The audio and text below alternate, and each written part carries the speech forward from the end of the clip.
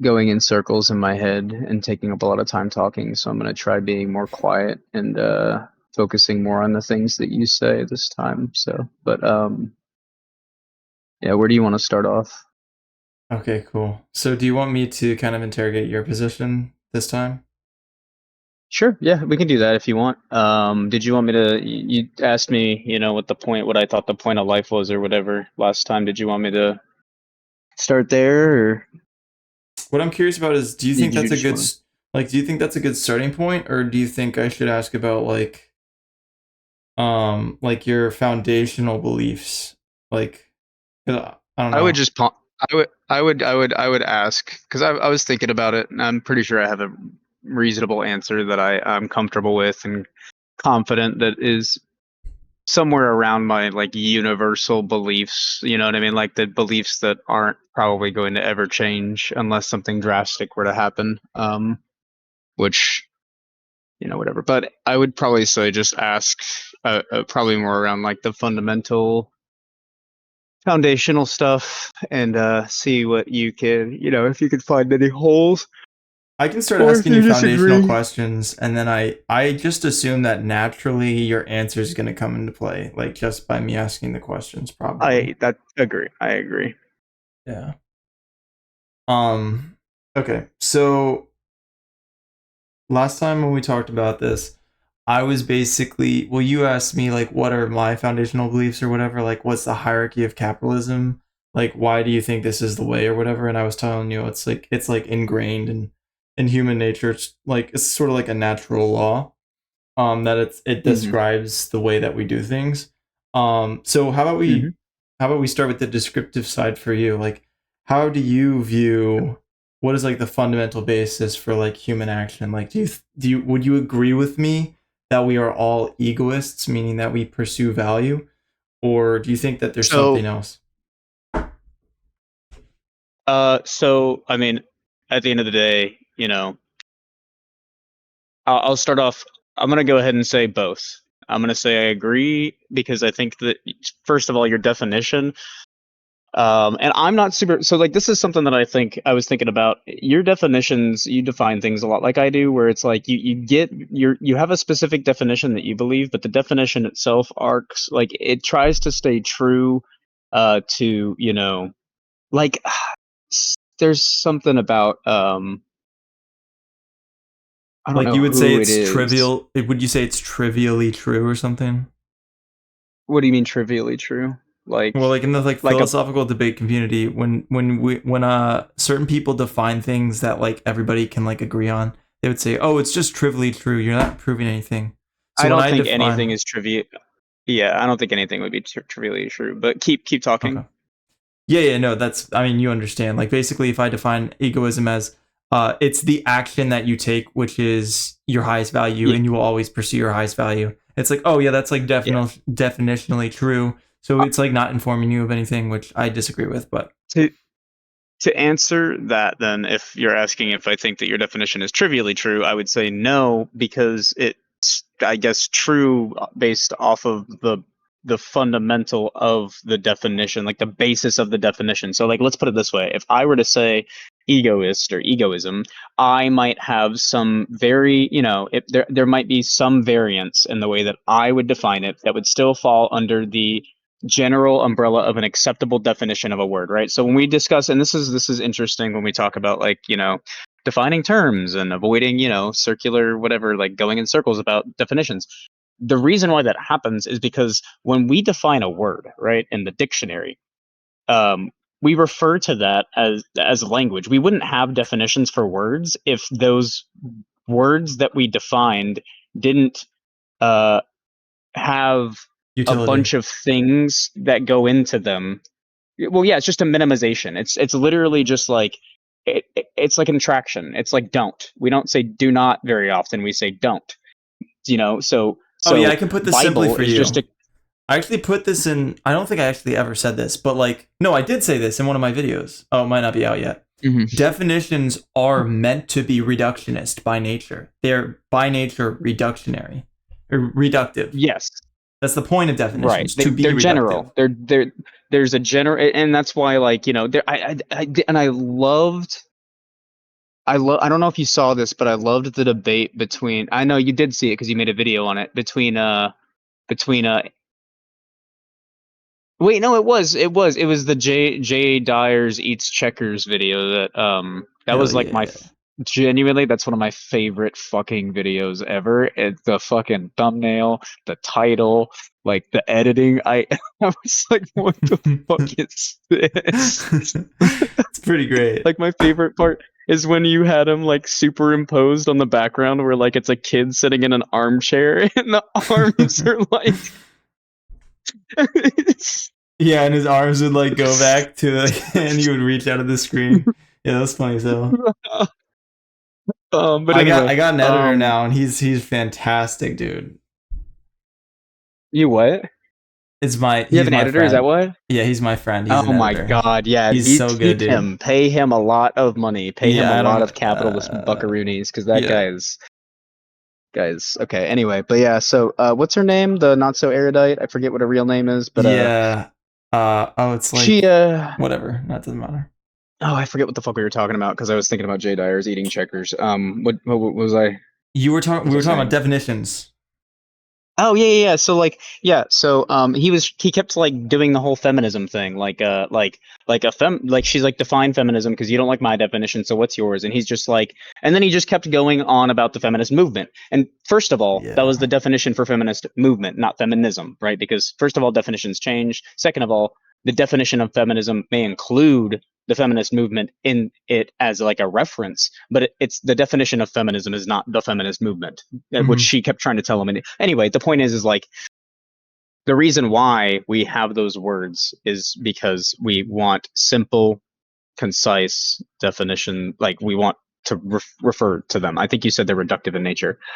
So all that is just to say, no, I don't think that your definition is trivial because I think that fundamentally everybody's definition of the same word can come down to some form of variance, and that variance is important because when I'm talking to you, when you say egoist, we're going to be talking about something most likely, unless we're talking about like cow, right? Like the word cow, okay? It's very simple. But like egoist, it's a philosophical term, and philosophical terms are broad in nature. Just I think they're supposed to be because that's the point of philosophy. It's to broaden the idea of consciousness and thought and interactive whatever. But like I'm gonna have a different discussion with somebody else than I will with you. So no, I don't think it's trivial in nature. I do think I agree with the fact that people are egoists by your definition because your definition hinges on the fundamental that you would not do something if you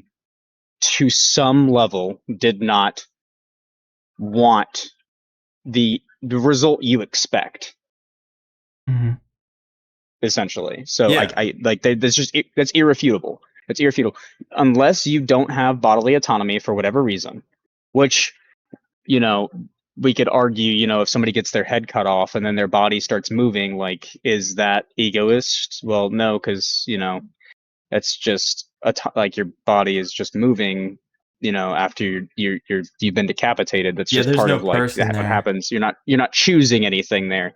You know what I mean? So it's whatever. But like apart from or the ant brain fungus thing that I referred to last time we were talking, apart from literal mind control or lack of autonomy, which technically is why animals also have to some extent egoist, like that would be the same thing. Like yes, they're instinctual, but if you talk about like lizard brain, mammal brain, human brain, or primate brain, I think is like the three, lizard, mammal, primate. And like primate has mammal and lizard, mammal has mammal and lizard, lizard just is just lizard. You know what I'm talking about, like the brain Yes. portions of Yeah. the. I know what you're talking Okay, about. so like to some degree everything has that, but like you know anyway, so I do agree with your definition fundamentally because I cannot refute the concept that free will action, if free will is to exist, like even in a deterministic sense, um, it is ultimately going to be enacted upon through desire. And the only way in which it wouldn't is through I mean, this is like getting really technical, but it would be through like muscle memory or like reflex, which we could talk about reflexes too, because reflex is a little bit different, I guess, technically. But if you think about it, you train your reflexes through the actions that you've taken in the past, which are based on things that you've desired. So the only way that you could argue that a reflexive action uh, isn't like I guess reflexive action is the only way in which I would refute your definition. But I don't think Mm-hmm. that we should discuss reflexive action here because that's like fight or flight response, and you're technically in most situations or in enough situations that it matters essentially a different person in fight or flight situations than you are in a normal setting. So Yeah, and also like in it, a discussion, in a philosophical discussion about like human action and things like that. Like when we're talking about like how we ought to, like move throughout life, we don't really have to even talk about reflexes because they're not super relevant. So at that point, that the uh, reflexes wouldn't even be I that think important. if we're discussing, I guess okay, so aughts. I suppose if we're just discussing aughts, sure. But I will say that I will never do the thing where I try to separate any one facet of logical thought or logical conclusion or anything from anything else because there is nothing that's disconnected from anything else. There is literally at some point it's like 7 degrees of Kevin Bacon. At some point, this is going to connect to this, is going to connect to this, is going to connect to this, and it's going to have an impact. It's the butterfly effect. It's whatever you want to call it.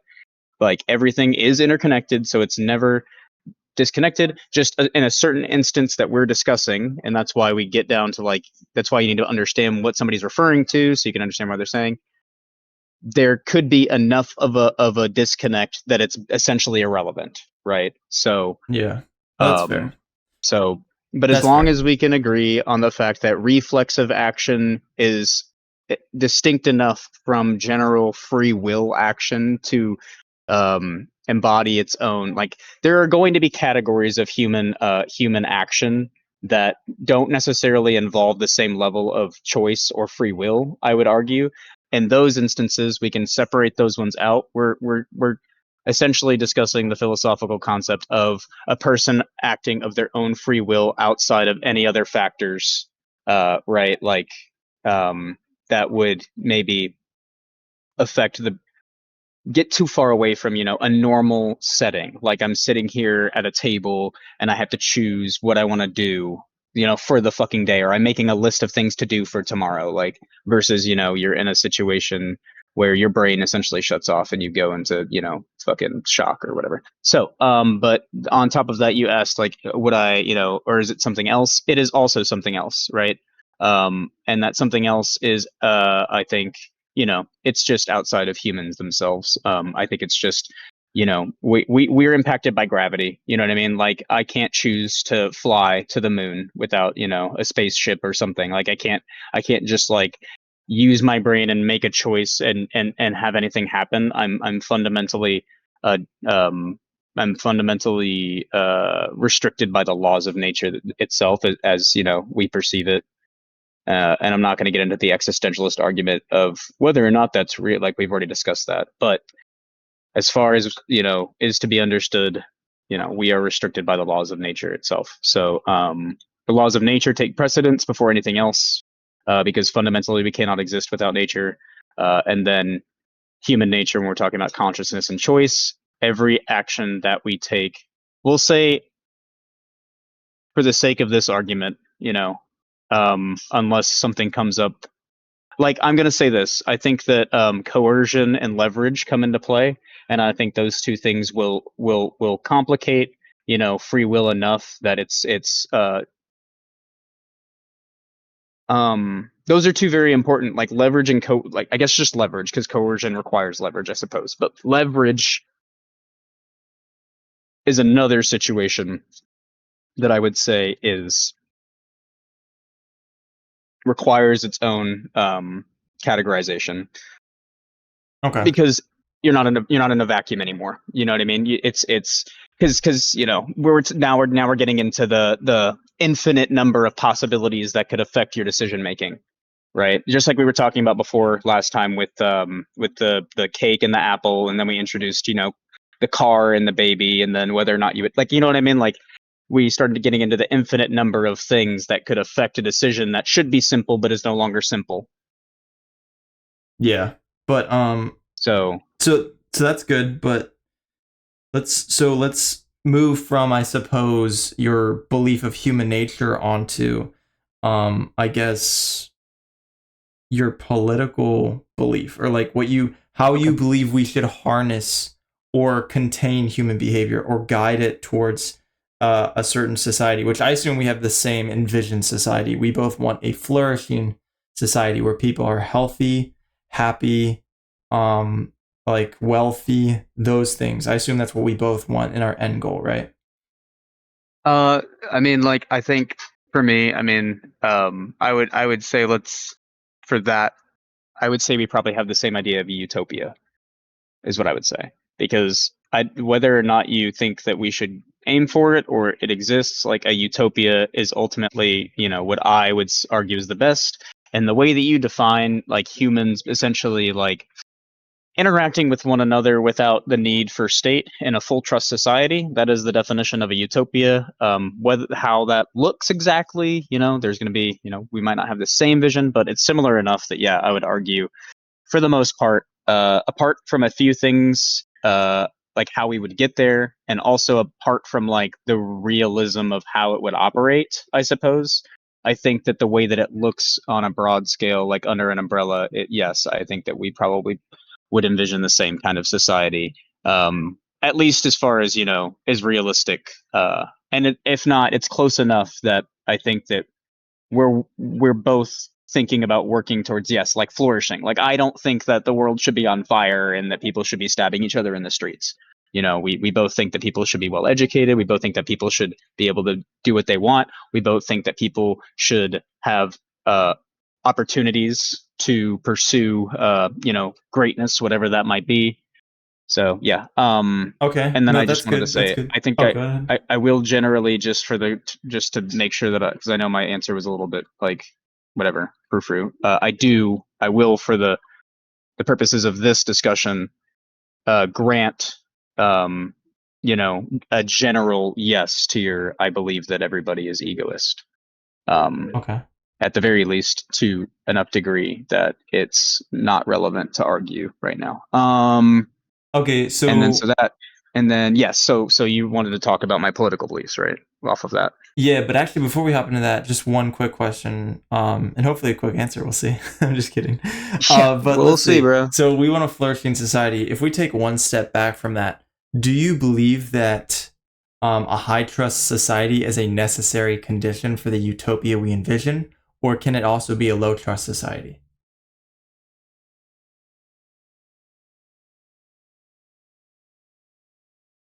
Short answer, I think that high trust is necessary.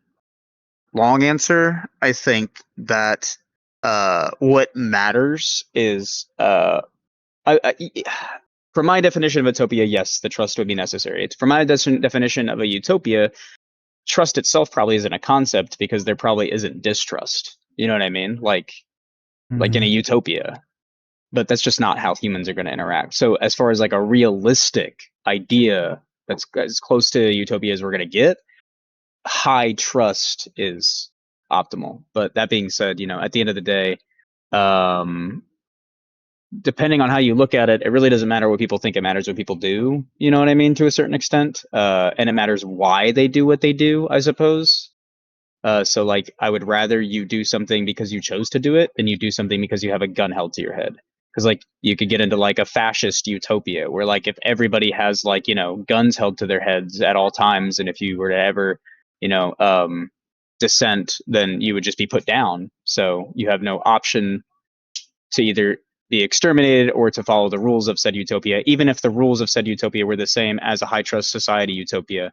You know what I mean? Like I do know what you mean. obviously This is the actually why I utopia combat where things like Christian nationalism and things of that nature, because where I understand they have like good intentions, where I think they fall flat is that they don't believe that like autonomy is a necessary condition they don't believe that for you can have good utopia. without God, without even believing in God. Like they believe that to some degree atheism itself Islam itself are fundamentally bad and evil, and you cannot have a good society with them existing. Essentially, you have to be Christian, otherwise, best society cannot happen. Is I think what I understand Christian nationalism at its core.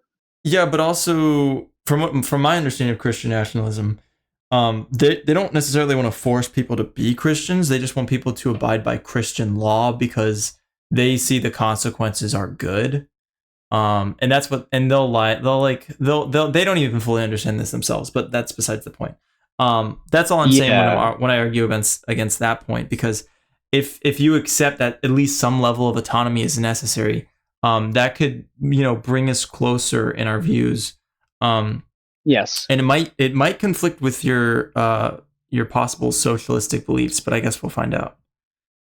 Yeah, I think there's a balance for sure. I'll say that beforehand because yeah, I understand that obviously like to have any level of autonomy, you have to remove the mandate. You have to remove like the force doctrine, right? Like as Andrew Wilson loves to talk about force doctrine. It's like absolutely Mhm. 100% by laws of nature force doctrine exists. You can't implement anything without force. But free will is independent of force, like inherently of itself in and of itself.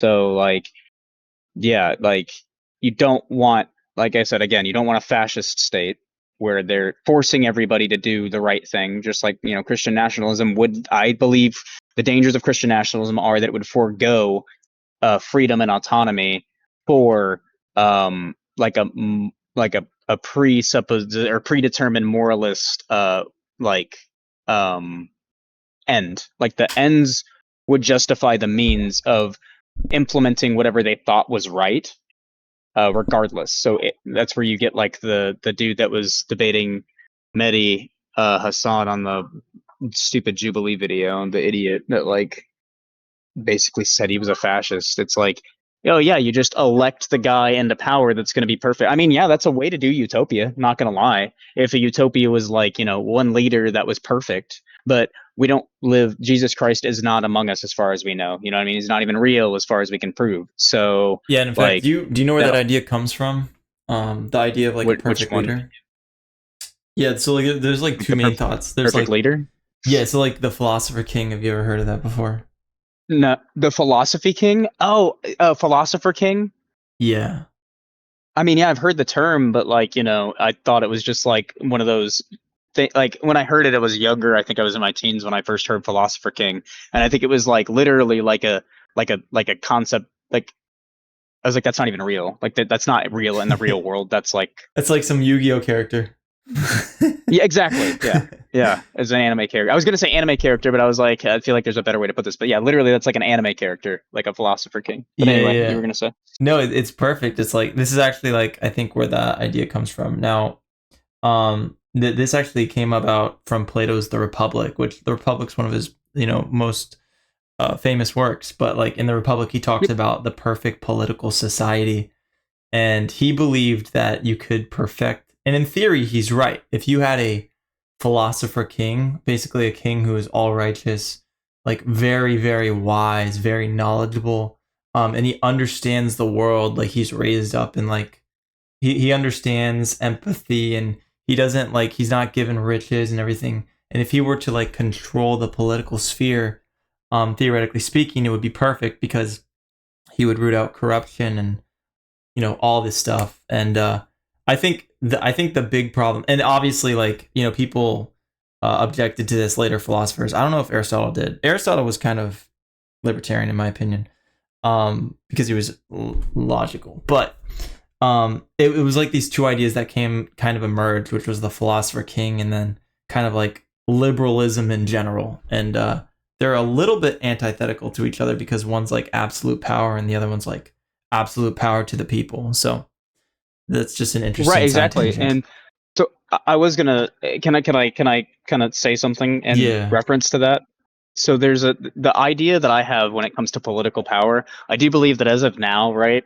I'm all for burning the system down and rebuilding it, right, from the ground up to something, right? I'm all Mm. for that in theory, but in practice, all that's going to do is cause more harm. You know what I mean? That's not practical.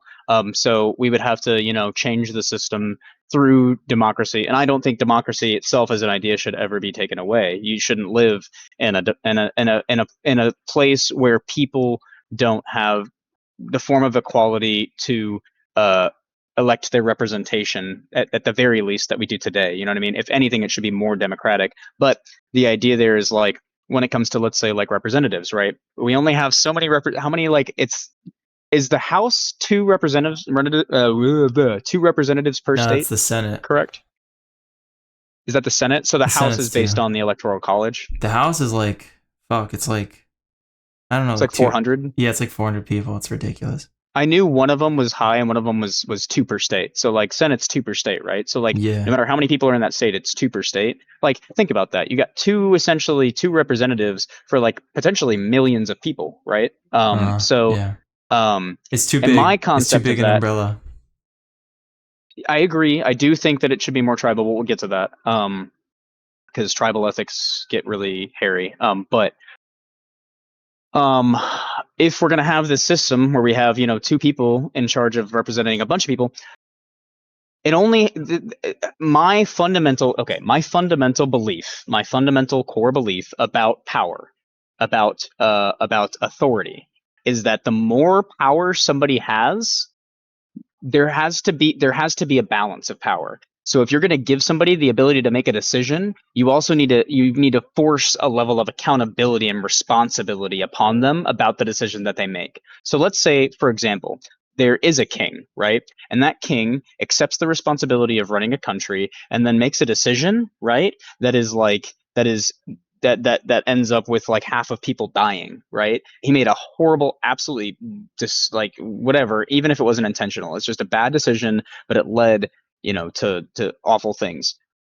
The level of accountability should be determined by the people that put him in, that should be determined by his constituents, regardless if he has full authority, whatever. Like, and that's where kind of democracy would come into play. I believe that the system that we have right now is set up in a way to make it as like least tumultuous as possible, like so that we can't like impeaching somebody is really fucking hard, and you never see it in anything except for like really the president. You don't really hear people talk about like impeaching like a senator or like even a judge, like anything, Yeah. because people don't really think about this kind of politics. It's another thing is I do think that it should almost be like mandatory if we're going to have this kind of democracy that people like, I don't know, mandatory. I don't know. We should be more educated on how we vote. But I think that you need to have a balance of power.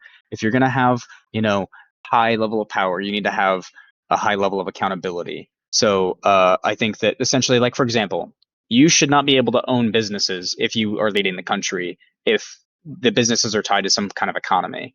Like you should not be able to make decisions that are going to benefit you financially, individually, especially and potentially at the expense of other people. If you were in a position of power, that is a conflict of interest, right? Because your first um, priority should be to make the best decisions for the most amount of people. How are we determine that the person in authority should act, right? I think that we can both agree that if you're in authority, you should make decisions based on the utilitarianism of the decisions. Hmm. Anyway, that'll get kind of complex, I guess, is why I'm trying to like set the basis for it, because there's a Well, lot of what ways you I'm could do interested that. But if you in, have let if you me have give you an power, you need to analogy be real held quick. account. There needs to be a power balance. I think what's interesting is all people who believe in like keeping politics alive. It's almost like everybody agrees that it's a sinking ship, and everybody's like trying their best to like plug holes in the fucking like bottom of the boat. Like they're trying to like plug all the holes from all the like the millions of holes of water leaking in because they're trying to do their best to fix Yep. it.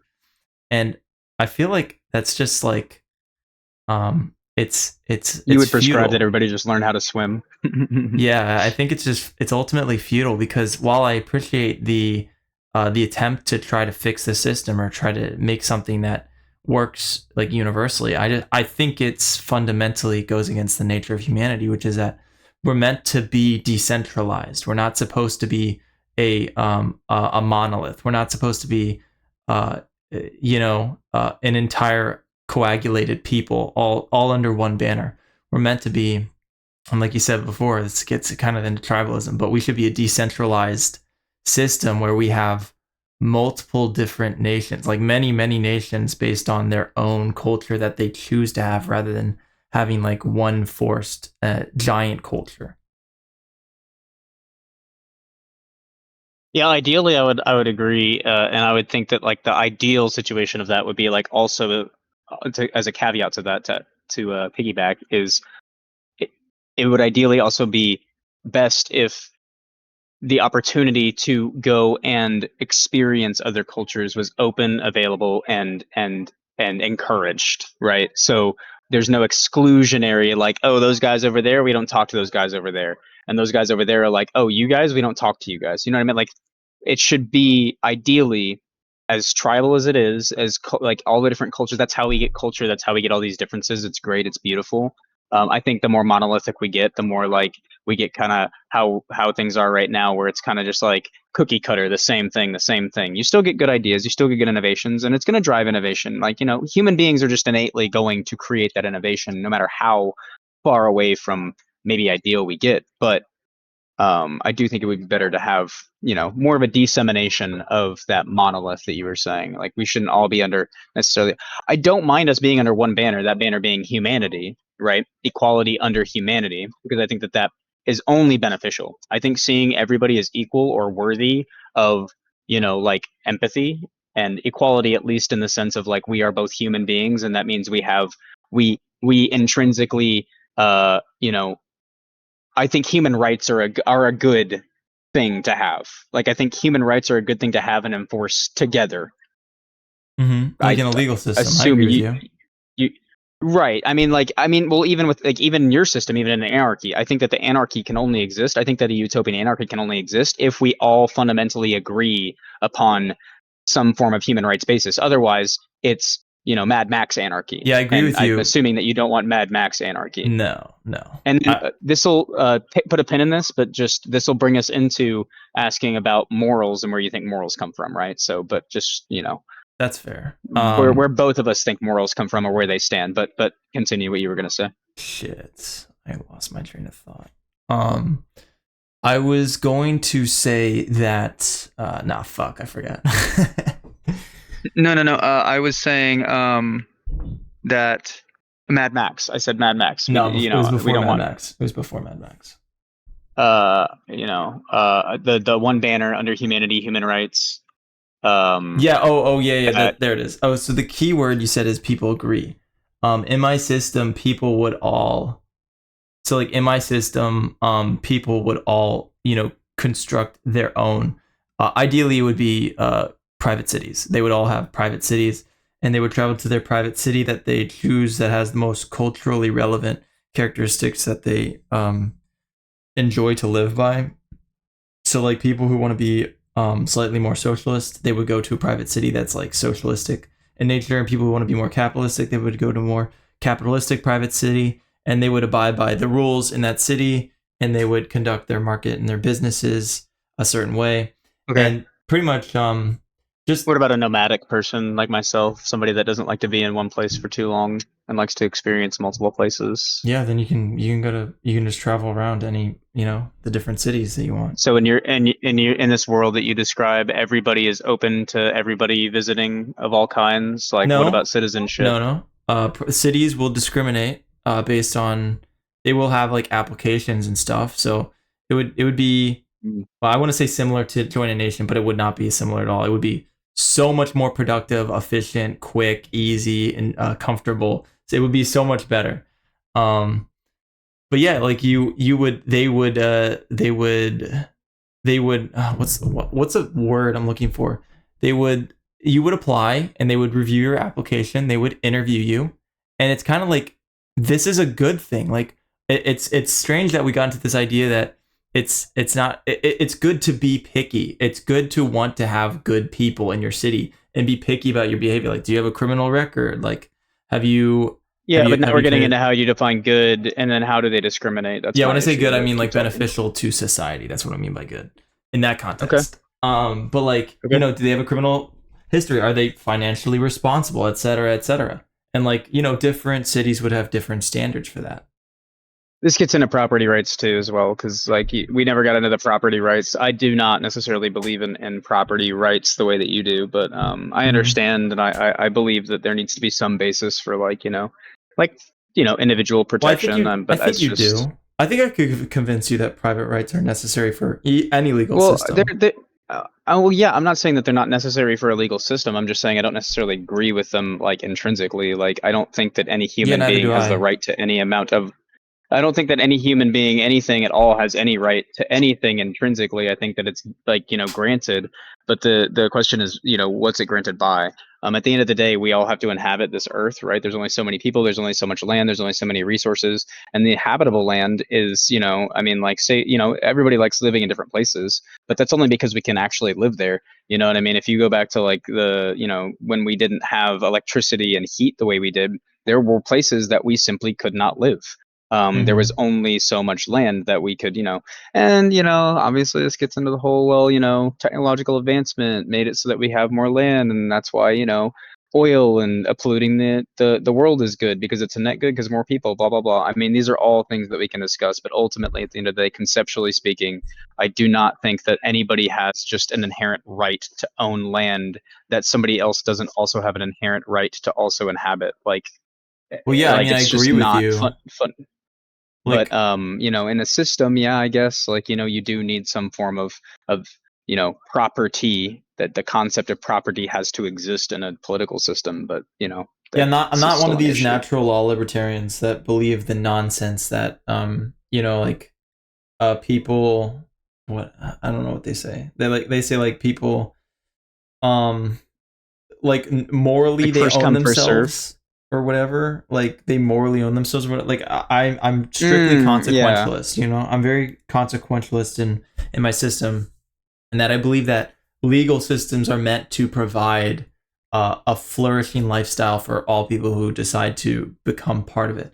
I'm not one of those people who would say like it's in nature. It is. I don't even know what it would mean to say that you intrinsically have property rights. No, property rights are a system to reduce conflict. That's what they are. sure. I mean, I'm just going to say this real quick and then we can move on. I will say if property rights are a system themselves, then anarchy itself is like with the idea of property rights, just kind of, I feel like conflicts itself because like anarchy is an idea of like not having a system. But I guess the way you define it is like not having a state controlled system. No, Like it's anarchism like is just it's voluntarism. just, it's just hard. We're going to have to get into it, but we're not talking about that right now. We're talking about my political beliefs. So. Yeah. So, um, yeah, I mean, yeah, like I said before, like I find it just funny that like you want to. So okay, I guess lay out your current belief for the political system you want. Like, are you cool with democracy? Would you want a monarchy? Probably not. What kind of system would you advocate for? Like a republic? Like what? I guess what I would advocate for would be, yeah, I think a republic is I think it would be some form of a republic because a Like a republic is basically a constitutional republic, representational or democracy. Well, I mean, like what is a fucking constitution? Like sure, yeah, I guess. Yeah. Like a republic that's founded on certain ideas. Yeah, if we're talking about a government system, if we're talking about like a because a utopia, true utopia would be an anarchy. Because a true utopia, everybody would freely choose to live in peace and prosperity, and like everything would just kind of work. But we're talking about a practical current system of the way things would be. We're not going to get to any kind of utopia without making steps. And I think that ultimately, if we're discussing hierarchies and the way that hierarchies do operate, because I'm not going to sit here and say hierarchies don't end up in human nature. Like hierarchies do exist. It's just the way that they exist and the way they come about. Civilization was founded upon the idea of a hierarchy about following somebody who essentially was capable and doing as they would do. I mean, that's kind of like why I think Christianity is pretty interesting because it's like the fundamental concept that I grew up with was what would Jesus do, right? Do as Jesus would do, right? Like that kind of thing. It's like who's the best guy? Follow that guy.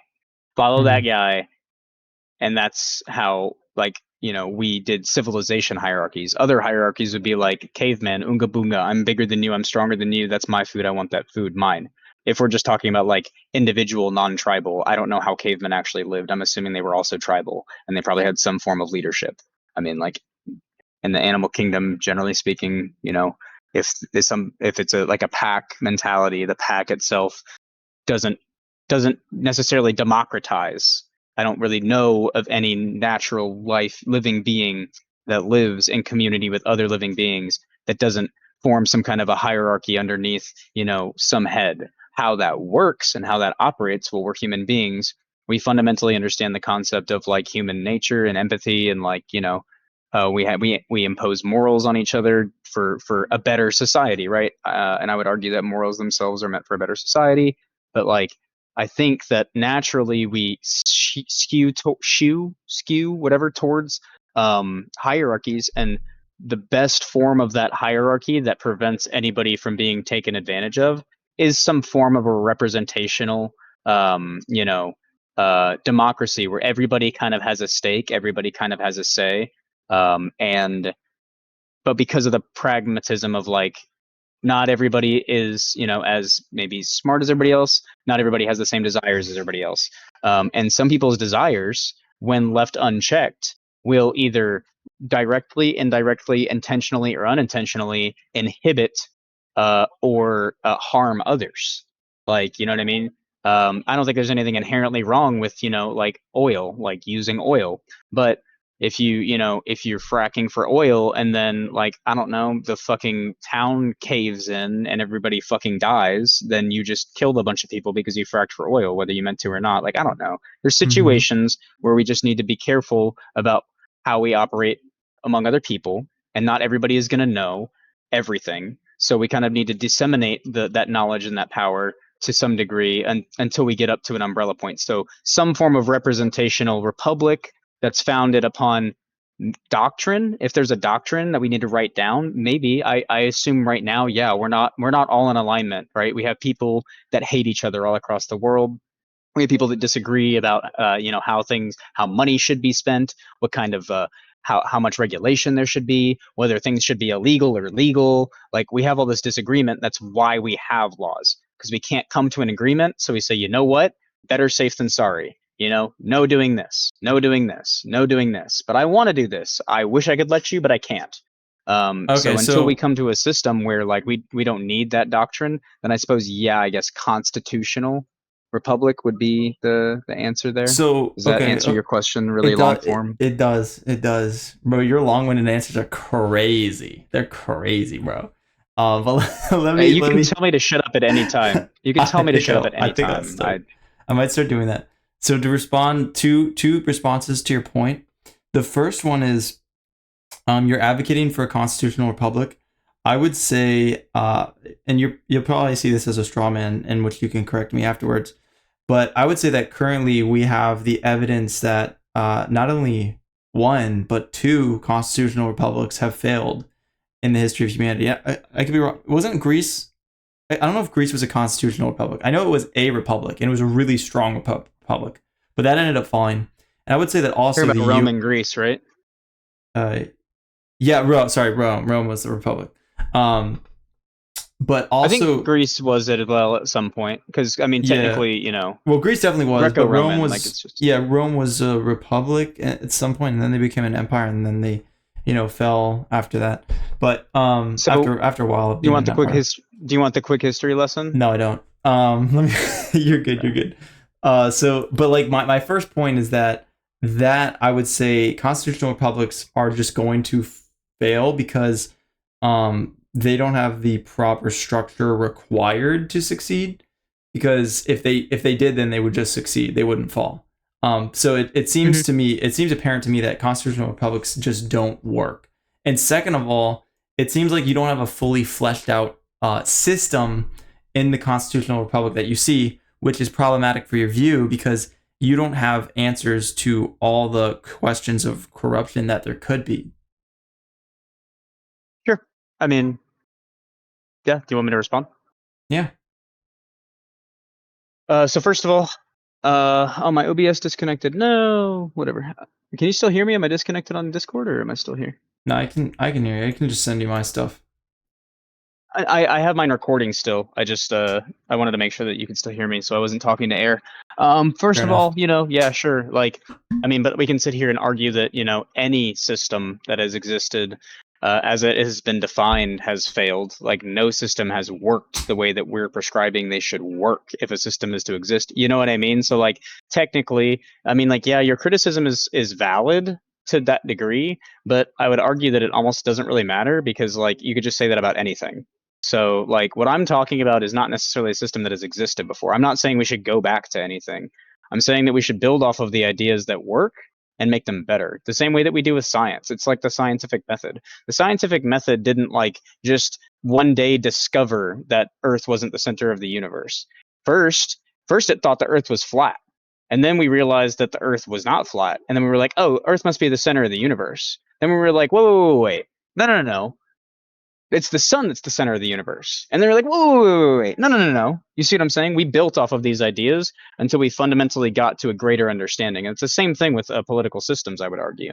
I would say that, yeah, sure, republics have failed for the same reason every other system has failed, human corruption. I mean, it's corruption that makes everything fail. If you think about it, any system would work if people were perfect, but we're not. We make mistakes. And not only do we make mistakes, but we're also, like you said, egoist. And your egoist foundation actually proves why like systems that are supposed to succeed will fail because even when the greater good is in question, people will still choose their own personal benefit when they think they can get away with it or when they think that the consequences, you know what I mean, are like not Yeah. and when the reward is worth the risk. So I mean like yeah, like I said, like a utopia, we wouldn't have to worry about this, but we work with what we got and until we eliminate corruption, right, until well, and like I said, honestly, I would argue as well, you said the last part, you said like I don't have a response or an answer, I guess, like a fully fleshed out system, kind of genuinely,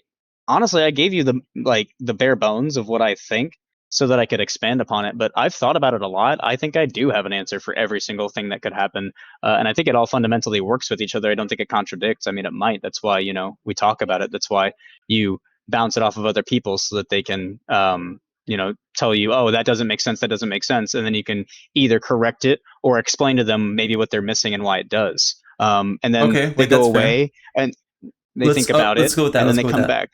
Okay, so Yeah, let me challenge you and let's see if you have answers to these questions. You're still going to advocate sure. for a constitutional republic in this in these answers, right? I Yeah, I'm not going to sit I here and mean, I'm get not going too to hold into you the weeds to about the it. I'm not going to definition. hold you to it, but I just want like a But as general far as system I can what you're criticize. discussing, that general republic, so and I'll just give you a quick synopsis. It would essentially be, you know, whatever people want to have represent them to a degree, and then at a higher degree those people that are representing those people are being represented by another person, right, and then those people at that degree are lumped into like wherever the tribes kind of sync up essentially. Like I think the tribalism, like we should have a chieftain, like a neighbor, like let's just put in America for example, neighborhood.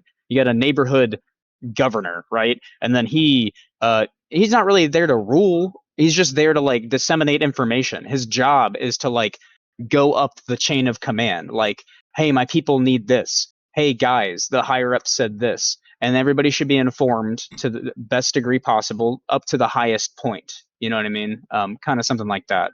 Obviously, that's hard to obtain, doesn't sound very practical, probably has a lot of holes, but that's the idea of the republic that I'm talking about. It Wait, your could be republic under would be one like banner. it would be like a giant hierarchy, like a military or something. It'd be a giant web of a hierarchy that leads up to some central circle of however many people we deem fit to kind of come up with rules for everybody to follow, or just to kind of not even rules if we're talking about a utopian-esque one. It'd be more like people who are kind of watching over things and understand the needs of everybody because everybody's needs are different, the needs and desires of everybody, and trying to find the best way to navigate that utilitarian idea of the best for the most.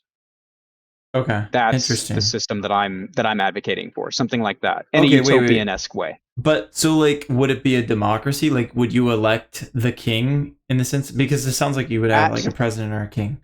at the bottom rung, all the way up to the top, it would be democratically organized. But a democracy, a true democracy, is every single person directly has. We would literally vote, every single one of us, all 8 billion people in the world would vote on every single law, and a majority would rule. That is entirely not like not practical, not good, won't work, can't work. It just can't. It's the bare bones concept of like of republicanism, of like a republic, of the idea of representation and voting, but it's like the small it's okay. I'm going to give you a comparison. Teachers, right? A big qualm with teachers in the recent years is that while they've improved their methods, the larger class sizes are counterproductive towards education. The smaller a class size, the better the students are educated. Would you agree? Yes. I would argue the same for representation. The fewer people you have to advocate for, the better you do your job. Wait, but like I agree with you, but I think you're also like I think this is Am I why your missing something? system. I think this is why your system fails because, in my system, it would be like thousands of teachers that are all independent, and in your system, it would be thousands of teachers that report to like a teacher supervisor, and then a vice principal, and then a principal, and then Sort sort of. so like yours would be just one massive hierarchy, whereas mine would be all decentralized. I'm not saying everything has to be that way necessarily. I'm saying when we're talking about the forms of governance with the republic kind of thing. Sure, you could. I think that you could build a teachers' republic. One group of people could come together and build, and I think that everybody should communicate with one another. How that exactly works all comes down to the fundamental my core concepts. As long as they follow my core concepts of my morality, what I think is best for the world, then I don't care how it's done. I don't care if they come together and you know what I mean. They have that, or if each teacher is independent, but they would have to be like they. Well, they wouldn't be independent It's because kind of hard they would when be we're under the talking about a authority of a utopia. higher. We have to make a distinction here because I think I'm arguing this from the lens of like a utopian esque like society where we essentially don't like yeah, sure, everybody's represented, but like the need for governance is so low that you might as well not be represented, if that makes any sense. It's literally just for the fundamental idea of communication up the chain of command and generating a hierarchy of responsibility so that in the state of an emergency happening that's out of our control, we have a response. Essentially is what it's for. I Mm-hmm. mean, if you think about it, the government that we have today, all it's really meant to be there for is to just oversee things, make sure shit doesn't get out of hand, and defend us if somebody ever tries to attack. That's like how the government was founded in America in the first place. It Is that was how you would want it? designed to. What's that? Is that how you would want it?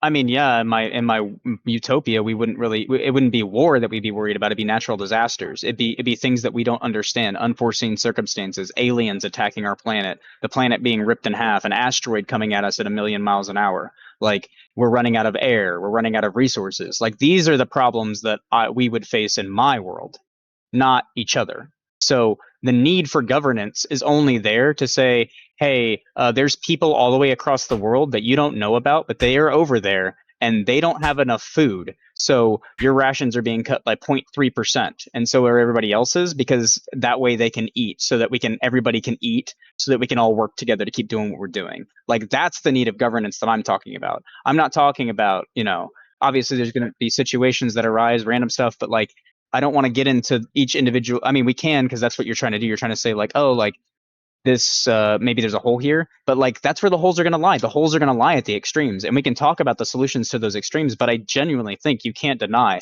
that in a system where everybody's working together towards the same end goal, which is essentially like improving the lives of everybody, making sure everybody has their base needs met so that they can spend all of their time either for their own personal pleasure or for the gain of the many, to push ourselves towards whatever end goal we deem best for humanity. You know what I mean? Or would each of us maybe deems our goal for ourselves? And I think in a world of peace and prosperity, you would have groups of people. You would inevitably have some kind of capitalistic system to some degree. I don't think that everybody necessarily needs or wants access to everything. You know what I mean? I don't care about caviar. So everybody in the world can have all the caviar they want. I don't need it. As long as maybe I can try it sometime when I feel like it, sure. nobody should have a monopoly on it, but I don't need caviar. So if there's some guy across the world that's like, I fucking love caviar, and everybody's like, go ahead, dude, go nuts. Like, I don't care. I'm not saying socialism where everybody gets the same cut of everything. I'm saying socialism from the lens of everybody is baseline taken care of to the same degree. And then after that, do whatever you want as long as you don't fuck with anybody else's ability to do whatever they want. And that's a Okay, so very complex system. you sound like a you sound basically like a traditional what are they called? Like a welfare capitalist or whatever. I don't know what that is, but maybe. Like you believe in the free market, but you believe in, a welfare state. Like we should provide minimum, health care and food and money to people who fall below a certain threshold, right? Like you want a welfare of state. of of not their own choice, yeah. Like if you were born in the Saharan desert in Africa and you don't have enough food, and it's a problem for you, if you want to live in a tribe in the Saharan desert, and that's what you want to do, and you don't want to engage with the world on a broader scale, that's your choice.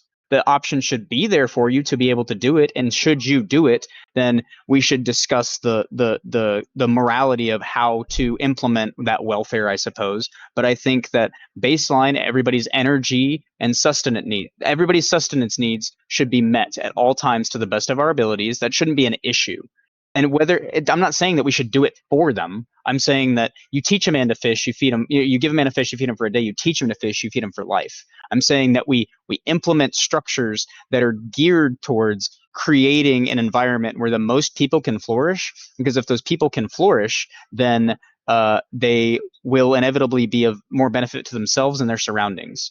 And I mean, yeah, there's going to be people that are going to want to just shoot up heroin all day, every day. Inevitably, there's going to be people that like do that. But I think that there's enough of an understanding, like, of I think that there's some level of autonomy that needs to be granted to be able to do that, and I think that there's some level of education that should be almost necessary to prevent that from happening as much as possible. And I think that as human beings, we're just geared more towards education nowadays. But I mean, like, look, if you get back to like, traditionalist Christian nationalism, education is going to go completely fucking backwards. We're going to start thinking the earth is flat again, and everybody's going to fucking, like, it's just going to turn into dystopia. So like, it just depends on how we, again, like the way that we get there, I don't know how we get there. We're talking about my system at the end of the day. There's going to be steps to take to get to that point, but that's what I would prescribe to be the best, would be a situation where essentially we don't have to worry about energy crisis, we don't have to worry about food crisis, and everybody that's involved in modern human like, civilization is not struggling. Like, there shouldn't be a housing crisis. Like, there should not be a housing crisis. There should be some form of baseline housing. I don't care if it's underground. I don't care if we dig holes in the ground and we live in some like underground bunkers, like fallout bunkers, because that's the most efficient way to make sure everybody's provided with a bed and doesn't get sick and die. I don't care how it works. And then everything above the ground is all fucking capitalist. I don't know. I don't care. But baseline, people's fundamental base needs need to be met so that they can continue to push towards that greater human whatever desire that we come together to, or individual. If we just decide as human beings that we don't care about going to space and we don't care about whatever, we can just all fucking jerk each other's dicks and fucking like shoot up heroin until we die. Inevitably, who fucking knows how we evolve going forward? But as we understand it now, this system would be the best for everybody. It would be the most good for the most number of people, and it wouldn't impose fascism, and nobody would be exploited by capitalism, because at the very least, everybody's base needs are met, and then they have the option to go take the risk of engaging in risk versus reward activities. Does that make sense? It does make sense. I will say that there's Okay. nothing I can do to what I've noticed is there's like you can't really argue against people wanting welfare because, well, there's really nothing you can do to say to them to convince them otherwise, because I the mean, only you can thing try. I want you to try, but I mean, at the end of the day, I think it's genuinely, I think it's a personal opinion thing. I don't think there's really it's a anything moral you can dilemma, say. I wouldn't even say and that morals are because I don't believe in personal. morals, but I would say that like for example, How's it? Okay. I mean, for me, like in my opinion, I just see it as I don't owe anybody anything, and like this is the egoist talking. Wow, lol, Did you expect that? But like Hmm. I don't owe anybody anything, and I don't think that anybody owes anybody else anything, especially like No. the labor of, you know, your own labor. Like Right. nobody gets that. And so when we're talking about scarce resources, the government must take the resources from the people. That's how it gets its money. And then it Hmm. redistributes it based on, well, in like a democracy or a republic, it redistributes it based Hmm. on the majority vote. So you would be extracting labor from people who don't necessarily want their labor extracted from them. And then you would redistribute it to, in this case, people like to be generous, people who are handicapped physically or mentally, or like they're having a hard time in life, like they can't find a job or something like that. Just being generous to you. Even in those instances, I still don't think they're owed your labor, even if they literally I don't don't either. have a choice. Like they're mentally, physically handicapped. I still don't think you owe other people your labor, your money. I don't either. I don't think you're owed anything. Well, you do, because in your I system no. you have to redistribute resources to do that. I mean, no. In an instance of an emergency, it's something that we would all agree upon in my system. It's not something that you're No, owed. because It's then it's something that my we would. system. If it's voluntary, then you're in my system. It To be outside of my system, you must be involuntary. So In my system, it's voluntary as well. It's just voluntarily chosen because I then think you're it's the just a most optimal way to capitalist. make sure everything gets done. Look, I like I said again, I'll say it again because I think you're missing the point. I think you're stuck maybe on the governance portion of it. In my system, there is like a minimal amount of governance, and the governance there is agreed upon that everybody thinks that what's best for the world is for everybody's base needs to be taken care of, and so they agree to that system. They opt into it. Now, if you Oh, are you there's talking about also the ideas utopia right we now? can complicate it, I thought you were huh? talking about the governmental structure to get to the utopia. I didn't think you were talking about the utopia Oh no no itself. I think I must have confused you then. I'm sorry because I mentioned that as like a reference to like I'm not ignoring the fact that we're not going to just snap our fingers and get to my utopia, Mm-hmm. and how we get there is going to have to engage with some level of like dissonance of state because you and I, for example, let's say just a hypothetical 5,000 years down the road, the world that we both envision exists. Let's just say the world that we both envision is agreed upon, exactly mirrored. Let's just say for the sake of argument, okay? Yeah. 5,000 years from now, it exists.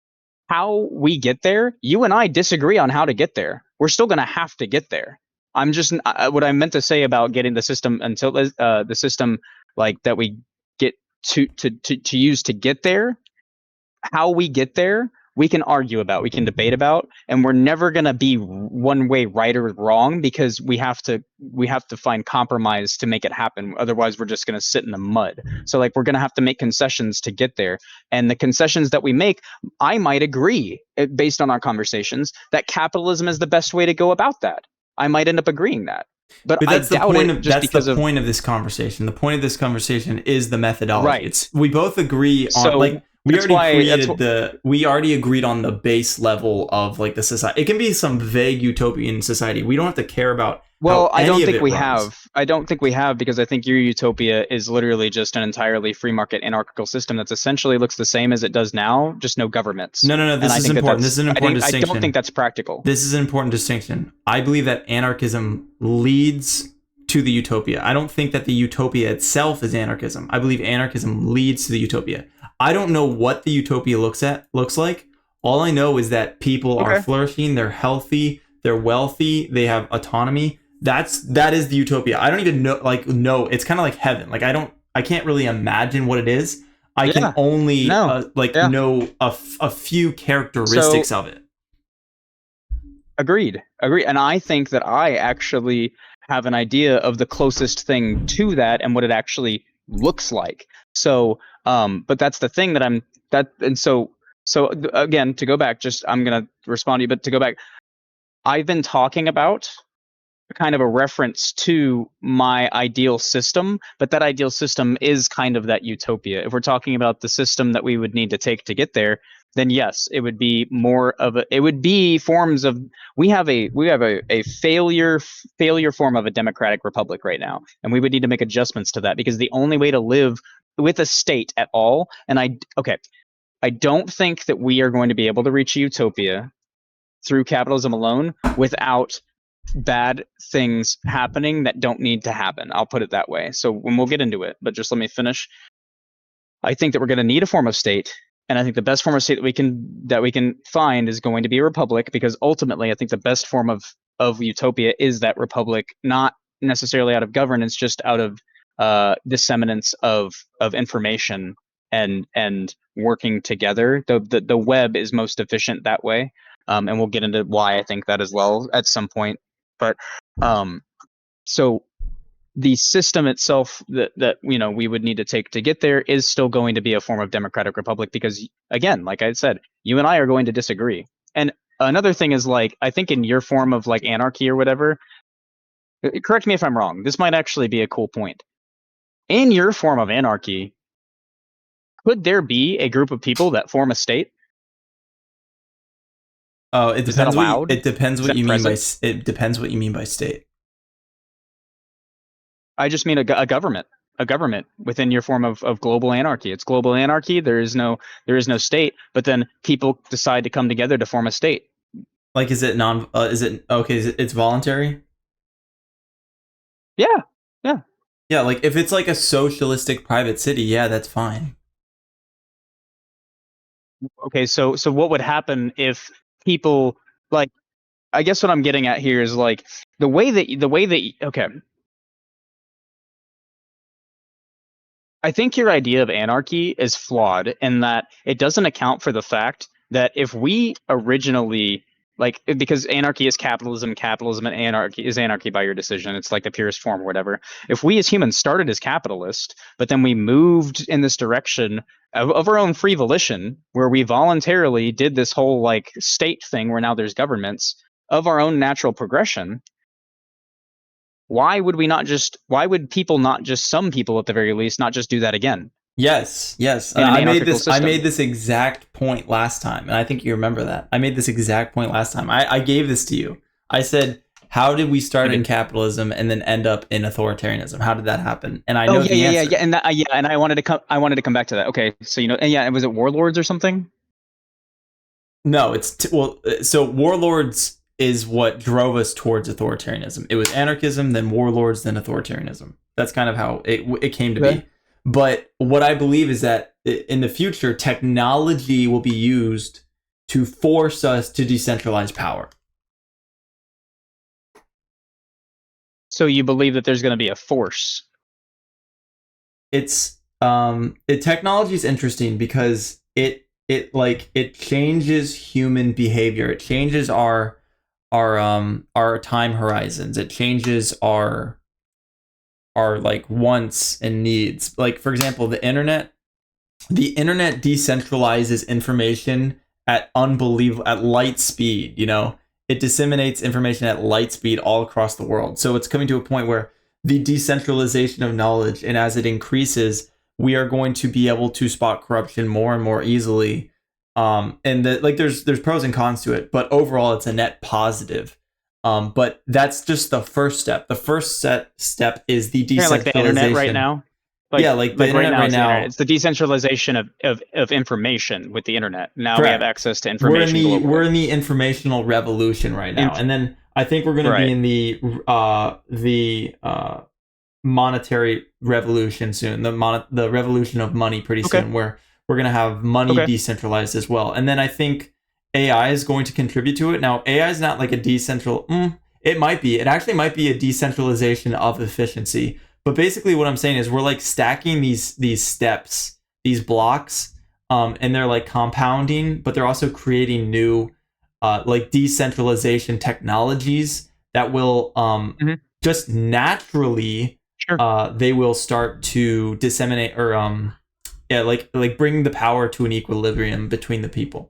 Sure. Yeah, sure. I mean, like, look, dude, if power is equal, if power is at an equilibrium, there's no need for socialism. The only real need for socialism as a government system is to decentralize the power from the oligarch. You know what I'm saying? Like the idea of Yeah. socialism, the true idea of socialism, and this is why I hate when people like sit there and harp on socialists and call socialists evil. It's like, dude, The idea of a socialist is literally equality of all. It's decentralization of power. It is spreading that power as evenly as it's basically just removing the power dynamic that was generated through exploitation in the first place. Because any system that's oligarchical, any system that's authoritarian, any system that has a power imbalance, that power imbalance was created for the advancements of one of a certain group or individual at the expense of others.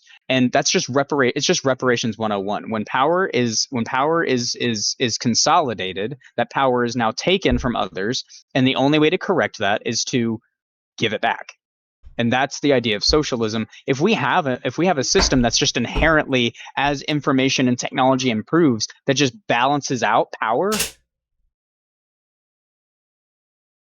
Sorry. Yeah, I forgot to change the medieval to thing. I apologize. If you don't want to watch, you don't have to. I appreciate you being here, though. I just gotta chat, Are whatever. you? Oh, Talk you're live about streaming? something. Yeah, I am. Oh, nice. Okay.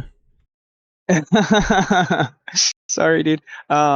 So what was I saying? I mean, technically, it is medieval to Total War, because what is medieval to Total War if not governance and economics? Am I right? And warfare. This is verbal Lols. warfare, right? The verbal blood sport, as Andrew Wilson calls it. That's But yeah, if there's right. that if that decentralization of power just happens intrinsically through a technology, I'll grant you that. Okay. So like whatever. Okay. So like I'm not gonna sit here and argue. Okay, fine. I grant you that anarchy. Let's just grant it for the sake of this argument. Probably gonna get that's good. I might take a listen. True. Um, let's say I might end up agreeing with you ultimately that anarchy is the system that will end up into the utopia based off of whatever. But I'll just grant it for now. We'll come back to it later. What about the problems that we face to get there, right? What about the problems that people face today now that they would determine that they would determine our problems, right? How do we go about, first of all, do you think those problems matter? Do you think we should do anything about them? Is there anything that we can do about them? And what would you prescribe to fix those problems? Because ultimately, if we're going to talk about politics, yeah, like I think everybody that's not a psychopath can agree that, they want a utopia. People don't believe in the utopia, so they give up on it, or they don't think it's worth pushing for. Eventually, we're going to reach it if humanity is to continue to elevate. We're going to enlighten. We're going to go through different stages of enlightenment, and eventually, we'll just reach a better state. We're in a better state now than we were way back when. Sure, we just got out of slavery like a couple hundred years ago, so we still got like some stains. We got some stains on our resume, but we're getting better. We're doing At better least as the a Western species. world. At least the Western world got out of slavery. But yeah, I know what you're saying. Say that again. Sorry. I said at least the Western world has gotten out of slavery a couple hundred years ago. Not Well, the and rest of the also world. the Western world has gotten out of like slavery in the sense that like we know slavery, like the bad slavery. You could argue that right now, the way that the economy is set up, it's just slavery with extra steps. I mean, I know a lot of people that say I could almost taxation agree is to that. slavery. Yeah. I So could like almost it agree to depends that. on how you look at it, but like we're getting better is my point. We're doing objectively better at building a flourishing society, right? So eventually someday hopefully we reach it. So that's all just a long-winded way to say, again, do you think that there are problems that exist in society? Do you think they're real right now? Do you think they matter? Do you think there's anything we can do about them? And do you think we should even bother doing anything about them? And what do you think we could do? That's like a broad topic that I would ask you. We don't have to get into it right now because I think you're trying to pinpoint my philosophy. But that's what I want to talk to you about No, ultimately it's fine at because some point. I can use this to trampoline into challenging your Engage with worldview, me. which is Okay. one of my biggest criticisms of the constitutional republic, which ironically was something I was gonna do like 30 minutes ago, but that's fine. Anyway, so all my criticism is that I still grant you the opportunity to tell me to shut up at any time. You still haven't. I will. I'll start saying that. Okay, Yeah, sure. so You keep saying basic, that. dude, I'm a nice guy. I'm too fucking nice, bro. I'm telling you. You kind of I are. gotta get roid rage or something. I think you just like hearing me talk, dude. I'm not gonna lie. I don't think that's true. I think I'm just too nice. I'm kind of a pushover, to be honest. But Okay. anyway. Well, get meaner. Anyway. Yeah, go take some steroids. Exactly. Get angrier. So my point is that Anyway. the current problem, and I will grant you that like the constitutional republic is probably like the best political system that we've ever come up with. compared to all the rest, which have sucked ass. And like this one still does, but like this one lasted a lot longer. But like the main problem is that it didn't succeed, and it will eventually over time decay, as we're seeing in modern day society. It does not lead to wealth because as you know, like we're all like broke and poor nowadays, and like we like there's no jobs, like the job Thanks. market sucks, the economy sucks, etc. It's like we have a super authoritarian government. The biggest problem I see is that, well, here's kind of like a general thing that I believe in, or that I think is just like generally true. Like hierarchies will exist no matter what, and depending on what actions we take, we can either exacerbate hierarchies or like exacerbate power differentials, or minimize power differentials.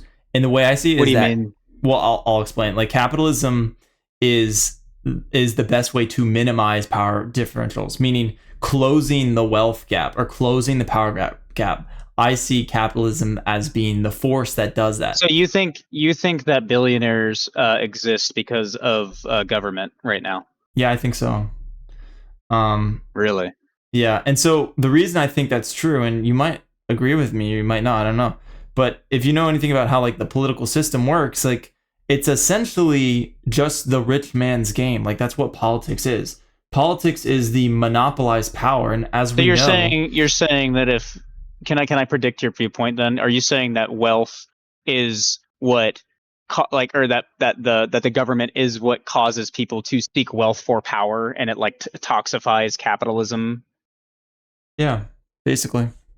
So the way I see it Really? is, yeah, you're probably gonna be like, ah, he's a fucking like conservative or No, I mean whatever. I can see where you're coming from. I just don't know if I fully agree, but I want to let you keep talking. Well, yeah, let me flesh it out, and then we'll see if you agree or disagree with me. So like I said before, like there will always be the power differentials. There will always be people who have lots of money, lots of wealth.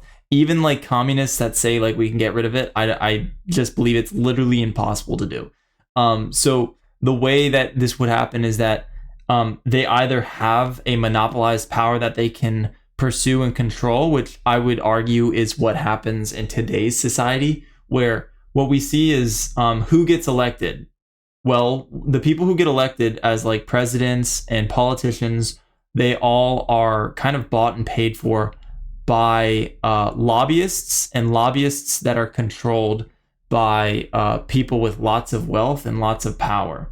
And so basically the way that they get elected is through like their massive campaign funds, which they receive from people who are interested. They're not interested in doing the good. No, they're interested in their own they're interested in their own values.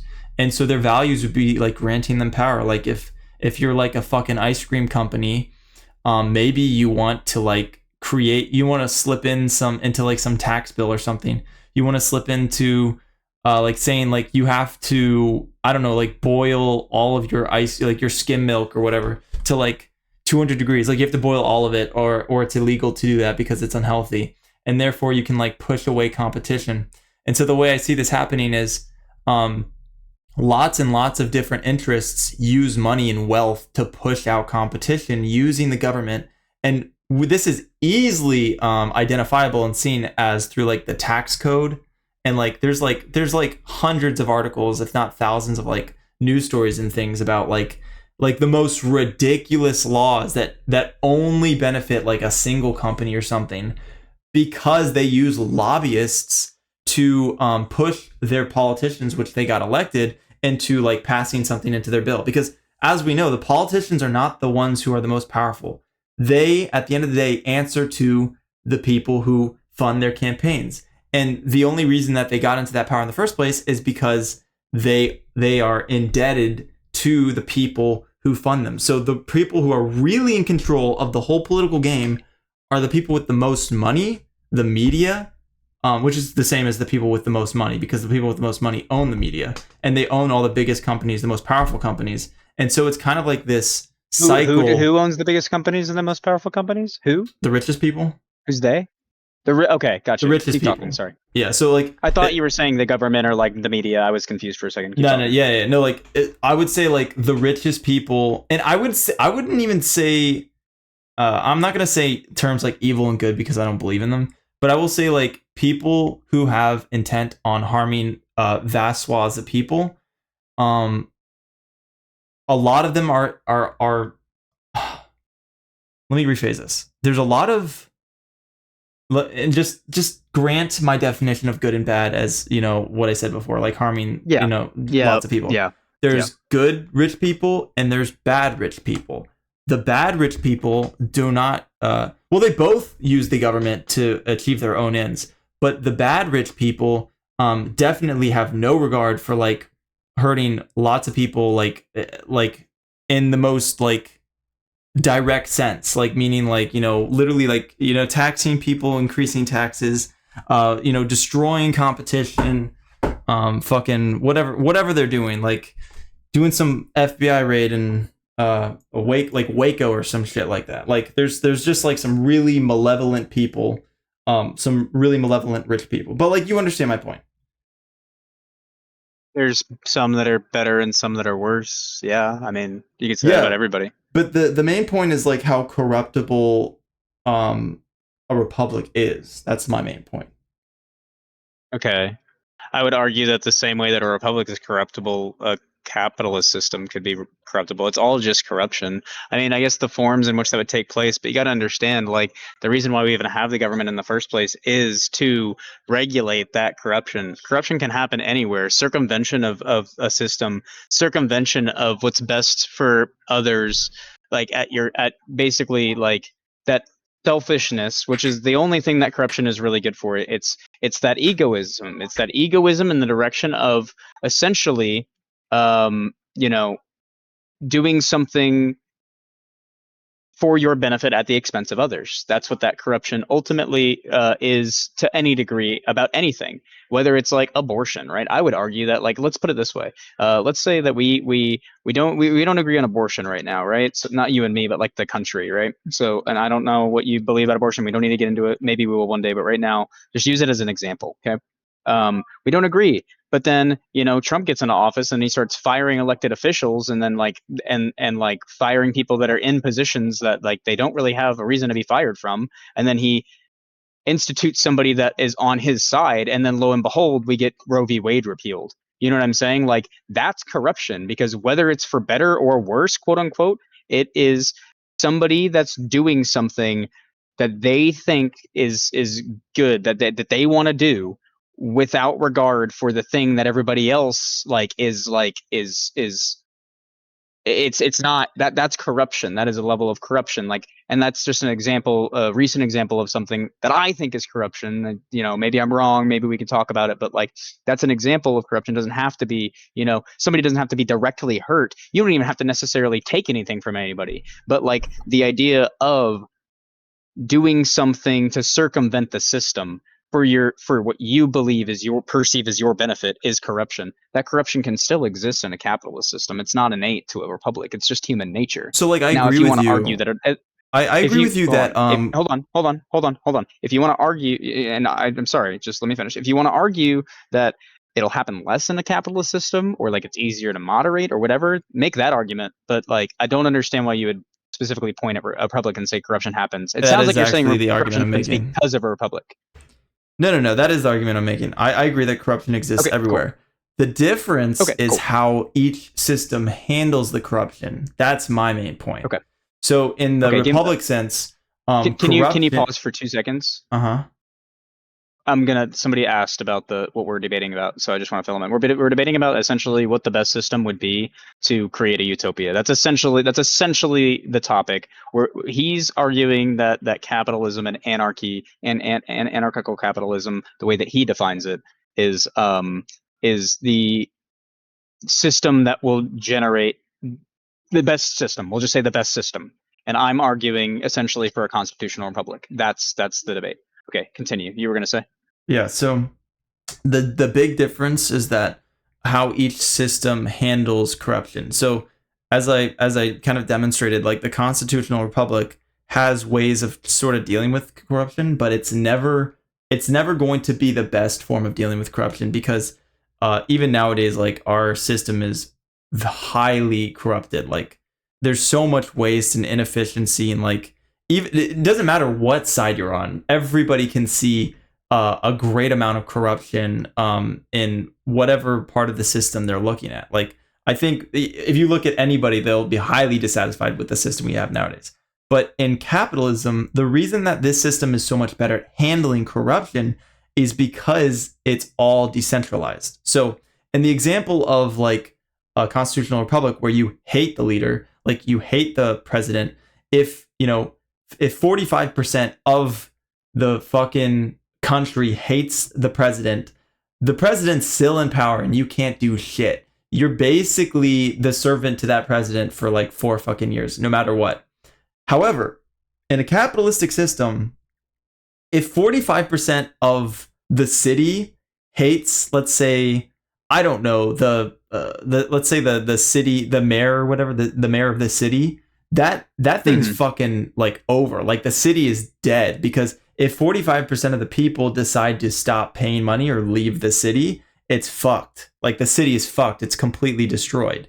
Or it probably wouldn't even get to that point though, because the thing about companies, and you can even look at companies nowadays, companies are so fucking sensitive, dude. Like, and we can look at like the whole lunatic of like wokeism and like how fucking woke like companies are nowadays. Like how fucking woke Target is, Walmart was, like with DEI and all this shit. And like just if you just go inside, like you'll see everything like Pride and like plus size models, all this stuff. Like they're so incredibly woke.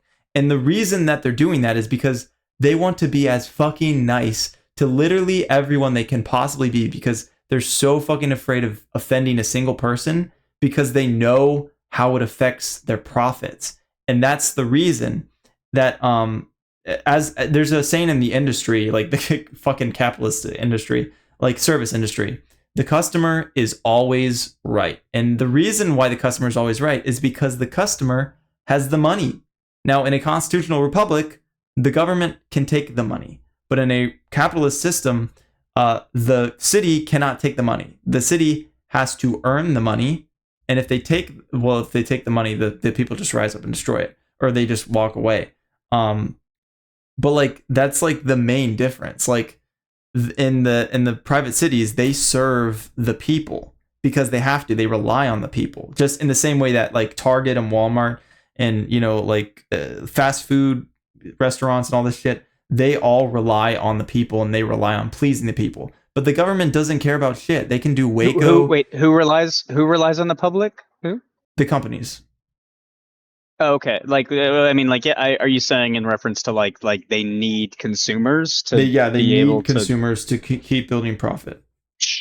Sure, but I mean, like, yeah. But they could never get away with fucking like anything like Waco or like fucking, I don't know, like killing people on the streets or whatever. Like they could never get away with that like, shit. Yeah, I know what you're talking about, because like when you debate people that are like, I'm sorry to interrupt you, like you're talking about when you debate capitalism with other people and they try to bring up like what'll happen if somebody gets shot on the street, blah blah blah. Like you're saying, like, and I have a qualm with that, but like I know what you're talking about, and I moderately agree with what you're saying.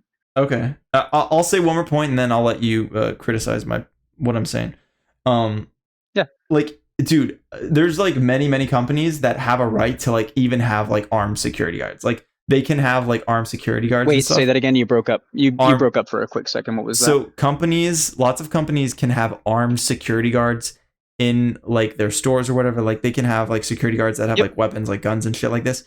If you'll notice this, dude, like the mass majority of companies do not have armed security. In fact, they don't even have security. Like they'll have people in uniforms that says security. They're not allowed to fucking touch you. And this is somebody speaking that I used to work in security in a different company. They said, even if you like literally like there's a whole process to this, like a de-escalation process. Yes. If you know somebody's stealing, you have video evidence of stealing and you've watched them steal, you are not allowed to fucking touch them. They can walk out of the store with what they can fucking take a TV and walk out. You're not the cops. You can well, they actually have a right to do this. They have a right to apprehend you and all this stuff. They're allowed to do that, legally speaking, because it's private property and they invite you. Oh, you're saying the company won't allow them? The company won't allow security to fucking touch even criminals, even robbers. And do you know why that is?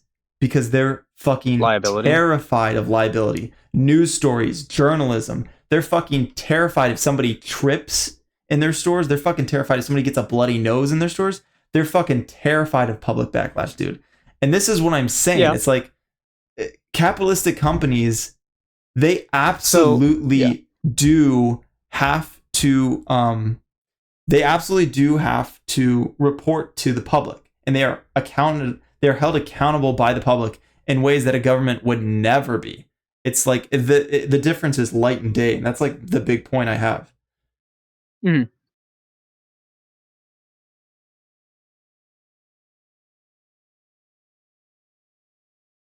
Are you still there? Yeah, I'm still here. Okay. Did you finish your point? Was Yep. that it? Okay. So I have a few things. First of all, the first thing is that again, and I just want to make sure you're aware of this and that you understand where I'm coming from. You keep comparing like your idea of capitalism to the current, constitutional republic. I would like to reiterate that I'm not advocating for the current system we have. It has a ton of flaws, and this is, I'm not trying to say that your viewpoint is wrong. I'm not trying to say that this is an argument to prove that your viewpoint is wrong, but I will say that from my perspective, when you're debating me, your arguments are much weaker when you are challenging a system that I already disagree with, that I already think is weak and failing. So like, yeah, I mean, like it's kind of because it's kind of hard for me to like disagree with what you're saying when you're talking about like our current constitutional republic, where yeah, we have a bipartisan system, so it's the first issue. The bipartisan part is the problem. Secondly, it's not even really a republic. It's a late stage oligarchical capitalist, like essentially constitutional republic. It's not exactly a constitutional republic. It's like an oligarchy essentially is what we're in right now. And like, yeah, the 4-year president thing, like I told you before, it's really hard to impeach somebody. Like I think that if you're a shitty president, you should be pretty much able to be gotten rid of. That's why we have the vice president. The vice president, first of all, tangent. Do you know that it used to be almost like it wasn't like a written rule, but it was like an unspoken rule that when you ran for president, your vice president was almost always of the opposite party? Yeah, I think I remember seeing something about that. Like, even if two That people was ran, like the person who lost would like be your vice president or something like that. I don't know. I've I seen think that stuff was like like the that. initial election. I think it was like the second place person of the opposite party or whatever the hell. Yeah, it was like the vice president automatically. Then when they started picking their vice president mates or whatever, their running mates, they would intentionally pick people of the opposite party to ensure fair and balanced like decision making. And if something were to happen and you were to be impeached, like the person that were to come, they intentionally did this. The person that were to come into power, if I'm not mistaken, I could be mistaken, but from my understanding, this is like old history lessons that I learned. Um, They uh, sound really good faith. That's crazy. that I what's that? said they sound really good faith. That's crazy. Yeah, I know, but that's the thing. That's the issue, and I would argue that's because the Overton window has continually shifted so much further to the right because of capitalism. But we'll get there.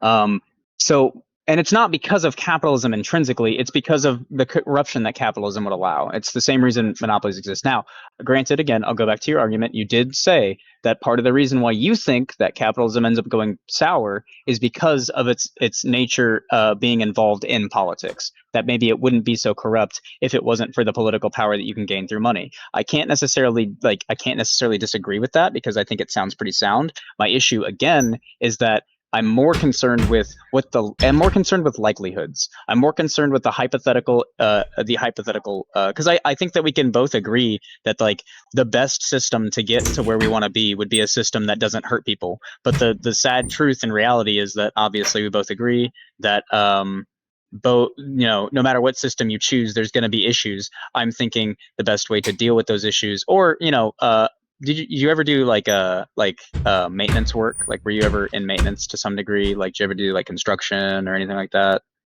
No, no, not anything like Okay, as technical as like I don't know construction or anything. But like I've like that's okay. fixed I things and told you I was stuff. in the mil. Yeah, I told you I was in the military, right?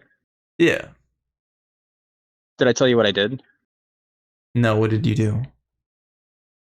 I worked on planes, so I was maintenance for planes. Oh, were you a And you know what our number aerospace one engineer or technician or whatever?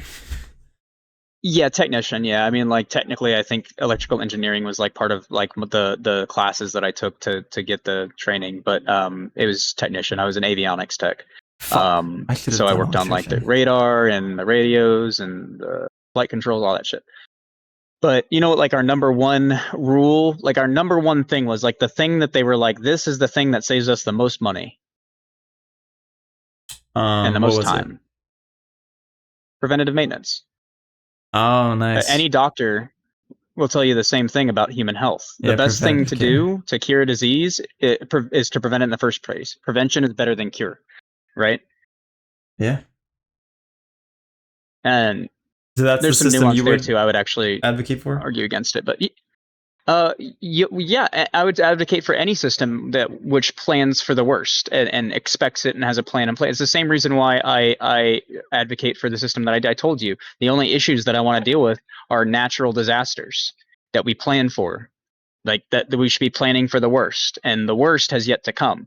You know, we shouldn't be sitting here throwing rocks at each other across rivers because somebody's skin color is different or somebody fucking, you know, has a different religion. We should be focused on, you know, what are the issues that we're going to face down the line. We're still fucking squabbling about what religion to be when we're actually pretty well past religion right now. I don't care if you are religious. I think spirituality is great. I think that it's very beautiful and important. But ultimately, when it comes to intellectualism and science, these are the things that have proven to consistently solve the most problems. Genuinely, if you think about it, if we want to sit here and really get down to the brass tacks, the real system that's generated the most good for the most people is intellectualism. It's science. It's like technological advancement. So I mean, but the thing is that we live with people and people have free will and not everybody agrees. So I just don't see a world where we don't all agree. If we live, and again, I'll go back to it. If we live in a world where we all agree, sure, anarchy is perfect. Who cares? Because everybody's like in agreement, but we're not. So in a system where we disagree, we have to discuss like how to handle those disagreements. And I just don't see how some form of regulation doesn't play into that. But Now, that's that the was all a long form to way to answer the first qualm that I have with your argument. The other qualm that I have with your argument, I think, was that the last part was you were talking about people, something about people. There was a very specific point that you made that I had a thought on, but I forgot what it is. Anyway, like the that's the kind of political the process, the election process.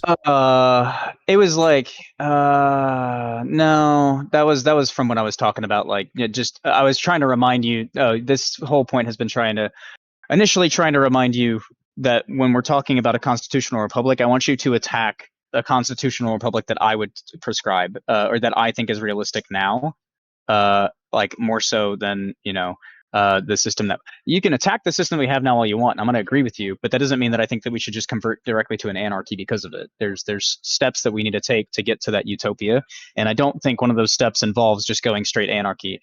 If maybe we get to that point because we can all come into agreement, sure, but I just don't see that happening again because I don't think that without regulation you can stem corruption, or at least not as well. I think that you need some form of regulation, and that regulation can only come in the form of some form of democracy because everybody's opinions are different. You can't who's the arbiter, right? Like who's the arbiter? We'd have to decide together who the arbiter is, unless you want to induce force doctrine, in which case then you're just having the same issue of the warlord complex because then he who has the most money or power and or he who has the most money has the most power, that person dictates what the best action to take is. And Hmm. again, I think that we both agree that's not the way to go.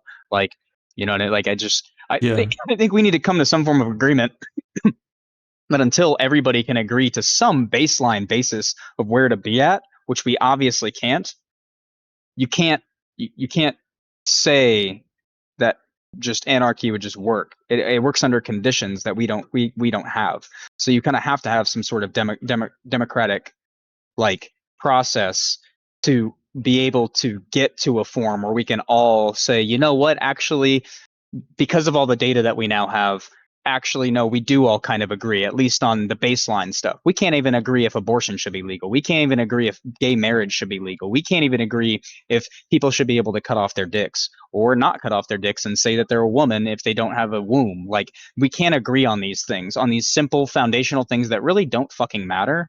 So how can we possibly agree on a system that the world can exist in where we can try to prevent corruption Well, and hold on. harm being done to people? That's why capitalism works. The reason it works is because it eliminates politics.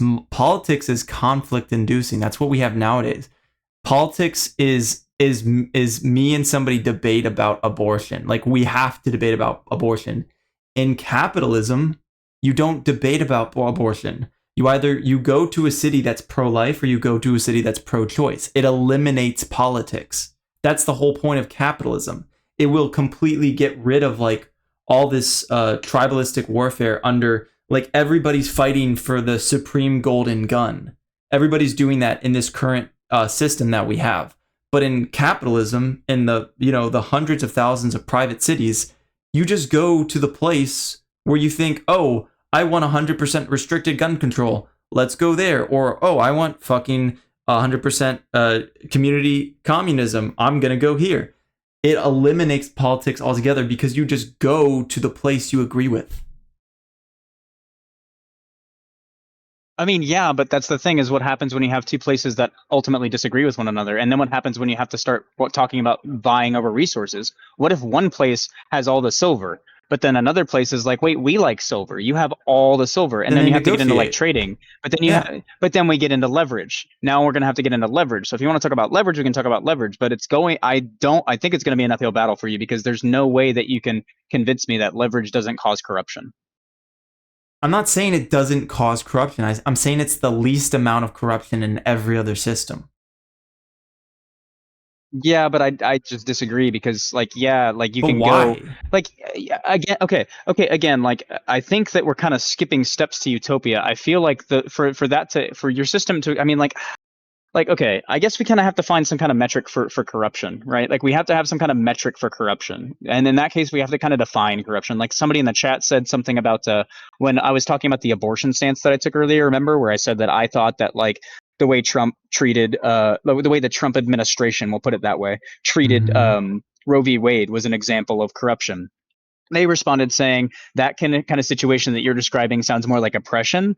And my response to them was that I'll grant you that, and I'll go a step further and say that oppression is a form of corruption. Right? That's just an example. Like we have to sit here and we have to discuss like viable levels of corruption because like there's two like it's kind of like do you mind if I ask you, are you religious at all? I think everybody is. In a Jordan Peterson voice. Okay. Yeah, Oh, I am.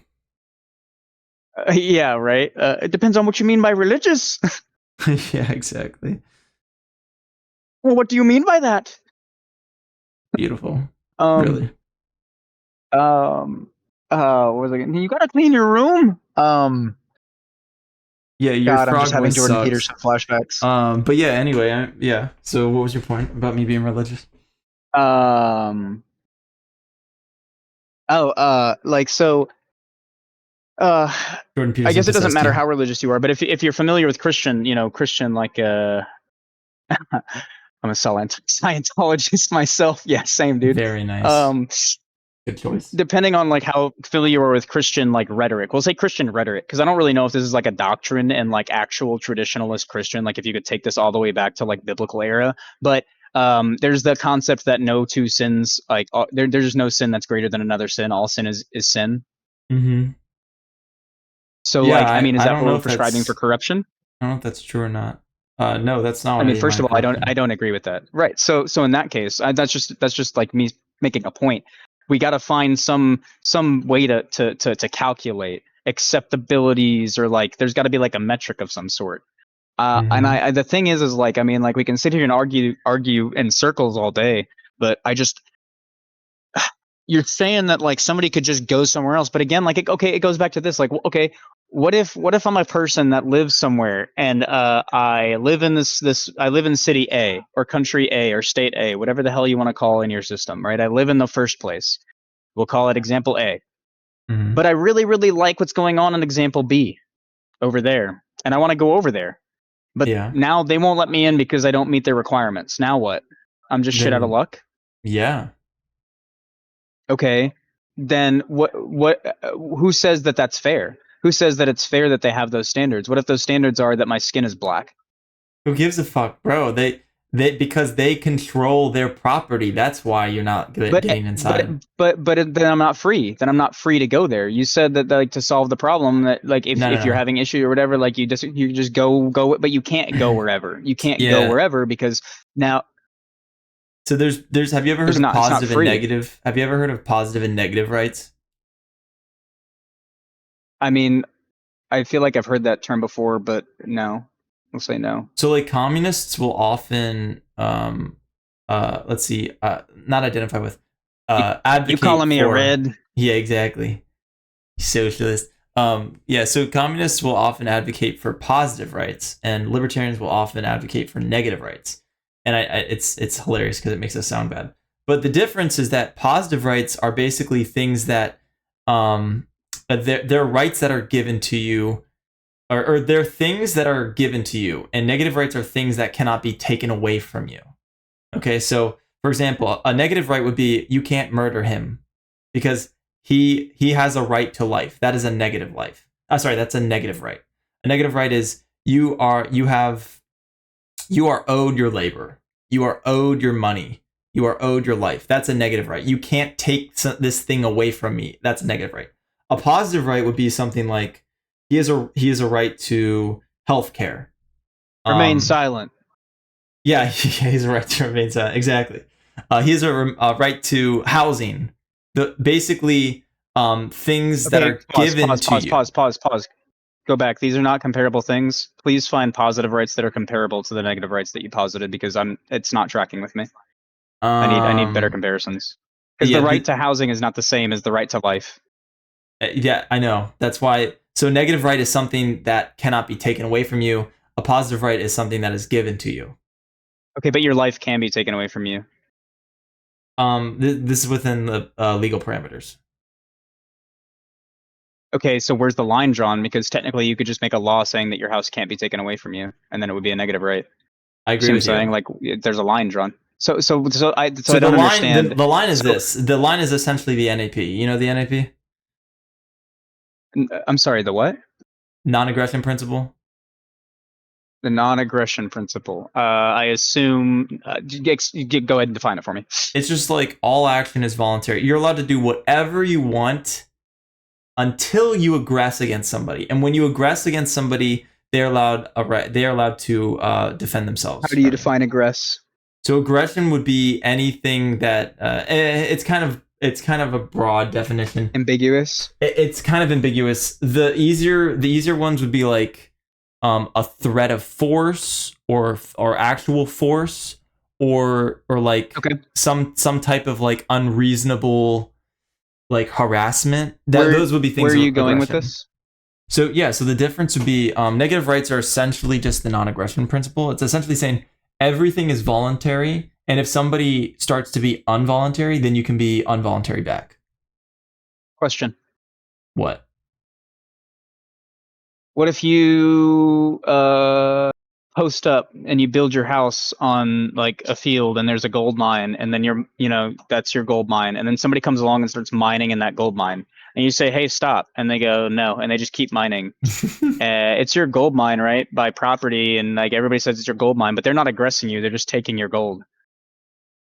I Do mean, you they do you have so the right to aggress upon them? they Like what would what like be. what in a situation like that? So yeah, first of all, I guess it depends on if they've homesteaded the area yet or not, and also it would depend if you have like a legal system. So like, as an egoist, I recognize that the law is not Well, like I'm some I'm supernatural entity. I'm But it saying from your prescription of like you're talking about like negative and positive rights. Like I'm saying in Yeah, the form of negative and positive rights, as far as a negative and positive right exists. they would be Like you stealing said, from you. NAP. They would be breaking the negative right. They would Yeah, be but how do you aggressing determine that they're stealing from you? Because if it's your like property. who said? Well, if you homestead an area, it's your property. Yeah, but who said? This is just like this is basically where practical legalism comes into play, or common law. It's called Yeah, but who common law, said? right? That like people just made this shit up, bro. It's just fucking constructed That's socially. what I'm. That's what I'm saying. So, but I'm kind of challenging your system in this instance because in your anarchical system, right? Like I'm assuming homesteading it would be like a thing. Like you write personal property. That's your Yeah. personal property. That mine's your personal property. But Uh who huh. said? No, okay, so let me explain. The reason, and you already know this, legality is created to reduce conflict. So who said? Well, technically, you could do whatever you fucking want. You could kill people, you could rape people, you can do whatever you want. The question is, are people going to allow you to do this? And the answer is probably no. They're gonna fucking kill you if you try to do this. So Exactly. as society We'll get into local evolves, monopolies. yeah, true. I was But talking to as my society child, but evolves, continue. they naturally create legal systems, and they naturally create like social. I don't know. They create social contracts and like social customs and norms. What And do? so What do like again? Sorry. What does? as society evolves, they create like legal structures and social norms and things like this. And so Okay. generally, most people want to just like live a good life, and they just want to be able to have like, some food, some water, family, blah blah blah, etc. etc. Sure. And What most about? people generally don't want to steal or kill or whatever. And so if you start to do this, you're going to make people angry, and people are going to get angry, and then they're going to fight back. So that's why that happens. Yeah, but like, but again, like, what if we're talking about something like fish? Like, I don't like. It's like who determines who has access to what? Like, what if there's all the fish is over on that other side of the border and I can't get to it unless I go through your land, and you won't let me go through your land? But I want some fish. I don't have fish over here. You guys get fish. Why do you guys get fish? Who said? You see what I'm saying? Like, who said? Yeah, no, I Like, agree. who I agree said? with Where you. did? It's arbitrary, Okay. bro. I agree with you. It's arbitrary. Okay. So, well, and in my sense of corruption, that would be a form of corruption. How would you circumvent that in your anarchical system? Okay, so wait. So what's the problem exactly? Like, let's say there's a resource, and it's a reasonable resource, right? Let's say Mm-hmm. it's a resource, and we'll keep it reasonable. We'll say it's like fish, right? So you have access to apples, and you have access to food. Like, you have access to your own food, but there's fish over there, right? Yeah. And you can't get to those. And maybe you're landlocked. Maybe you just ended up in a place where like you're landlocked and you don't really have a way to get anywhere without going through other people's territory to some degree. And the only fish that you really know about is like right there, right? Like Yes. but they won't let you have it. Like, Mm-hmm. who said that they get to not let you have it when that's like the only fish that you could have access to? That's a pretty reasonable resource. I'd say. I think it's reasonable to say, I want some fish. There's some extra fish over there. I want that fish, but they won't let me have that fish. Who said? Who said? Like, why do they get to have the power over that? Who grants them that power? Yeah. Like, So who? well, at the end of the day, it all comes down to violence. So whoever has the most violence gets to do whatever they want. Now, if the person with the property has more violence, you will not be able to get the resource. And if you have more violence, you will be able to get the violence. Exactly. Yeah. So, but the Um, reason we create legal systems and that's like forced property doctrine then. rights and yeah, well, forced doctrine undergirths all of society, all of I humankind. mean, yeah, but does that make it? Does that mean that we should? That we ought like abide by it? See, this is it depends on what you want. See, because for me, it depends on what you want. For you, it sounds like it depends on what is right. You know what I mean? Yes, I agree. It's like now we're crossing into a conversation of normativity. Moral. We're crossing into into the argument of morality, and so I think this might be where we differ. I do you just not believe in morals at all? Yeah, they don't exist. Okay, so if I have morals, me myself, I have morals. You're saying my morals don't exist? Yes, that's right. They're not real. They're not real. You made them up. Okay, yeah, I did make them up. Yep. So But it's so how does that make them not real? Like, to me, like, how are they not real? Like, they exist because I exist. I exist. They're real to me. So why are they not real? You see what I'm saying? Like it's kind of I do like see what you're it's kind saying. of it's a fallacy in that sense, because like It by is a saying that they're not real, you're fallacy. saying that I'm not real. It is a fallacy, but it's a fallacy you're making because have you ever heard the word equivocate before? Yes, I have. I don't really know exactly what it means. All right, so when you say the word moral, you're equivocating by meaning something else. Morality itself, or moral properties, which is more like apt as a term, is sort of stance independent. It's like a stance independent property separate from humanity. And we already talked about this a little bit, where you said, "Oh yeah, morality is part of humans." Okay. When you're talking Yeah, about yeah, yeah, morality, yeah, you're yeah. talking about things that you value, right? Yeah, exactly. Yeah. So Yeah, I like was, and you're I'm glad that using you the said it that term way because morality incorrectly. I was literally just formulating this because I was like, okay, wait, like I see what you're saying, but like there's a world where you're wrong. You know what I'm saying? And the world where you're wrong is where morality is value because you can't say that what I value is not real because that's like my values are my values. You know what I'm saying? Yes. Yeah. So value, your So value is real. It exists.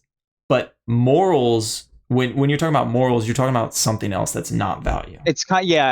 I guess I agree, but I guess I would say then in that case. So what would you rather like? How would you rather tackle this then? Because obviously, look, obviously at the end of the day, like we can sit here and talk about like, oh, like this was a really good thing that like whatever. What was her fucking name? The not so erudite chick. I keep forgetting her name. She made a very good point that, and I'm kind of using this structure because I think that her debate with Jay Dyer was very similar to what we're trying to construct here, which is essentially like you made it very clear that you wanted to distinguish between the consequential route and the moralist route. And I said, are they not tied together? And you said they're not. And you distinguished between them before in our last discussion. Her name's So, Kyla, by the way. but what's that? Her name's Kyla? Kyla. Yeah, Okay. Kyla. Um, Okay. So yeah, she was basically saying like I'm not making a moral ought. Like not all oughts are moral. Now, so what I was saying, the way that I framed morality, I would be falling into that pitfall of thinking that an ought is moral just intrinsically because we ought do it. We don't necessarily ought to do something because it's quote unquote moral unless we're conflating, or not even conflating, just like um I guess equivocating would be a good word. Morality with value, like the values through which you deem good, right, better, like you know what I mean, optimal, whatever the Yeah. fuck. Yeah. That's kind of where I'm gearing towards. But in that instance, right, I'm thinking like we can't even really, and this is kind of where I guess I kind of butt into the idea of like kind of universal morality, whatever. Not everybody's morals are going to be the same, and they don't have to be. But that's where I think fundamental base, like we need to find something if we're going to live in a society together, if we're going to choose to live together, and we're going to say something like murder is bad, like if we're going to even have the concept of like murder bad, why? Like murder bad, why? Who said? Same thing, like who said property? Who said? Mm-hmm. It's like it's kind of like an idea, and this is where I would go. I'll go down the morality route in a very simple way, and I think it is universal as long as you're not a psychopath or a sociopath because we have human brains, and that's the only reason why. If something's not broken in your brain to the development that we are at now, there is a level of morality that I think is intrinsic to human nature, but I don't think it exists because of God. I don't think it exists because of, you know, I think it exists because of society, because you can't have it without being social. But if we're gonna have society, we kind of have to follow some sense of law, like some sense of togetherness, because you cannot socialize without agreement. You cannot socialize without some form of interaction with one another. Okay, I'm not gonna say can't. The way that we see society as being better than it would be, the further you go down the better than it would be path, the further you go towards my morality, in my opinion, which is empathy. Empathy is the only law of morality. And the reason why is because it is what allows you to bond with people. It's the highest form of bonding. Uh, can I continue, or do you? I kind of spoken a little Um, bit. I do want to respond to you. Like, so I understand what you're saying, and I agree with you. And I think what you're saying is that people have shared values, and our shared values is what begins to create society. And that's exactly why we go through. That's exactly why we created, a constitutional republic, because everybody's shared value was that they hated the idea of persecution, the persecution of Christianity in Great Britain or whatever the fuck happened over there. They came to America and they're like, fuck this shit, when the Brits came over and they tried to tax them, and they tried to take over again to gain power. The US, the United States people, this group of Christians, they decided, no, fuck that, bro. Like, we want autonomy. We want freedom to not be persecuted for our religious beliefs. We want our money, we want our labor. And so they Sure. created the republic, the United States of America, because they all had the same shared values. Wait. Okay, and I'm not trying to argue. I understand your point, but I do want to say, are you saying that people that were persecuted from because of their religion made the United States? No, I just remember that like, oh fuck, was it the Pilgrims? I forget. There was some. I think it was the It was Pilgrims that were part. Okay, persecuted. so part of the reason why they separated was religious persecution, but it was a combination of things. It was the taxation without representation. It was the religious persecution, which is the reason why they weren't represented in parliament, if I'm not mistaken, was because of their religion, um, and then because it wasn't like recognized or something by the state. And then there was like one other reason why they revolted essentially. Yeah, Um, I was probably getting mixed up because I know that the Pilgrims and the American Revolution is quite a there's quite yeah, a leap of time between those two things. So I probably got those yeah. mixed up. There's about Like 100 150 years. years Yeah, yeah. from the founding of Jamestown. But I'm no, I mean that's not like it's not you're not entirely wrong. I just wanted to make sure that I was a I little want to make sure off. I A wasn't wrong little because I was off. like, wait a second, am I crazy or did it? Yeah, I'm gonna Because it's fucking been a while gaslight since you I've about studied the my actual. my lack of understanding of history. I'm gonna fucking gaslight you. You're damn right. Um. Yeah. Anyway, But anyway, so where was I at though? Because I wanted to finish my point. Okay. Yeah. empathy. So did you need to say anything? I wanted to remember what I was saying. But were you still talking? Did you Nah, have get anything back else to to your say about point. that? Get back to your point. Okay. So basically, the way how much do you know about psychology? I know enough. Okay, I know enough. Good answer. Intrinsic So motivation, basically, be it. intrinsic motivation versus external motivation. Extrinsic. I know more than psychology than you do. It's intrinsic versus Well, extrinsic. I don't think extrinsic is actually Pavlov's a word. dog. I think that's a made up word. What? What? All Uh, words are made up. What the fuck are you talking about? Extrinsic. It's intrinsic versus extrinsic. Intrinsic is motivations that are internal, and Oh no, intrinsic it is. extrinsic I thought no. motivation. I thought that was like no. I thought that was a made up word, like the way normalcy is a made up word, because normalcy isn't a real word, but they use it all the time. You know what I mean? Like I thought it Fuck, was like I a make made up words word. up Like all the it's time, not like bro. an Bro, addiction. you should try it. It's Well, that's fun. okay. It's fun, bro. I was being a dick, but you were actually right, and so now I'm mad. It is a word. Fuck you. I usually am. But basically, what fuck you. What I was saying was that when you're talking about like human, like okay, okay, I'm not super knowledgeable, but from my understanding, and obviously it's more complex than this, but this is the fundamental foundation for like human connection and socialization. There's three forms essentially of connection to somebody. Like there's three forms of understanding, social understanding. There's compassion, there's sympathy, and there's empathy. They're different things. All of them are different things. Okay. So Mm-hmm. compassion is what somebody might call a bleeding heart liberal, right? A libtard. They're compassionate, right? They kind of they got the feelies. They got a lot of feelings, and their feelings make Yes, them they want to do. like Makes them gay. like yeah, exactly. Okay, whatever that means. Um so compassion is the feelings, right? It's like the feeling of like wanting, and it's like the feeling of wanting good things for your loved ones. It's the same feeling. It's this feeling of wanting what you want for people. Okay. Okay.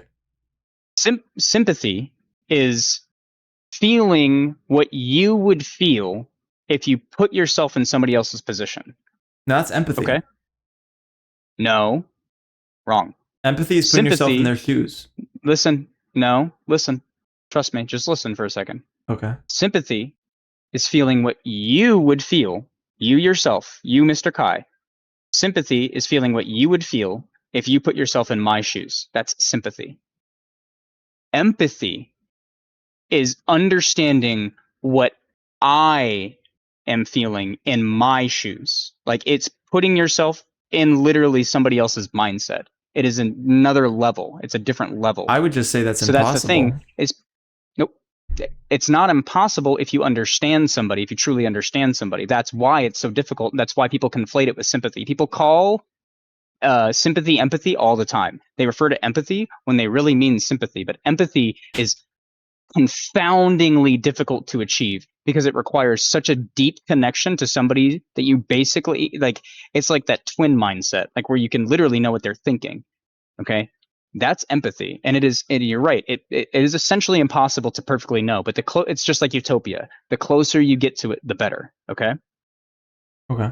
You know what? so I'll grant and these that's what. definitions to you because you granted my egoism. So I'll grant this to you. Sure, exactly. So now, and let's just say it's made up and it's whatever. That is my definition of empathy. That is my definition of morality. As unachievable as it sounds, as goofy and stupid as it sounds, if you literally can understand somebody's wants, desires, thoughts, why they're doing what they're doing, everything about them, you're essentially you're essentially the same person to some degree on some level. You're like there's a connection there. That's a real bond. That's like your soulmate. You should if you ever have like a wife and kids, that's how you should feel about them. You should strive, I think that's the best way to be a father or a lover or a friend or an individual that wants to be in community with other people. If you want to be the best communal person you can be, right? That's outside of you. Like you have your own desires. You want to be a fisherman, you want to be a fisherman, go fish. But if you want to interact with people to the best of your ability and you really want what's best for them, you also intrinsically want what they want. And for you to want what they want for themselves, oh, compersion is another one. You know what compersion is? I've never heard that before. Look it up if you don't believe me about this one. Compersion. It's kind of on the same line as empathy. How I define empathy. It's wanting what somebody else wants for themselves. It's wanting as badly for somebody as they want for themselves, and being as happy as they are for themselves for them for getting it. So like if I wanted to be addicted to heroin, you would want me to be addicted to heroin because I want to be addicted to heroin. It's like also it kind of flows into compassion as well, because it's like it's that which would make somebody believe, even though I don't want my friend to commit suicide, maybe I'm supportive of their decision to control their own actions and do what they want for their life, even if it's something like that. Now, I personally don't know if I could ever be in support of that in a real situation. Like, hypothetically speaking, I understand that I personally believe that free will circumvents what I want, but I would still probably selfishly try to stop it because I just don't think that termination is the answer to anything. And I understand that that's also like a dilemma that I have with my own personal morals, but I do hold, you know, free will in the highest regard because I think that empathy is the highest moral, even though selfishly I would want to save somebody that's ending their own life, and I probably would stop them from doing it, and maybe that would end up being the right thing. Also, because there's studies that show that people with failed attempts at suicide actually are glad that they failed. Blah blah blah. There's a whole bunch of science behind it as well. Um, it's just my concept is that the truest form of empathy is like genuinely understanding somebody, putting yourself not only in their shoes but feeling what they feel, and that would actually lead to things like selfless acts and doing something. Like it changes what you value. It changes what you value when you also value what somebody else values because they value it. Does that make sense? Yeah. But So like to the bring reason this why I say back that to is because I say that my morality, my peak morality for society is empathy. Because if we all understand one another to the best of our abilities, we can come to a consensus even if we disagree fundamentally about our own personal values. We can come to a middle ground that is as broad as possible while separating things. We can come to a general universal morality, such as human rights, such as basic everybody's needs being met, being like a good thing, stuff like that. oh yeah, but bro, this is basically I see what you're saying, and that's a fair point. Like, if we all theoretically got to the point where we all like genuinely like sympathize or empathize or at least sympathize with each other, like society would be a lot better because we would understand each other's motivations for doing the things we did, and likely that would be, that would make us more understanding for each other, and it would make us more peaceable and like negotiable with each other. Like I can see that. Um, um, you know what? While we're on the topic, what do you think the point of life is? Okay, Because I feel cool. like this ties into I your don't think there morality. is a point. So okay. Do you want my good faith answer or my bad faith answer? Please say both. That's hilarious. I guess both. I like to hear the Okay, I'll bad start with news the bad faith first. because it's Yeah. simple, yeah. And I also like to hear the bad news first. Bad faith answer is there is no point to life. Okay. So Do you want to know what's? why? I mean, it seems generally well. Like I'm assuming. Yeah, just tell me. There's no intrinsic value. There's no intrinsic universal meaning to anything. Nothing means anything without some form of meaning being imposed upon it by consciousness itself. Meaning doesn't mean anything. There is nothing without perception. So, like, there's no intrinsic meaning to anything. Hence, there can be no meaning to life intrinsically. Like, just, you know what I mean? Outside of whatever. Yeah, you're That's definitely a the moral basis. It's nihil. anti-realist. So Wait, say that again? I said you're definitely a moral anti-realist. Which no, it's good. Like you Moral believe that. anti realist? Yeah, we can talk about that later. It doesn't matter. I was joking, but like I But understand what it's you're good saying. because what? Value doesn't float in the ether. Value is generated by human minds or conscious Yes. minds. Value cannot be calculated. Value is value. Mm-hmm. So tell me the good news. Good faith. Good faith is a good news. Good faith answer is the point to life is to live. The point to life is to struggle. The point to life is to. Okay, so this is going to get really metaethical. What is the natural state of the universe as we understand it today? As the physical universe as we understand it. Do you know what it is? Entropy. Entropy. Good fucking job. Okay. What is entropy?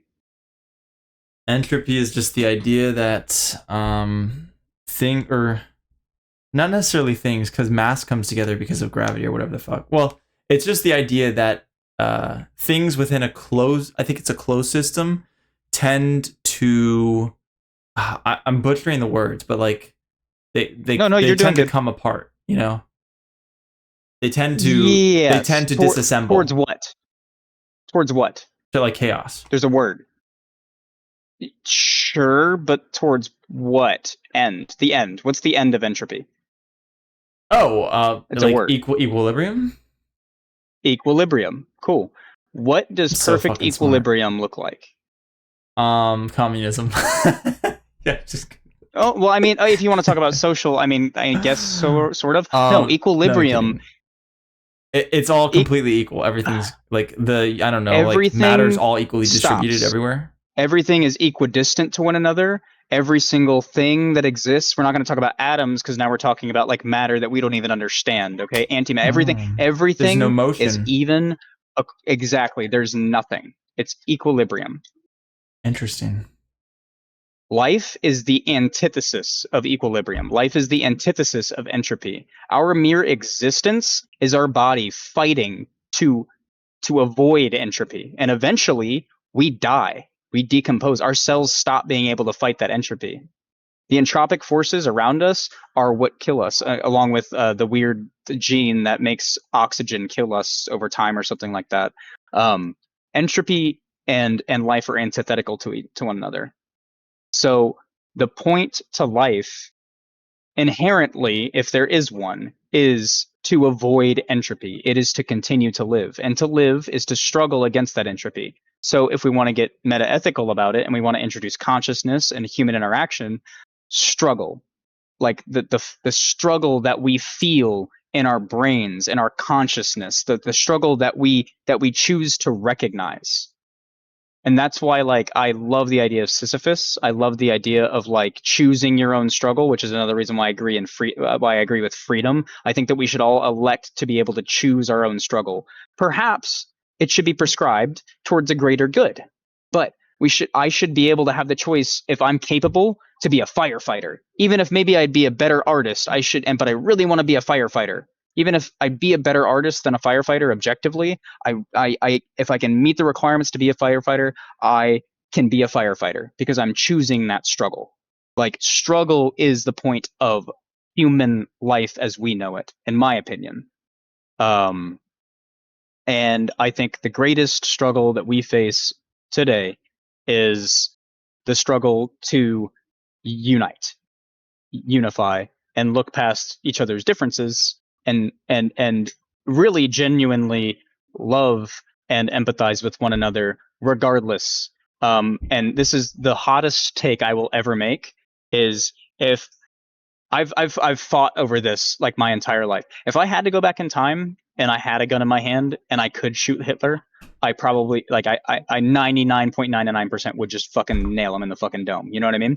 But what I would prefer, if I could, would be to somehow capture Hitler and then put him in a place where he rehabilitated and genuinely became a good person, like a real, honest, good person.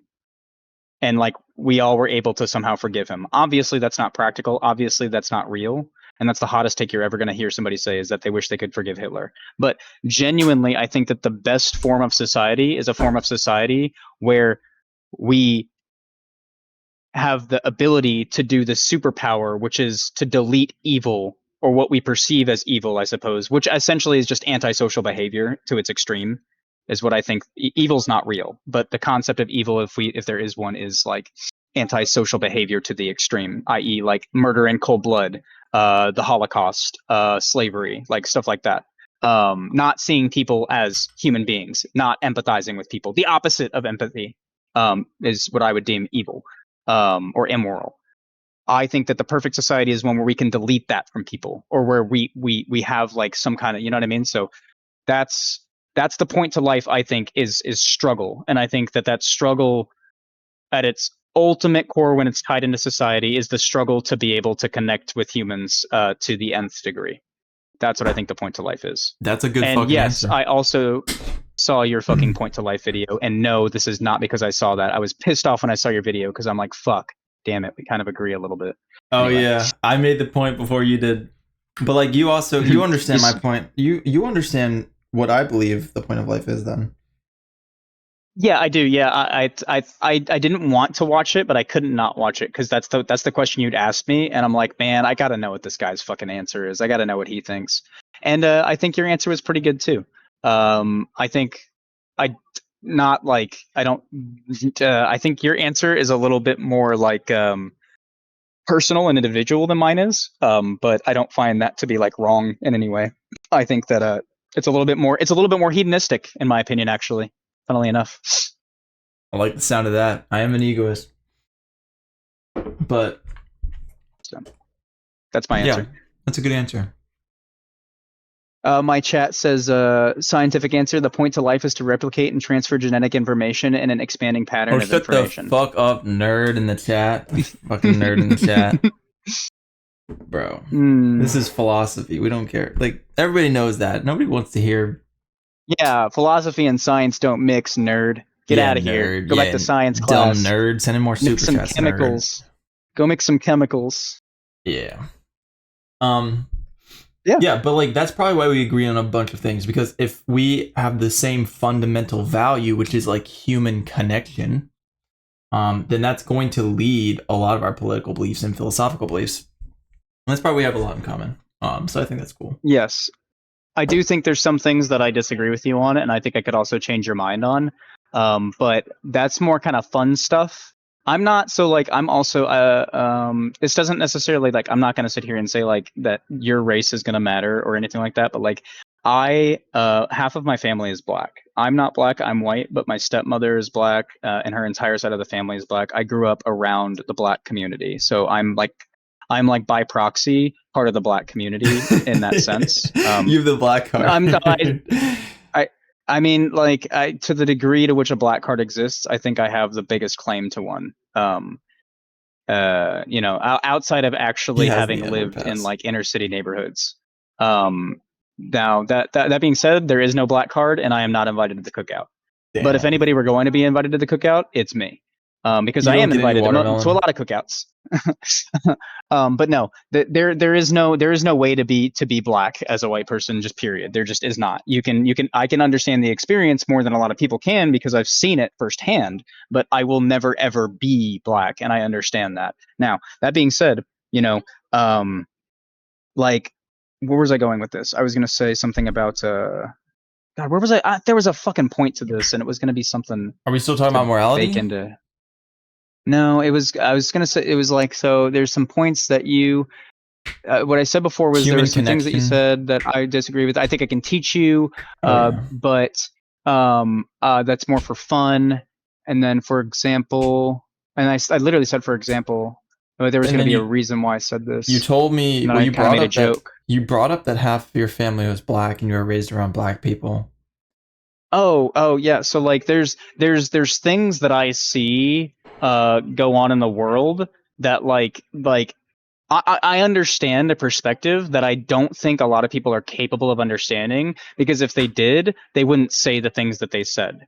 Literally because I can perceive things that they can't because I have seen it and I've experienced it and I empathize with it. Not like I experienced it, but I experienced watching it. Like so, I guess you can say like, oh, that's an. There's a thing like what is it called when it's like a super basic fallacy. It's when it's Appeal to experience authority? stuff like when you personal experience. What's up? Appeal to authority, appeal to experience, appeal to emotion. No, the appeal to experience, but there's a different word for it. It's like anecdotal. So like technically, it's anecdotal, but the anecdote is still real. It's still true. It's a true reality. So when other people have different anecdotes, like and there's a trend, the anecdotes stop becoming anecdotal and they start becoming proof, if that makes sense. So there's things that I think like societally, even though, we agree that, human connection and stuff like that are like the points to life, I think that there's some stuff that maybe I might be able to like fill you in on that you might not have seen before, and maybe it would change the way that you maybe view some things. How old are you, if you don't mind me asking? Not that it's necessarily relevant. Just I'm just curious how much life you've lived. I will say I'm in my mid 20s. Okay, and again, another thing is how much life you live doesn't just necessarily mean how much time you've been alive. How much life you live in that time is also relevant. So if you were like 16, I would probably argue I'm 31. So I would probably argue that you probably haven't lived as much life as I have. And the life that you have lived, even if it's a lot, is probably more like centralized. You're 20, you're in your mid 20s. Then, you've probably lived a good enough life, or a good enough amount of life, sorry, that but I wonder if maybe there's some things that I've seen that you haven't, that maybe might open your eyes to seeing some things differently. And I wonder if the other way is also possible, because I'm also the volition that you can learn anything from anybody. Like anybody can teach you something. Anybody can teach you a thing that you might not have known.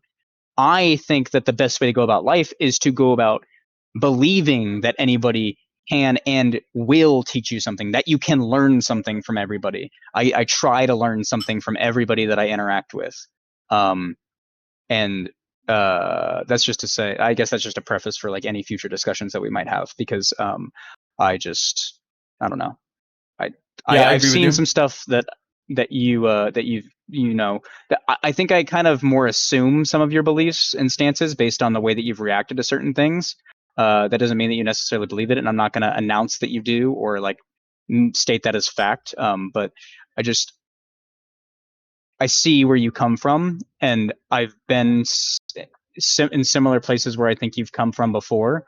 And so I'm just curious how you'll take some of my criticisms, and if you have any criticisms for me as well. Yeah, that's fair. I mean, like I'm a disciple of logic, so to me the only thing Did we? ultimate. Hmm? You're what's up? You were saying to you what? I'm like a disciple of logic or like a student of logic. So for me, the ultimate thing Yeah, of reality existence is logic. it's sense. So basically, the only absolutes in my life are going to be things that are logically true. And anything that's not logically true will not be an absolute. So like human experience, inductive evidence, anecdotal evidence. These are things that could Hmm. change my life about things in the physical world. Anything that's Hmm. not like logically necessary is worth disputing. Anything that's not logically necessary is worth disputing, like like the axioms, Yeah, like you've heard my videos. You like know axioms. how fucking Yeah, gay I am about like axioms and I, stuff. I I understand. Yeah, like everything is a higher, like everything is dependent upon something higher than it until you reach the highest level of whatever, which we just at a certain point. What I'll say is not that there's a highest level; it's our highest level of perception. At a certain point, our perception just fails. We cannot see past that point, and our fundamental point that we can both agree on that is not logically like disparageable or whatever would be the axioms, right? Like Yeah, existence disputable. exists. Huh? Sorry, I was just correcting you. I said You're disputable. kind of breaking up.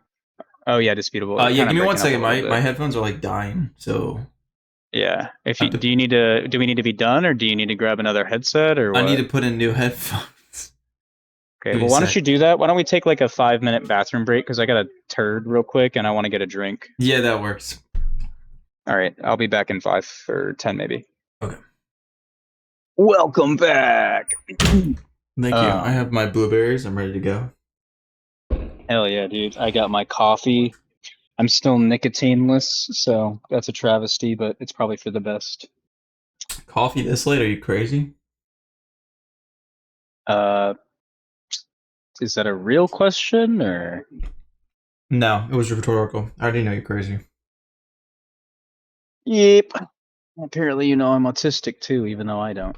Um, You know it, and I know it. We all know it. I assume, but I have a quick personal story. I have this friend that I've known for a few years, and we're like on again, off again. She just blocked me again for like the 15th time because we just can't get along fully. But she literally like refused. I told her I was like, I'm pretty sure I'm autistic. Like I'm pretty sure like that's why we have the issues we're having is because like I'm autistic and you're autistic and we're different. Because she got a diagnosis. She got like an adult diagnosis at like in her 30s. But she like refuses to believe that I'm autistic. She's like, you're not autistic, and I'm just I think it's so funny because everybody else when she told me that I was like, oh maybe I'm not autistic. Okay, cool. And then everybody else is like, no, dude, you're fucking autistic as shit. I'm like, that means she's like super autistic because I don't even know how to Don't talk tell to her her. that. Not in a bad way. I mean, she owns it. I think it's the hottest thing in the world if I'm being completely honest. But That's don't crazy. tell her that. I won't. I don't know what it is, man. I don't know what it is about neurodivergent women, but the more neurodivergent they are, the more like I'm a sapio, so like I don't know It if you know sounds what like a that problem means. waiting to happen. That you're sapiosexual. Yeah, like What does I that am mean? attracted to. It means Crazy I'm women. attracted to somebody's like mind, like the way their brain Oh, functions. That's like the thing that drives my attraction center is like somebody's the way their brain operates. I'm then not let's going to hope say you like don't fall for me. intelligence necessarily. What's that? I said, then let's hope you don't fall for me. Well, luckily for you, I'm also heterosexual, so That's good. well, maybe not luckily for you. Maybe you want me to be into you. Hey, man, whatever floats your boat. It's all good. True. Um, but yeah. Anyway, yeah, that was a little personal story. Apparently, I'm autistic to some people and not autistic enough for others. So the tragedy of being me. Yeah. Where were we at? Where do you want to pick up at? Do you want to change topics? Now would be a good time to pivot probably if we wanted to. But I don't know where you Yeah, wanted we to can pick probably up talk at about or like one I more think short topic. yeah, I was gonna say you mentioned like abortion earlier that like we would probably have to talk about abortion. I don't know if that was like in reference to something specific or if you just meant in general, but I would actually be interested to talk about at some point if you want to now we could talk about more current political things and kind of get a landscape of how we view current political issues, and that could also probably build a bridge between like I think we kind of have an idea. We might not have meant to do this, but I think it's actually really functional. I think it's functional for actually what both of us probably deem like debate to Mm-hmm. be, like philosophical debate to be, which is to build a bridge between the beginning and the end. So we kind of have an idea, and at least an idea of the end, and kind of a consensus for what we agree upon the end to be. In a way that, like, if either of our ends were to end up, I see this is how I see your end. If your end was right and my end wasn't, I wouldn't see the need to like physically be violent to change it. You know what I mean? Like I wouldn't be like violently against it, Glad to hear which means that that. I think that we well, I think that's kind of the really point of contention, right? Is when it becomes necessary to induce force doctrine to achieve something, right? So if for some reason I feel like I need to be forceful to impose something because it's just so heinous, then that's a red flag. So anyway, your end and then my end are in line enough. They might not be perfectly in line, but they're in line enough that we're in agreement about like the end result should look at least like this. We have kind of our middle ground. We both disagree about the middle ground, and it's really ambiguous because it's fucking a giant vast ocean of possibilities and potentials. So maybe if we generate our here and now, we can kind of start bridging between and kind of find where our differences lie, why they lie there, what we value, and see if it even fucking matters because it's all just philosophy anyway. That's damn right. Um, um do so you want to pick my a topic? we could talk about abortion. Okay. Abortion's not like the most interesting topic to me, but like because and Me I neither. don't know. I think most people just kind of miss the point of the debate. Like most people are like, I don't know if this gets said, but it's definitely ignored. Like, um, abortion is definitely a debate about metaphysics more than like ethics, in my opinion. And the How reason why so? is I don't think people disagree about the evil or not the evil, the badness of murder. I think most people agree that murder is bad. I think Agreed. the real question is when does it become murder? When is it a Yep. person? Yep. And for me, that's also the same case. So the real question is not is it bad to murder, but when does it become murder?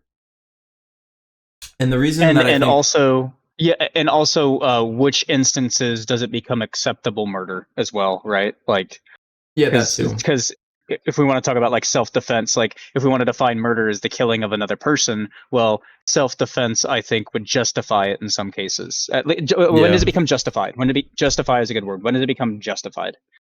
I'm not pedantic enough to say that because most people are like, oh, murder just means unjustified killing, like by definition. And then killing is just killing or whatever. But no, you're absolutely right. Like I would agree with self defense killing for sure. Um, but like, so my opinions on this matter is, and everybody, this is so funny. This is the one thing I feel like leftists are right about that I can like really like, I can lock arms with them is like personhood is definitely about sentience. I can't think of any other characteristic that makes a person other than sentience meaning um qualia or personal like experience, you know what I mean, like having a subjective experience. That is what makes personhood. Having perception of reality to the degree of like consciousness and free will, having free will, like having free will, right? There's a lot there, but yeah, I agree. All right, then we probably agree then that like my opinion is when you become sentient, that is when it becomes murder. So if the current scientific uh, data, I won't say consensus because I don't like that. If the current scientific data is that it's 20 to 24 weeks that a fetus becomes sentient, then I would say anything but behind 20 weeks, and even if we want to be generous, like we could say like 18 weeks to be on the safe side, anything behind 18 weeks is not murder because you're not killing a person because there's no sentience there, so it's not a person. So anything Yeah. before 18 weeks is not murder, and therefore it's fine. Do you think that there's an argument to be made about the development of that sentience, like somehow the right to development, or like the maybe the morality or the ethics, I guess we'll say ethics, not morality, the ethics behind the development, you know what I mean? Because like technically it is a developing life, it will become sentient. Is it really something that we want to cut off, or like like is it just, does it matter, is it situational? Do we want to say one is better than the other? Do we want to have Um. an in-depth debate about? I mean, I'm perfect. Like when it comes to legality, I don't want to have a discussion about it like legally because I think Mhm. legally all that matters is personal autonomy. And like you said, sentience is what derives that sentience is derived from personal or no, that personal autonomy is derived from sentience. So when you become sentient, you become autonomous essentially to a degree, right? Babies aren't necessarily autonomous; they can't take care of themselves, right? But like, that's kind of where I would get into like the sentience thing. But I know what you're saying, so I'm not going to argue it because it's semantics at that point. Yeah, like But I you almost know, don't do even we? know what you mean by like development of sentience, because if you're saying like there's a development of sentience, like I would agree like there's a development of sentience, but it doesn't matter if there's no experience. Well, And I'm like saying like, yeah, okay, gotcha. Sorry, I didn't mean to cut you off. yeah, but you understand what I'm saying. I think so. Yeah, I just want to make sure. Like, so do you think there's like a better or worse, like, as far as like the meta ethical standpoint? So legality, we agree. It should be legal to have autonomy over your body and anything attached to it, up until the point where that thing has sentience. Right. So essentially, the way that it's generally defined, abortion should be legal. Yeah, up to like 20 weeks or like a little before. Can I ask you where that because I mean I guess it technically doesn't matter, but I think it does matter where that belief comes from. Like where why you believe that as opposed to the opposite. Because there's some people from a utilitarian sense that use the utilitarian argument, that well, more people is better, so we shouldn't have any abortions because those are going to become more people and we want more people, like, you know what I'm saying? So, like, Um, is there yeah. a Actually, distinction? this I am kind of using the utilitarian argument in this instance. If you mean by like I agree. allowing, like being like allowing abortion, is that what you mean by Uh, utilitarian? Like I mean, because there's no, like, I like mean there's that the there. one side I where mean that. if we allow the Go ahead. births to happen, like there's more lives, and more lives means more innovation. I think that's what you're kind of saying, like from like Well, the if they conservative would, they would, they utilitarian would, they would position. disallow abortion to basically force those lives to happen, not just allow the lives. Because when you say allow lives, now we're talking about like mandated abortion as opposed to allowing people to have babies. I guess that's different than the argument Mm-hmm. of is abortion legal? It's like the opposite of. So I meant more like let's say that like this is a stance that okay, so when I think about arguments against my argument, I always think about what the best stance to take against it would be, or what somebody would probably do. So, like, for example, the main people that are against abortion are, it's a theological debate mostly, for the most part. I mean, there are some people that aren't, I don't know many, but I actually, I guess I don't know any, but I imagine that there's some atheists that would still be against abortion for one reason or another, morally. Let's say maybe they just have some other moral stance besides a theist stance. They would say it's wrong. But when I think about like a Christian nationalist standpoint, a good argument they could make is a utilitarian foundation of, well, like, I think Andrew Wilson likes to try to turn utilitarianism on its head a lot, and this is probably where I get this from. It's like, well, by the utilitarian standpoint, more people, you want more people, right? So if you want more people, we should illegalize abortion because aborting babies, they would call them babies, um, means less people, more people good. Illegalize Mm-hmm. abortion, more people good. You know what I mean? Like, so what would you say to that kind of argument as somebody who doesn't believe that, I guess? Yeah, so I would take that into account, and I would say that it's just not worth it because while it's true that more people leads to like more innovation, more economic power, things like that, um I think that there's something to be said about the the current state of I want to say like it's like an overreach of like authoritarianism, I want to say, in the same way that like in the Christian nationalist framework of the law, like they have like things that will improve society, for example, getting rid of like prostitution, getting rid of like drugs, like stuff like that. Like they will have the laws are meant to create good effects, and they will have short-term good effects, but I think that stripping Mm-hmm. away the autonomy in the long term is going to lead to unintended consequences that are going to be very, very negative.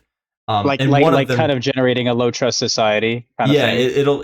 it'll like generate a low trust society where like and it's actually that's actually the perfect thing to say because that'll just create more politics, more war. Like it'll just increase the tension between the left and the right until like we're kind of like headed towards a everybody says a civil war, but like the tension is like Civil so strife. fucking thick right now. And the more Yeah. that we have like one side authoring their rules upon the other side, it pisses people the fuck off and they get so angry. So I would say that in the long term it would be very detrimental. Right. I like to call that treating the symptom, not the illness. Yeah. Putting a To make band-aid another, on an it's infection. a band-aid, not a cure. Going back Yeah. to medicine or maintenance, which I guess maybe that's kind of where I kind of fundamentally get a lot of my worldview from. Practically, is from maintenance or medicine, because I feel like those two things are like numbers. You know, numbers don't lie. Numbers don't lie. Physics doesn't lie. Like these things don't lie to you. Like when you troubleshoot something, you Mm-hmm. know, like when you troubleshoot something so many times and you continue to come out with the same result over and over again, like you start to understand like these things are just facts. These things are just true. And like one of those things is like, you know, putting a band-aid on a problem. Sometimes you need that band-aid. If I need a jet to fly a mission right now because we need a close air support and this is the only jet that's loaded up, but it has a problem and I can fix that problem for 30 minutes, but I can't but you know, maybe through that fix I actually end up breaking it for 8 hours, whereas if I had just spent an hour and fixed it, it would never break again. But I need that jet now in 30 minutes. Well, maybe I need a band-aid right now. Maybe I need a band-aid. Maybe I need a tourniquet right now. But that doesn't fix the problem, and that's kind of where I see you going with this, and that's why I agree with it from a fundamental, like, you know, logic, simply a logical standpoint. And again, going back to it, I meant to say this before.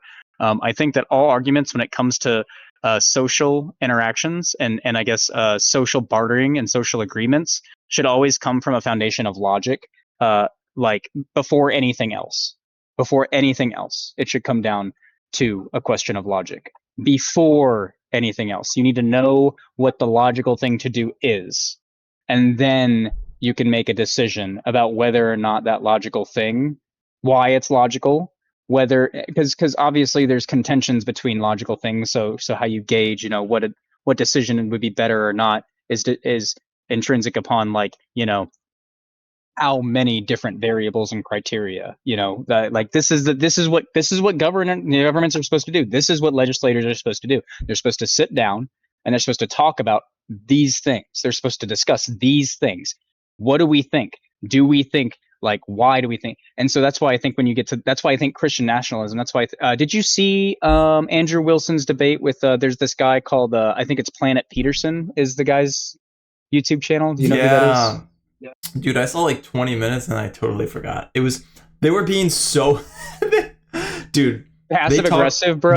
no, they talk so much shit to each other, not on the debate, and they were so nice to each other during the debate. I only saw 30 minutes and I got bored because like, why are they being so nice to each other? I It's so funny when like two popular streamers come together. They're like, they don't want to, like, I don't know, they don't want to land the first strike or anything. But Yeah, I imagine they as it don't want went to shake the on, boat, yeah. I've bro. never Just seen go at it Planet like, yeah, Peterson. I've never seen Planet Peterson like, I don't want to say, dude, if I'm being completely honest, he looked a little bit nervous and he was doing really well, but he looked like very he slightly nervous. was. And I don't blame him. He was going against Andrew fucking Wilson. I would be fucking Yeah, shaking in my boots. But yeah, he looked a little yeah, bit nervous, but like he was definitely controlling himself very well. he Like was. He his made words some and good everything. points. And Yeah. the other thing too is like I actually was like kind of mad at him because I was like, bro, like first of all, Andrew Wilson's like goofy ass, half ass, passive aggressive, like I'll be good faith if you'll be good faith kind of thing. It's like, okay, buddy. Anyway, Yeah, Andrew um, Wilson's always like like that. well, like the thing is he was like, well, because people will go first, but then when it's your turn, it's like, bro, that's the point of having the turns. Is like, is that you're at a structural disadvantage. It's just like chess. Black is at a structural disadvantage because white gets to go first, just intrinsically. It's if somebody gets to go first, the person that goes second is at a disadvantage. Like that's, but okay. But anyway, Sicilian defense like, biatch. Anyway, go ahead. yeah. Yeah, Peterson was like, I want to be good faith. He like wouldn't claim his extra time. He's like, I want to be good faith. I feel like that looks bad, is what he said. And I literally like raged so hard. I was like, no, no, whatever. And then immediately after, halfway through Andrew's bullshit, he was like, I'm claiming my time back. I'm claiming my. I'm like, bro, you look like a fucking child, you little whiny baby boy. You're Yeah. like it's so funny because Andrew's answers to Peterson's questions were so much more like the way I kind of answer you, except like with a lot more word salad. Like there was less meaning behind it. It was he was basically just circumventing the point. But then like Peterson was just like, I don't really know how to answer the question the way that you asked it. Like it fundamentally there was one time where he just fucked up. But like the rest of the time it was like Andrew was like grilling him about like I'm like, dude, this is the exact opposite. Like you're like you and then he wanted to take his time back and I'm like, bro, the time you lost is the time you spent asking the question. Like you're the one circling back on the same thing over and over again and you want to claim the time back? Like what are you talking about? Like whatever. I thought it was Yeah. funny. But anyway, the point I was making was something about what was I saying before? Reason why I brought that up? We were Um. talking about Well, we were talking to abortion, and that led to. oh yeah, and talking about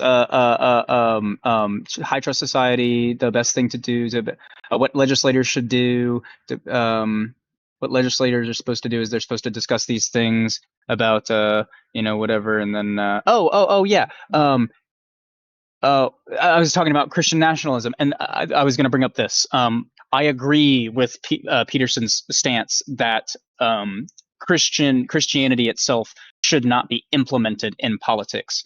If intrinsic, so and there's the logical reason for that. And one thing that Andrew Wilson made a really stupid point, and I was like kind of frustrated because I was like, why did you not like jump on this? Is that he said something like if you know it was something along the lines of structuring the argument that like somebody gets into power and then does like the Christian stuff and it's like good stuff and then it's like oh well then they should have been in power so like Christian whatever nationalists should be in power or whatever. It's like you're doing the correlation equals causation. You're assuming that just because they're Christian and they did good things that they did good things because they're Christian, and that just assumes that people can't do good things unless they're Christian, which you've like intrinsically don't believe if you can agree with what people do that aren't Christian, but then they would just make the argument that I would argue that they are Christian. They just haven't accepted Christ, whatever the fuck. The point is like, it's kind of this weird like fallacy of like assuming that that's just what I was just pointing out that like he made a mistake. He made a big mistake and he could have gotten caught out in it real easy, but like he got let off the hook. But in Yeah. general, I don't think that Christian ethics should or Christian nationalism or whatever should be involved in politics because I think that things like morality get in the way of that logic because I think that logic should come first. You can have ethics, you can have morality. That's personal, that's great, that's awesome, but because there isn't a universal morality that we can agree on, you can't say that one should be implemented in the state. You can argue that maybe that system would be best for society, much like you're arguing that anarchy could be, but you would have to then prove that. But then if your proof is like, oh, it's the best system that we know, quote unquote, blah blah blah blah blah, well then you could just as easily look back on every single way in which it's failed. Look at the number of failed Christian nations. It's like, and then you have to sit there and dissect. Oh well, our Christianity today is different. And then Peterson did a good job of that too. He's like, people in the future are going to look back on you and say your Christianity was bad, like thing like that. It's like, at what level are we drawing the line of Christianity? Where does Christianity real? Like, where is your religion real versus not real? Good versus not good? So you're going to cherry pick when it works, and then you're going to say it worked because it was Christian. Well, what about other examples that aren't Christian that did kind of the similar thing, and then they like that was good? Was that because they were Christian? They weren't Christian. So is it that they're Christian that the good things are happening, or did the good things happen and they just happen to be Christian? It's like correlation versus causation.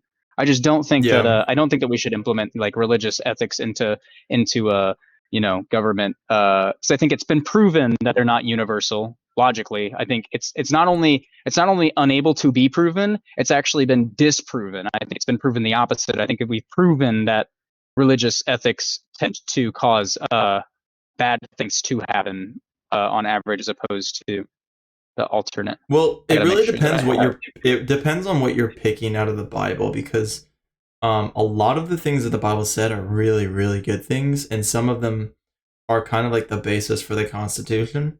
But like some things are also not that way. So, and this is one of the problems. Like people, I don't think people will agree with this, but like the Bible does say a lot of, I would say, contradicting things. So it really depends on the part of the Bible you're looking at. I agree. Are you just saying in But general, or were you going to point out an example? well, I was just saying it's not like it's. Well, I mean, there are examples. I don't feel like going into it, but like, No, yeah, I don't have to. I just wanted my to whole make sure that point, I was. my whole point was that Christianity isn't, or the Christian values. At least I would say modern Christian values are quite good. Everybody tries to use the case of the Old Testament against Christians, like, oh, you want to stone gay people and stuff like this. And it's like that's a fair critique on Christianity as a religion when they're like the holistics, like the Christian holistics, but it just doesn't work against modern Christians because it really is a straw man of modern Christian beliefs in the same way that it's kind of a straw man of like whatever modern Jews beliefs, even though like technically the Jews are supposed to live by like the Old Testament because they don't believe in the New Covenant, so they technically have to abide by like all the Jewish laws and stuff. But like I don't know, they have some reason for not doing that, which I think is dumb. But like the point is, it's like it's just a straw man of their position to say, oh, you want to do the things in the Old Testament, where it's like that's not what they believe. Yes. Yes, And that I could be a agree. critique. That could be a critique of their religious belief, but it cannot be a Yes. critique of their political beliefs. Exactly. I agree. I agree. But the thing is if you take a stance such as like the opposition of like Christian. You cut out, bro. If you're talking, I cannot hear you.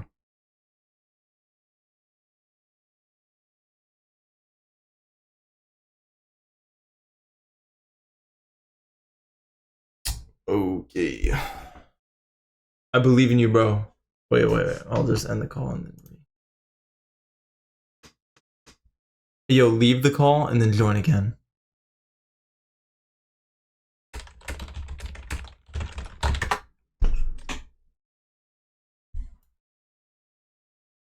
Hey, bro, is that you?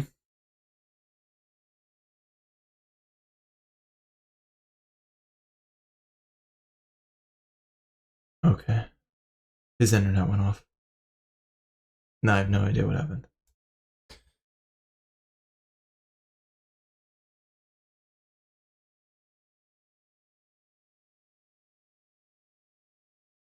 Alright, just skip past this part. Whoever's watching this video, nobody's watching this video this far in. But if you are, like, skip past this part. It's gonna be like, I don't know, 10, 20 seconds until we start talking again. Yo, you still there?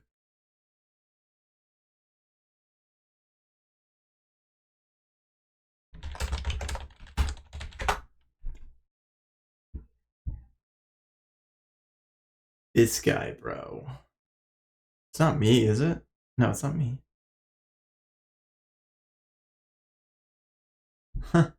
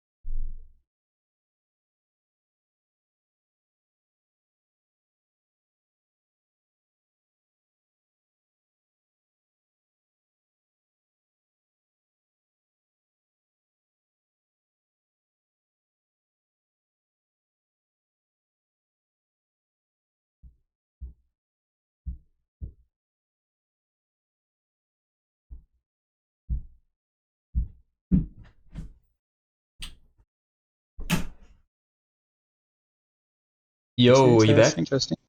Yeah, my computer crashed. Sorry. Oh, okay. Yeah. Anyway, but yeah, I think if you if you take the stance of Christian ethics should be the foundation, then I think at that point you can utilize Christianity to criticize the politics, because if their foundation for their politics is their religion, then at that point your politics are your religion, and at that point, like, they're just, it's the same. It's like combining consequences with morality, like the consequentialism with morality. You know what I mean? It's like you chose to Mm-hmm. do that, so now you are at the whim of. That's where it comes into play, where it's like to bring ethics into it inherently, unless you can agree on ethics, right? Which is where the state, like, the agreement and all the diplomacy comes from, because then you can't prove God, you can't prove religion. It's all faith based, and that's the point of the religion. I would argue you will never be able to prove it, because even if it is real, the point to it is the faith. Blah blah blah. So it's just a messy situation. So even just logically speaking, from that standpoint, they shouldn't even want that, because it's literally makes their position weaker. For whatever reason, they want the things that they want, even if they're right. Yeah. Oh shit, wait, are you there? Yeah, can you hear me? Yeah, I can. Hello? No, I don't know what's happening. Are you good? What's happening over there? Yeah, yeah. I think I just changed my audio settings to make sure they were all set up, and I think it cut out for a second. Okay, cool. I I'm did just want double to checking everything right bring now. it. I did want to bring it a little bit back to abortion because I'm curious about how Yeah. you would. I'm curious about how you would respond to their criticisms of, like, well, the two main criticisms in my opinion is the potentiality argument and also the life argument. Right. Okay. So like the first one is like they would say the fetus has the potential to become life, and so it's wrong to kill something that has the potential to have life, you know? Yes. What do you think about that? So wrong, right? We're taking a moral stance. Mm-hmm. But by wrong, you just mean you value So, that it's not the case. right. So, like, at that point, I would just argue from what foundation. Like, if you want me to argue that, my argument would start at what foundation do you grant that?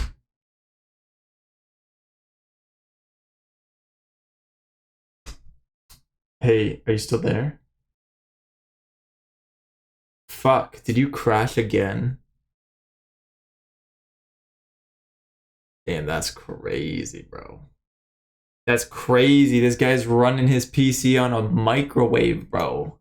And the microwave's not even good. It's like a 1990s mic. No. Yeah, a 1988 microwave. It's not even a good one.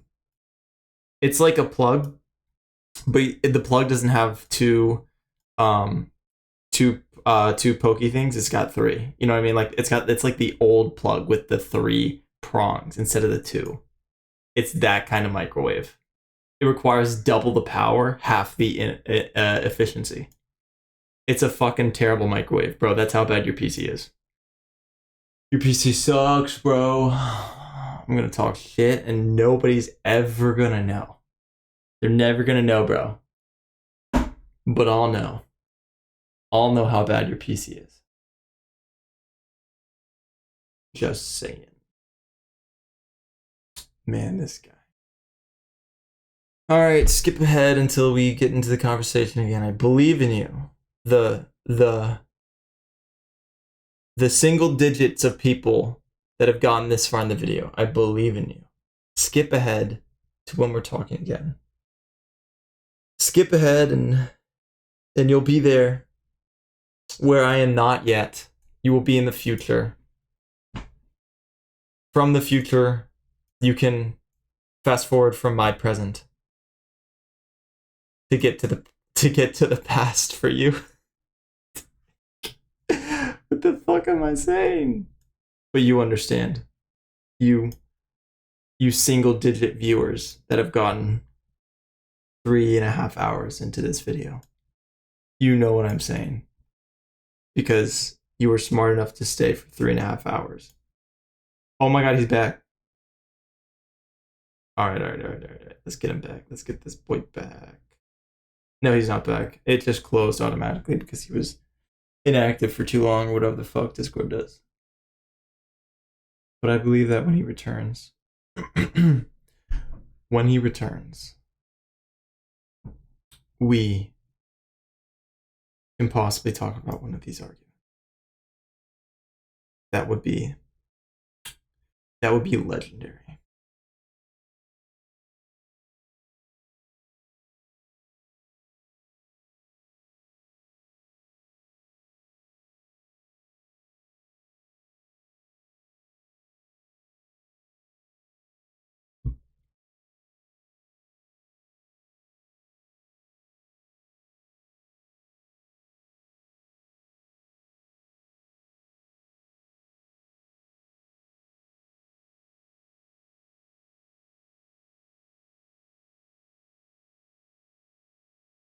Yo, there he is. It's a faulty fan. On your PC? Yeah, I think I fixed it though. Okay, good. The perks of being a military like electronic technician. Yeah. Emergency repairs. I like pulled the fucking if you did repair your PC, that was pretty impressive how fast that was. Say that again? If you did actually repair your PC, that's pretty impressive how fast that was. I didn't actually do anything to it. I just found what it was and I like hit it a little bit to make it work. What's up? Yes, a professional. You smack it around and until it works. Yep. The professional. I just the fan. I pulled it apart and then saw the fan wasn't working, and I was like, that must be why it's like doing what it's doing. And then I just like kind of, I think there was like a piece of dirt or like something in there that was like literally stopping it from spinning. So I just like fucked with it for a second and it started working again. So it should be good. But anyway. So where was I? Defend the. Yeah. So wrong. Exactly. I would first tell them to tell me where wrong is, like why, what, like where you draw the line at wrong, like what's the standpoint for that, depending on how they want to approach it, right? I guess the consequentialist versus the moralist, is that what that would be? Yeah. Yeah. They would just say, but how can you do this? Dude, have you seen the whatever debate with Destiny against those two pro-life women? No, but I'm assuming it was hilarious, to be honest with you. So it's so funny. Dude, before Destiny went psychotic and insane, I loved him. Like he was such a good debater. Like he still is. Did go crazy. He's got some bad takes. He does. He has some very bad takes, but dude, he fucking destroyed those two conservative. Dude, there's like conservative Karens are not as bad as liberal Karens, that's for sure. But like conservative Karens are still Karens. You know what I mean? It's still bad, bro. It's still bad. Yeah, it's anti-intellectualism. At least the liberal Karens, like it's pretty, like they don't like pretend to be smart. Conservative Karens, there's this like weird, like pseudo intellectual speak, like a superiority. Yeah, like when Candace Owens opens her mouth. When Candace Owens opens her mouth, I'm immediately like cringing so fucking hard, dude. Damn. Yeah. But yeah, so anyway, so yeah, no, I would agree with you. So my argument for this is and I guess you could literally just say that, like, why is that wrong to kill something that's not alive yet?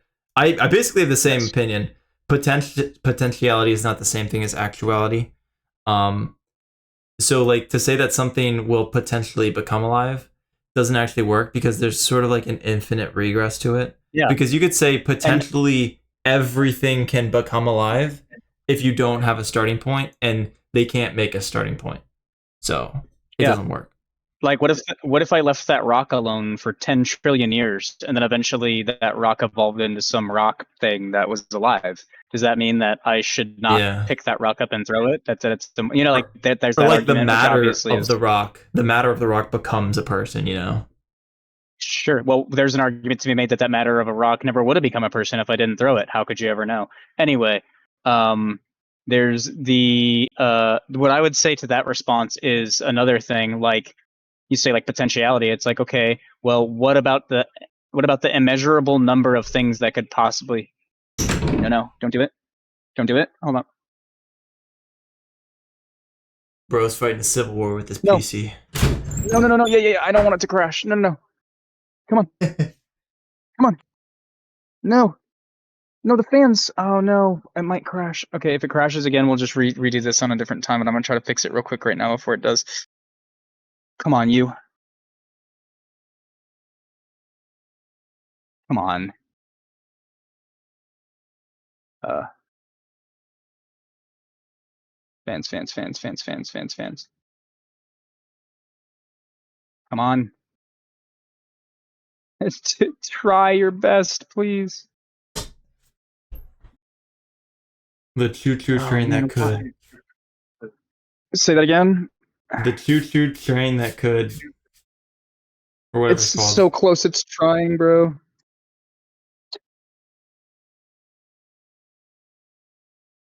Bro, you need to upgrade your PC. I do. Fuck. It's trying. Please try. I believe in you, baby girl. Anyway, while I'm still here until I die, I guess I'll try to talk.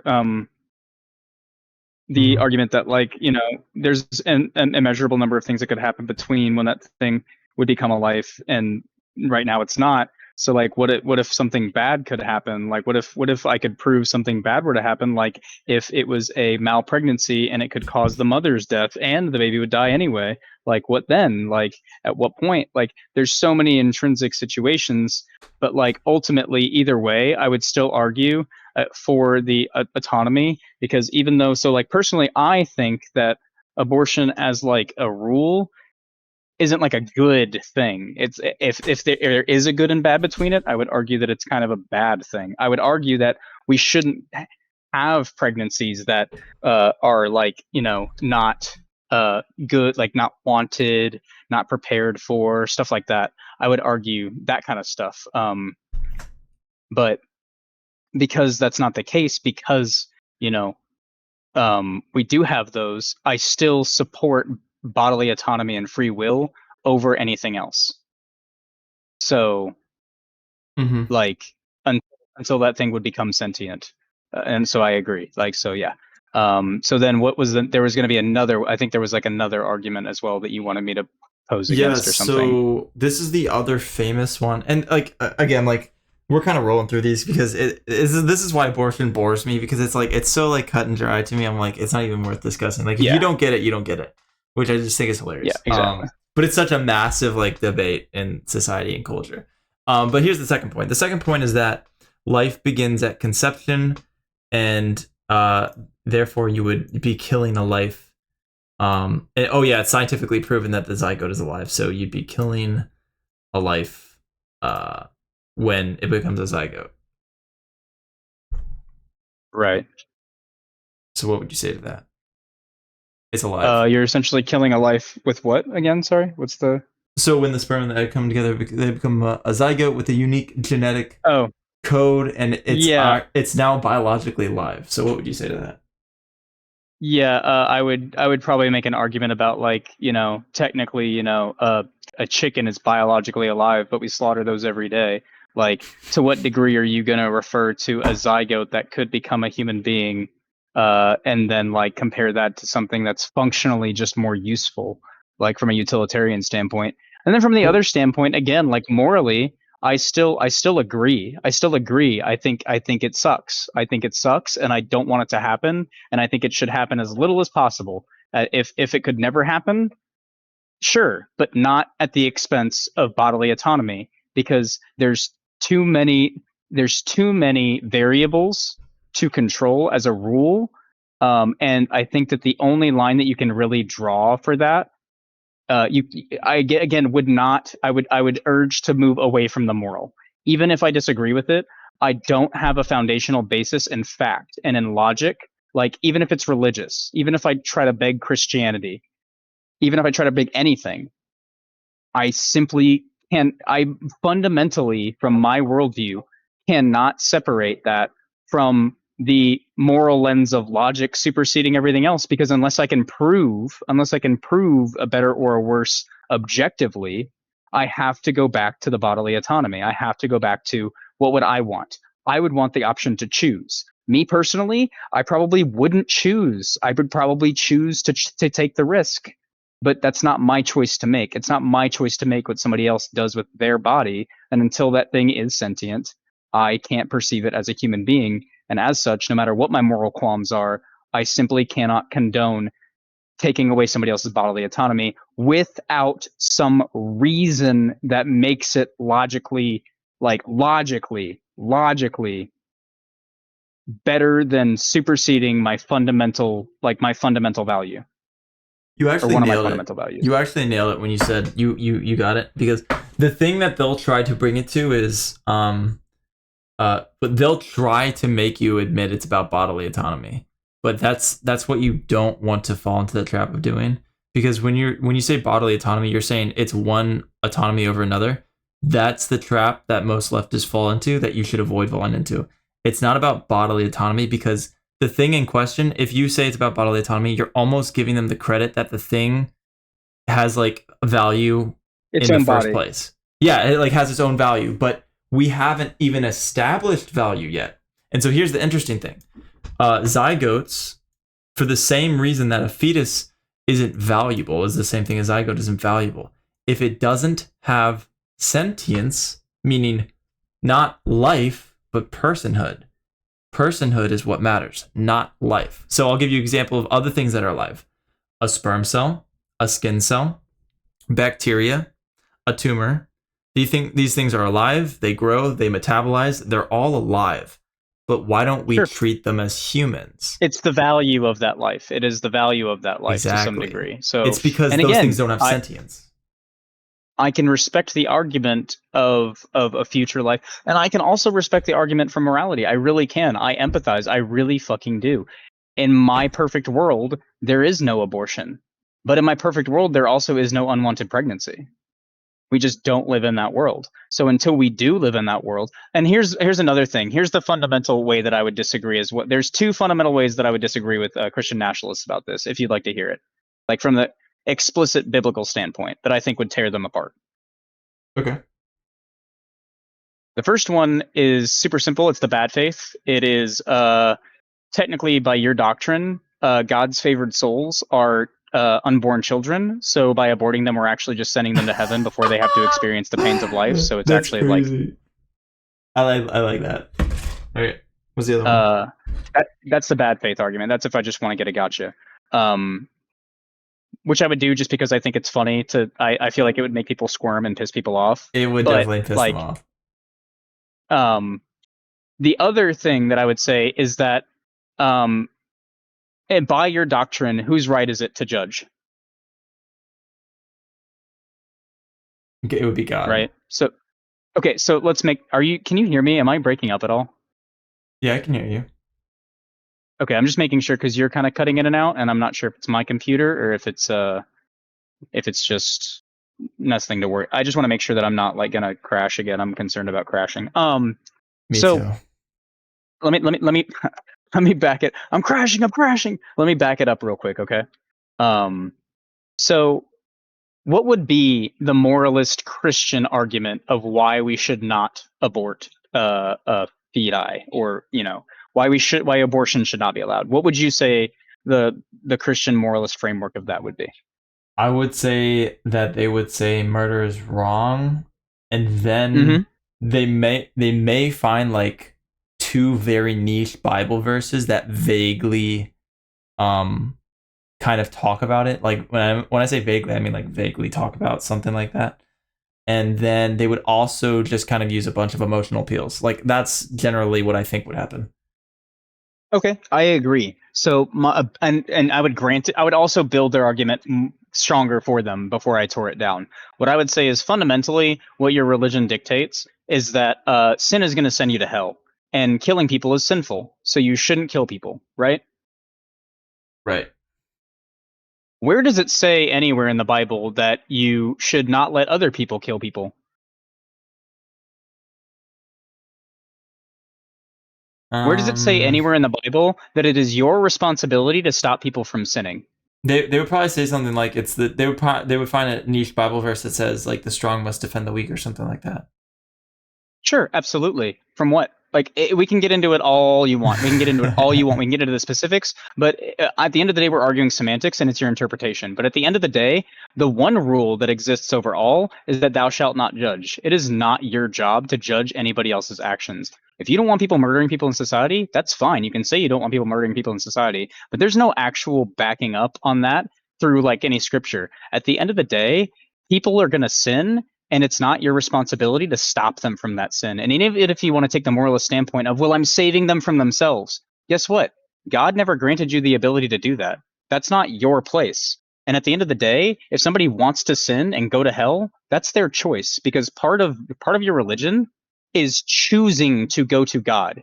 It doesn't mean anything if you force people into God. They're not going to go to heaven if you hold them at gunpoint and say, accept Jesus Christ as your Lord and Savior right now. You're not saving their soul. They have to choose for themselves. If they want to choose to sin, i.e., even if abortion is wrong morally, they should be able to choose to sin. Now, how we want to treat them after that, we can talk about.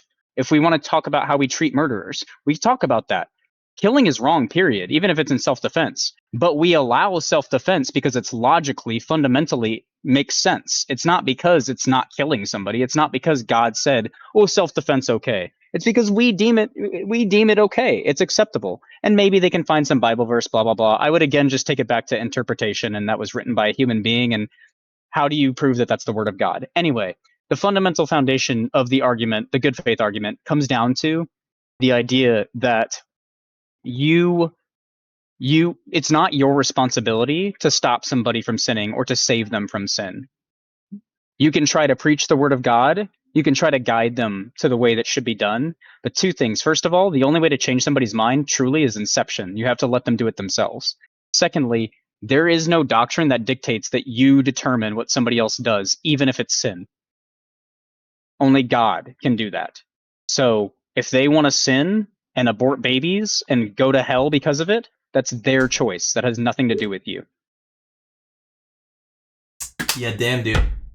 That's actually you kind of just summed up like my entire critique of Christian nationalism, which is that if people are not doing crimes that harm other people, harm themselves, it's not their place to force their own religious beliefs on another person. Doctrine. Yeah, their own doctrine on another person. That's exactly the case I Unless made. unless that doctrine is agreed upon by like the majority rule, essentially by democracy, unless that doctrine is universal, which it is not universal. Maybe it should be. You can argue that it should be. I will grant you that. Let's argue that it should be, but it's not. And until it is, you cannot fundamentally make legislation about it, because that's the point of living in a free society, whether you like it or not. Whether I Yeah. like it or not, I have to exist under Trump's regime, whether I like it or not. That's just the system that's why democratically we have to do this. But there is no fundamental logical standpoint that you have to stand on to make the argument that you do. It's not logical. Just accept that it's moral and fundamental, and then we can get to talking about why facts don't care about your feelings. So true, bro. So true. So No, I thank you. think you're right. It was yeah. I mean, like at the end of the day, it's not even me being right. It's just the fundamental foundations of logic. If you take it to its logical conclusion, like at the end of the day, if you can somehow prove to me that the scripture in the Bible is unequivocally true and makes sense, which there's just so many grounds on which I would fight that and probably win, then you can't introduce it in a doctrine. And as long as I know that that's your standpoint, your foundation is weak. It's flawed from the start. Yeah. And like, So. yeah. Enough said. Enough said. And that's also coming from, like I said, I would love to believe in Christianity. I hope that Jesus is real. If I am some form of religious, I would say I'm Christian, specifically because I believe in what I think the teachings of Jesus Christ are. But that's it. That's the whole point. Is it's what I think. It's my interpretation. It's my faith, and I don't get to dictate other people's faith based on my faith. if I have any. Yeah, that's true. Um, So yeah, so any that's abortion, and that's what we kind of talked about Christian that's nationalism too. abortion. But Yeah.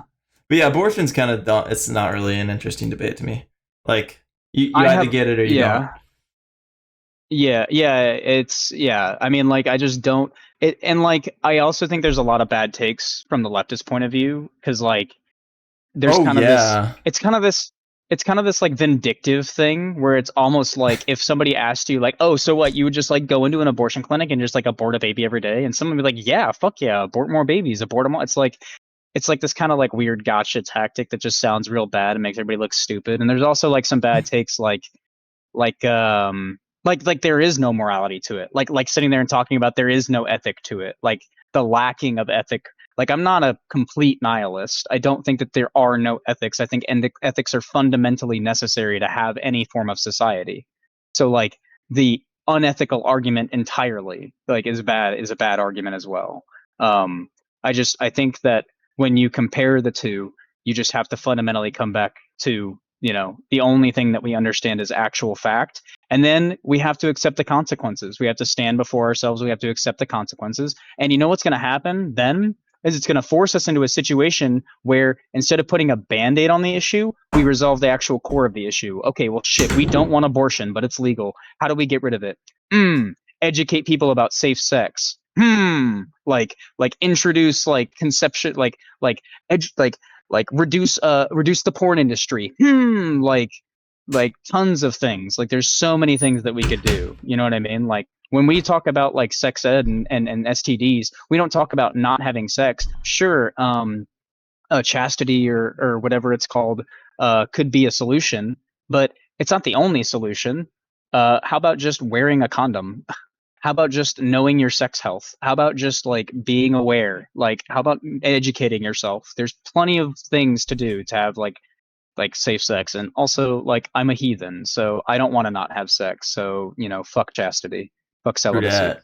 I would even argue that I would even say that I think both sides are actually wrong about this issue, but like not like so I would say that more education about sex, like I would say that's fair enough, but I wouldn't say that's the main solver of the problem. And then for the other side who like wants to ban all knowledge of sex instead, like kind of like I would say the real solution is to have like strong healthy families. That's probably like the ideal fix, because if you have a strong healthy family where the parents are involved with the children are just going to be raised well, and they're just going to have like good values, and they're going to be smart about all types of decisions they make anyway. And yeah, you can throw in sex ed Not there too, but I not don't think that's the main necessarily. solver. I think the strong family is the main solver of the problem. I don't agree. I mean, I agree that I guess a strong family, whatever you define a strong family is, I agree that a healthy family dynamic is important to the development of children. But I don't necessarily think that you like require some kind of family dynamic to reduce try like like it's not required, and I would argue that it's not even optimal. I would argue that is kind of like almost like I don't know about how effective. I think it's effective. I think it like, but again, it goes back to like, what does that mean? Like, what are like you're teaching like that's sex education still. Like, even if the family's teaching the sex education, if the public education system's teaching the sex education, the issue there is that like we don't legislate how parents parent their kids. We don't legislate what parents teach their kids, which like I don't think you should be forced to like teach your kids anything specifically. I mean, public education is mandatory in most states, if not all states now.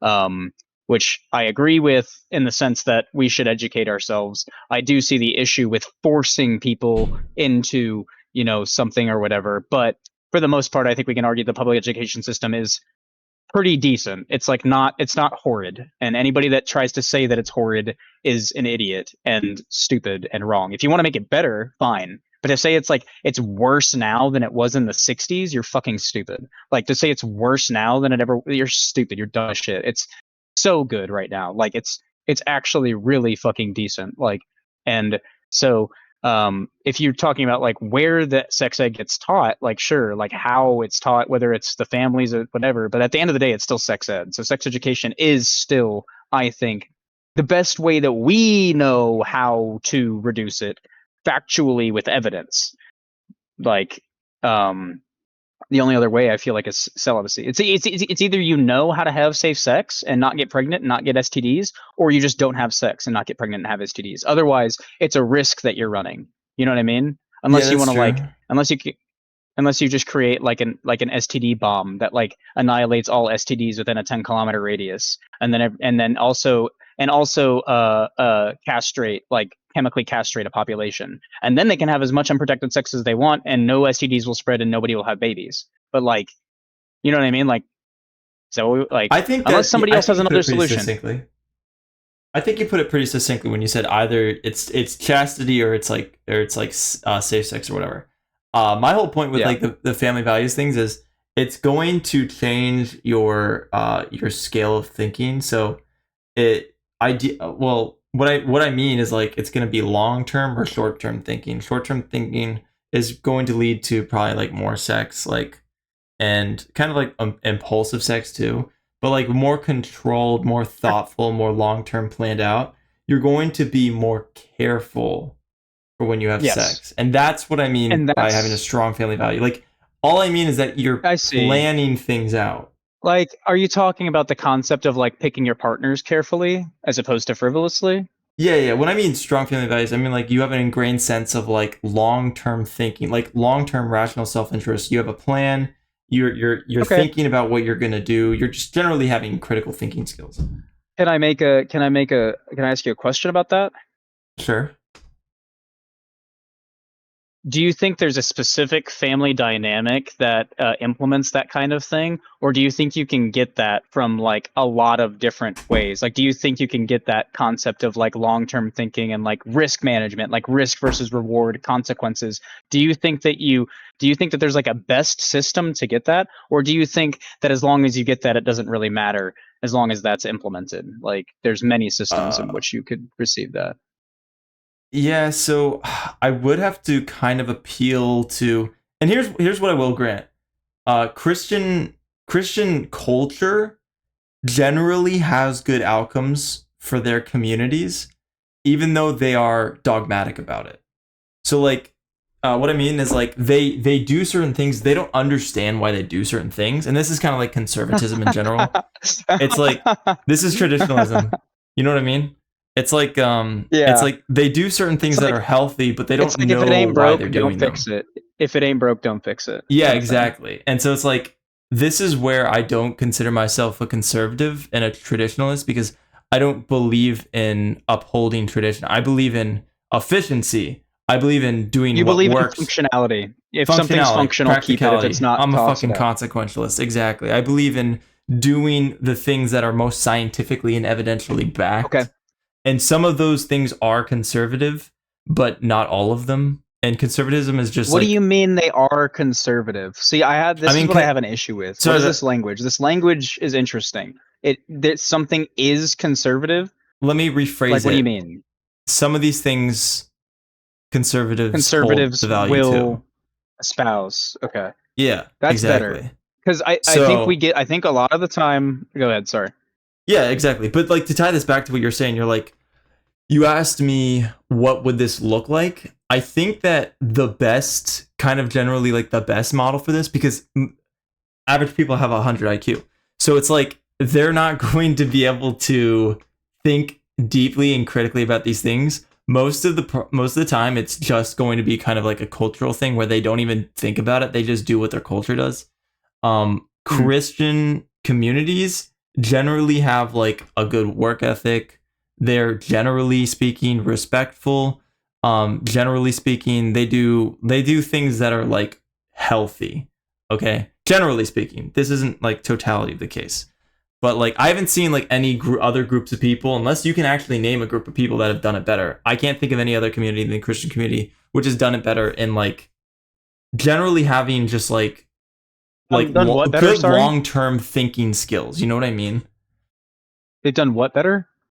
They have like more long term thinking skills. Like they have more discipline. They have better work ethics. They're kind of like more grounded in like you know And this is like the whole fucking libertarian, like pull yourself up by your What about bootstraps, Bushido? accept responsibility. What about Taoism? What about Bushido. yeah, what about Shinto? What Yeah, but about those are like religions. Those aren't cultures. what? What do you did we talk about Bushido or no? Have we No, talked about Japanese culture? Okay, Japanese culture, their religion is bound to their culture is their religion is their religion. It's is their culture. It's bound together. It's that's all actually bound fair. together. Like the That's fair. so like and that's kind of how Christianity is technically as well, like the way it's fundamentally become. I mean, we can talk about like where that comes from and what I think about Christianity truly, but like ultimately it became a system, it became a culture. It might have started out as a religion, but that religion turned into a society in and of itself, built on like the foundations of entire nations were built on the backs of these religions that became, I would argue that like we live in a technocracy right now that is in and of itself a religion. It's a religion based on science. It's a science information based religion, but it's still a religion nonetheless. It's what the society itself is built on. It's the foundational beliefs. Now, that all just being said, you said that you would argue that Christianity does a good job. Do you think it does a better job than? You think it does a provably better job of building a disciplined forward thinking ethical society than any other religion has? Well, first of all, maybe, but also like I wasn't talking about religion generally speaking. I was talking about like communities. You know what I mean? Just a community. Yeah, Okay, just so like a you think that community. Christianity is a community, like okay, I mean, Well, I you mean see like where the Christian communities. So like if you were to say like a Japanese community or like you said Bushido, like if you were to name a Bushido community, I'm not exactly familiar with Bushido communities, but that could possibly trump a Christian Bushido or is a more a conservative philosophy. community. Bushido is more a philosophy of Shintoism, and Shintoism was like essentially the religion of Japan up until like like the 18th century. But Bushido was essentially the way. It's like the way, right? Mm-hmm. Of the culture there, which was based on the religion of Shintoism, right? Anyway, that's what I mean when I say Bushido. So just to clarify, so but that I kind of brought it up just to I was kind of baffled when you said that because like when I think discipline, I mean when you think discipline, what is the first kind of person that you think of? Like what's the first trope that you think of when you think discipline? I I don't know, stoicism, like what? What are you alluding to? The samurai. Like I immediately think samurai Oh, without a okay. doubt before anything else. A monk, like a Taoist monk or a samurai. You know what I mean? Like Yeah, that's fair. the dudes that literally if they betrayed if they not betray but like if something through a specific circumstance were to occur, they would literally take their own life. Like I can't imagine a more ceremonially, I cannot And imagine a more exhausted. I was gonna disciplined human being than somebody who follows such a doctrine to the point of taking their own life purposefully for no reason, like for no end purpose other than to prove a point. Like that's what I think of discipline. So I didn't mean to. That was kind of my like my debate, bro, like attitude coming out when you said like you think that Christian communities are. I'm like, Yeah. no, bro, no. Samurai trump everybody in discipline. Sorry. Now that being said, samurai also ended up being like horrible people, like raiders and like oligarchs and stuff. But the concept of martial arts and Japanese culture being very disciplined is very true. But that doesn't necessarily mean that discipline is good. Discipline can be bad. Like all things in moderation. When you take something to an extreme, it can Yeah. obviously have bad results. So, I agree. um, But like that was all just to prove the point of like you asked me how do you think we would implement like more safe sex in society? families. Yes, I was asking you about the family values, and I asked you, Exactly. do you think like a specific family value is Yeah. necessary or a family dynamic is necessary? And so your answer was that you haven't seen one as effective empirically as like kind of the Western Christian, I Exactly. guess, like Exactly. nuclear family. Okay.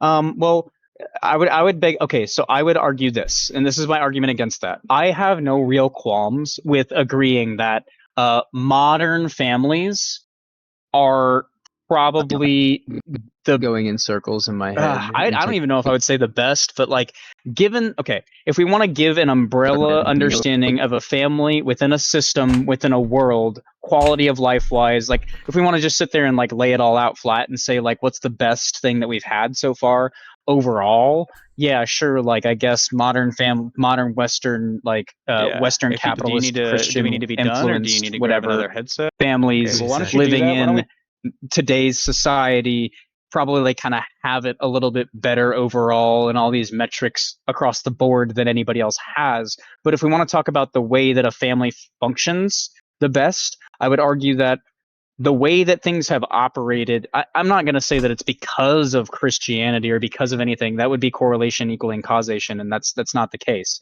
But I would argue that the way things have gone, it's kind of this idea of like I feel like here's the problem. Okay, I feel like I'm getting away from the topic, and I don't want to get away from. I don't think we necessarily disagree about that. What I want to ask you is, do you think that there's an issue with having like homosexual relationships as far as parents are concerned? Do you think there's an issue with having like maybe polyamory as like a relationship, or like maybe having no parents and instead of having, I mean, not no parents, but like instead of parents being the primary like caregivers, having like a communal caregiving system for children where yeah, you have your parents and they're your parents, but you're also taken care of by the tribe, like, and they're basically your extended family. They might as well be your, they used to have den mothers were like a thing, where like essentially it was like the nanny that would take care of all the kids while everybody else toiled all day because work had to get done, but the children had to get raised, so you appointed somebody to raise them, but like the community worked together to raise people. My question is, do you think that your values that you want to be implemented in the family, which I validate, I think are good values, do you think that they can be implemented without the presence of like a some kind of structure, like a heteronormative structure? Like, do you see what I'm asking? I do. I'm I see asking what you're about like the asking. No, I see exactly what you're asking. I will say this. I am willing to be persuaded for any case, and actually, I believe that children are more like resilient than people make them out to be. Like a lot of people like, and this isn't to say that yeah, like children are like able to be independent or to be autonomous. taken I care just of. think Yeah. I think children are resilient and adaptive, and I think that there is not just one way to do it right. I think that there can definitely be multiple different ways. Like different societies have raised children, and generally speaking, like they're still alive, and generally speaking, like their values aren't like incredibly different. So Right. whether you're whether you're living in a Muslim household where the father has like three wives and like multiple children, or you're like in Sure. some gay couple household with like a son being raised or something, I think either one could work out definitely, depending on the treatment of the child and the values of the family. And I think if they all kind of preach like the same thing, which is like raising the child to have like a decent amount of freedom and independence and learn to think critically and be like eat healthy and be physically active. I think that generally speaking, it doesn't really matter too much. As long as it's not like super degenerate, it doesn't matter where the child comes from. They're probably going to end up all right. Okay. Like acceptably raised. Like you would argue that the acceptable good parenting limit can be met regardless of structure, so long as the foundational values of what raising a child is are there, i.e. what I would argue. So I'll go ahead and state my argument. My argument is that the only thing that matters when raising a child is ensuring that all of their needs are met primarily, their physical, their emotional, their mental, right? Their spiritual, I would say, but I would argue spiritual kind of umbrellas. I think that the spirit is kind of like, a little bit extra, like it kind of comes together and equals the spirit. You don't necessarily need to have a religion or even a spiritualism to have a good spirit, to have a good self. I think the spirit is the ego and the ego is the self. And I think that all stems from having good foundation of mental health, emotional health, physical health. That being primary, secondary being education, right? A foundation of critical thinking, right, and the development of the frontal cortex. And on top of that, just happiness. I think happiness makes people more functional. Even if, I think from my ethical and moral standpoint, I think happiness is great. I am kind of a hedonist. I genuinely do believe that ultimately nothing. If nihilism is real, at the end of the day, hedonism doesn't matter. Just be happy as long as you're not fucking with anybody else. Free will, all that jazz. But critical thinking would also dictate that you make long-term good decisions for yourself for multiple reasons, and those reasons are yours and yours to value. But those values, like, I think that you should also harbor individuality, which allows people to grow their own values. But I think that those values should always be based upon, again, this is where I would prescribe empathy to be the ethical framework by which you should teach people to have their values. Because if you're striving for empathy, you're always taking into account other people as well, which is important if you're going to live into a society. Like, it's just, it all kind of feeds together. So if you think that there needs to be more than that, I would like to hear it. But I Well, I'd like to build don't a know how you bridge would to you. convince me. I'd like to build a bridge to you. I accept that empathy is definitely important and necessary condition. I would just say that the ego is the primary importance, and empathy is a necessary condition to self-actualizing the ego. I don't think it's a necessary condition for doing that, because if your ego is without empathy and you're a sociopath and you can't empathize with other people, you become a serial killer, right? And I think that we can both agree that unless you're serial kill, we can get into this too. Consent is a wonderful topic, but if you're serial killing people who aren't consenting to it, who don't want to be serial killed, it's probably not a good thing, right? So that's kind of like my passive aggressive way of saying it's bad. It's so just because this is recorded, just to make sure people understand, serial killers are bad, right? Serial killing people is bad. Bro, you But think anybody's watching at like the 4-hour mark? You think that's that's hilarious. Maybe, I don't know. I'm kidding. But yeah, no. But all yeah, I mean so is that like you don't need empathy to actualize the ego if the ego is completely selfish. I think empathy is what allows the ego to extend beyond the self, and I would argue that it's transcendental. okay. I just mean to flourish. Empathy is probably a necessary condition. For society, I agree. Yes. Well, for the self to flourish, I would say empathy is a necessary condition. Hey, I would agree too. I just don't think there's a way that we can logically prove that, to be honest. Unless you think that. Well, no, I guess you can, No, in the you're sense right. that humans are social creatures.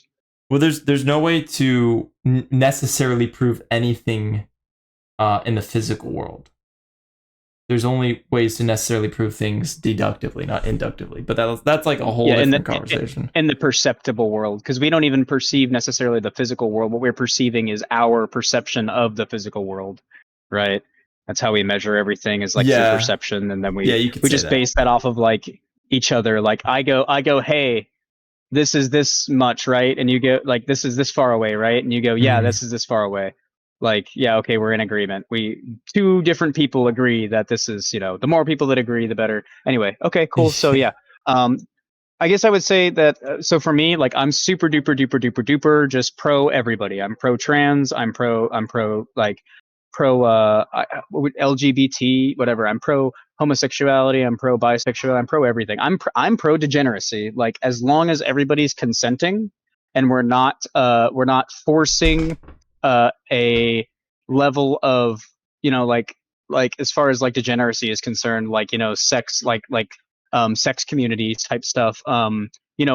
PDA is generally frowned upon because it's a personal thing, and you shouldn't subject other people to your personal private life without their consent, kind of thing. So like, we kind of accept an intrinsic level of like heterosexual like kissing in public as acceptable because it's normative.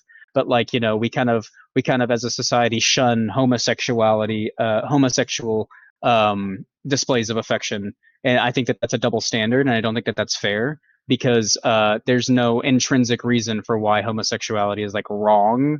And oh well, you're exposing it to the kids. It's like, I mean, they don't even know what that means unless you're teaching 5-year-olds about like love and sex, which I would argue is kind of weird.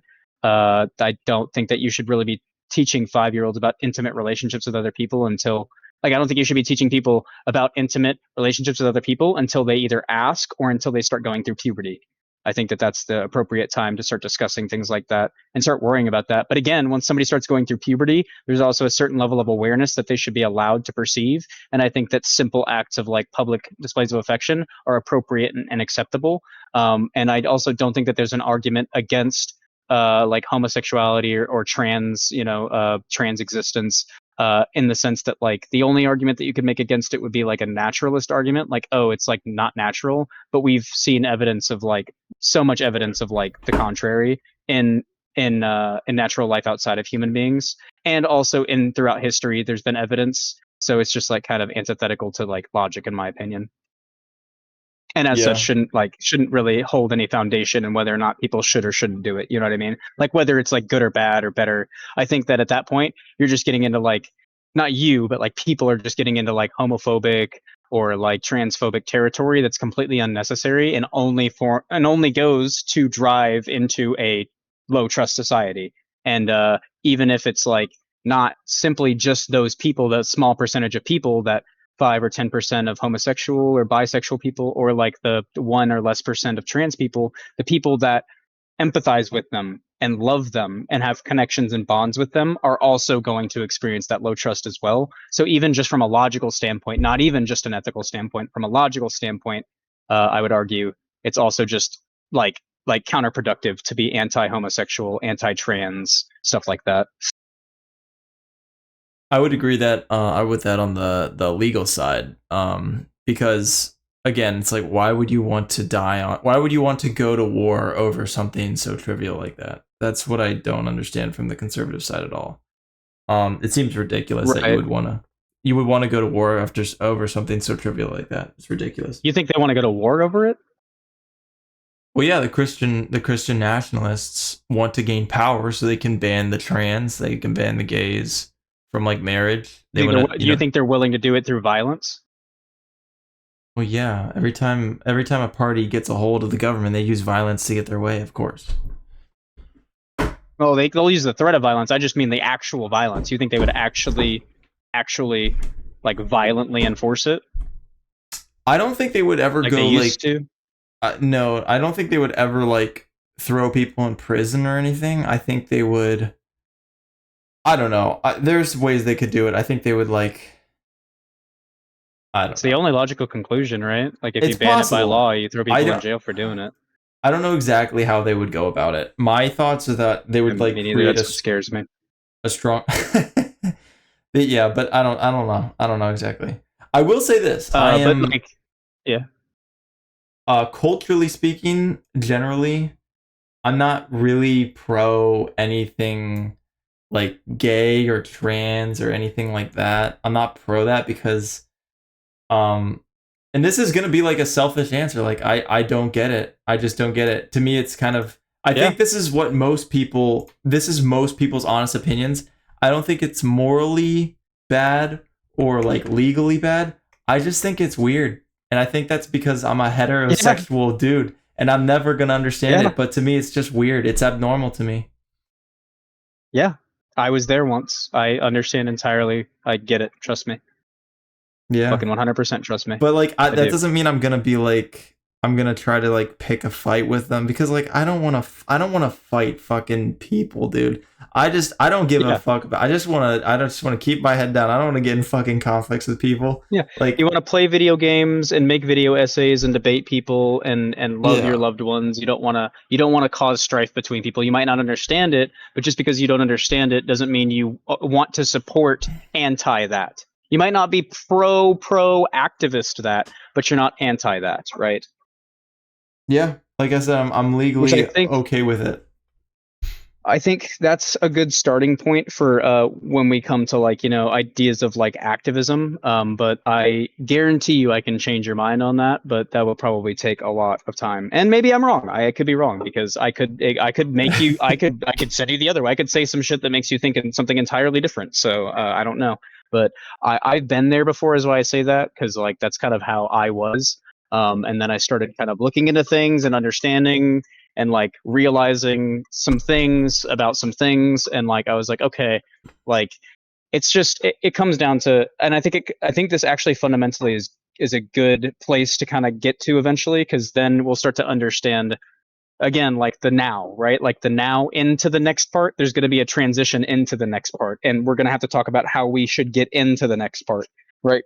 And then after that, we should talk about, once we're in that part, how we should transition into the next part, however many iterations of the matrix there are going to be, right? It's you got to get Yeah. into there has to be a transitional period, and how you transition is just as important as the transition as the result, right? Like if not more important than, because like you said, if you do something the wrong way, you end up producing an antitrust, like a low trust society or whatever. So, and you don't want to do that because that's antithetical to the result. Um, Yeah, like while I uh, think those things are weird, I would never want to fight anybody over it, because there's really just more to lose when you right. escalate tension. There's more to lose, so there's really no good point to doing it. And I don't know how you're gonna what are you gonna convince me of? Like I'm okay with it legally. Like what are you gonna convince me of, Because bro? because the this is where I would say like I explicitly stated that you're not like pro activist Yeah, LGBTQ plus whatever, but you're not anti, right? you Well, think you're gonna make me an I think I activist? could I think I could make you pro activist. As in, you don't have to be an activist yourself, but I think I can convince you to support the activism of it Do you mean if you like don't already. culturally? What do you mean, like culturally? Yeah. Culturally, yeah. I mean, maybe. I doubt it, but I think I could maybe. change your mind. I think I can make you think, if you don't already, that a gay couple or a bi couple or a trans parent or any of these people could do as good of a job, if not better, than a traditional heteronormative family. To the degree to which I think I could make you literally think that it would not matter.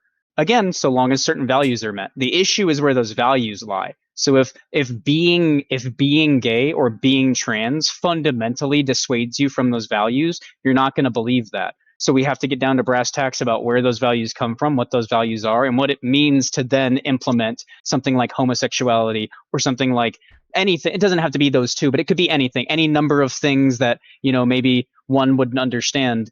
And then that's because you said like you just don't get it, which is perfectly like there's things I don't get. I don't get the support of capitalism. But you're starting to convince me of what you mean when you support capitalism. I believe in freedom. I believe in the ability to exchange goods and the ability to not have something enforced on you to be able to do that. I think if you have 12 schmeckles, you should be able to slap those in somebody's face and they should be able to hand you a beer. Like, I think that you should be able to decide. Bartering should be able to be a thing. You know what I mean? Like, I don't think that there needs to be like a set in stone, like whatever. But Yeah. I I'm still mean, like anti-capitalist. But you're starting to kind of make me understand what it is to say capitalism. Like, like I'm if anti late stage current capitalism, but you are like a genuine capitalist or whatever. You know what I'm saying? yes, yes, I am a genuine capitalist. I'm also a nice guy. Thank you for understanding that. But all I mean by saying Anyway, that, like, all I mean by saying that, like, I don't even necessarily think I disagree with you. That with the possible evidence of like, now I think it's an uphill battle to say that like a kid could be raised better in a trans or a gay household. I think that's going to be an uphill battle for you. But I'm not like against the if you bring the proper evidence. Yeah, I yeah, could end up agreeing with you if the evidence is in fact hmm strong. But what I mean by like I wouldn't want to. culturally Uh, pro or against it is all I mean is that like I'll be like, yay, gay and trans. Like I'll never be like that. I'll never be like, yay, gay and trans. I'll never just be that way because in my nature, I just think it's weird. In my nature, I think it's abnormal. I can't sure. empathize with a dude kissing a dude. I can't empathize with that. And like it's in my nature to not be able to do that. That's all I mean by like culturally I won't support it. I'll pose you one thought before we move on that you can ponder if you'd like, if you'll allow me. Sure. Sure. You care about people that you don't know to some degree? What do you mean by care? Like if a Ukrainian person got shot in the head by a Russian, like a Ukrainian civilian got shot in the head by a Russian military, like would you feel like kind of sad? Like does that kind of make you sad a little bit? I mean, in like the worst way possible, like because I'd be like, oh shit, like the sadness level is increased and the economic level is decreased. In that way, yeah. But now But you don't like it. You don't empathize with that person that you don't know. Like you don't kind of think about like what maybe their family might feel like the feelings themselves, the actual feelings themselves, the feelings of happiness, sadness, pain. Do you feel that when you see something like that happen or think about something like that happening to somebody that you don't know? If there's like a news story and they kind of like highlight the details, yeah, I'll feel sad about it because I'll be like, because I'll start to empathize. I'll be like, oh shit. Like, for example, like that one story with the girl on the bus, the white girl on the bus, like, holy fuck. Like, I didn't know that girl at all, but I feel fucking disgusted and terrible. What happened with the girl on the bus? What happened? You know, the white girl on the bus that was like stabbed to death. Oh shit. Do you know what I'm talking about? No, I didn't hear about that. Her name's like, she was like a Ukrainian refugee, whatever. The point is like it depends on like how well I know about the story. Like the more I learn about the story, the more I'll empathize. Yeah. But to some degree, you have the proclivity to empathize with people that you don't know. Yeah. Okay. So this is what I would pose to you. I would say, you know, if these people are not harming anybody and they are happier because their activism leads to more inclusion in society, right? Maybe you'll also feel happy too. And in that essence, you would be like, yay, gay, yay, trans, because they're happy. And so you're happy because they're happy, because empathy.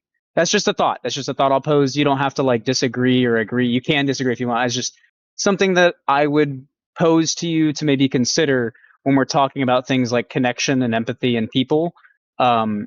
You know, I understand what you're saying, where you're not gonna like, you know, you're not gonna have maybe as powerful a response as I'm not gonna have. It's literally like before when I was telling you like I'm never gonna be black. I'm never gonna be black. I'm never gonna be gay. I'm assuming I'm never gonna be trans. But because of my proximity,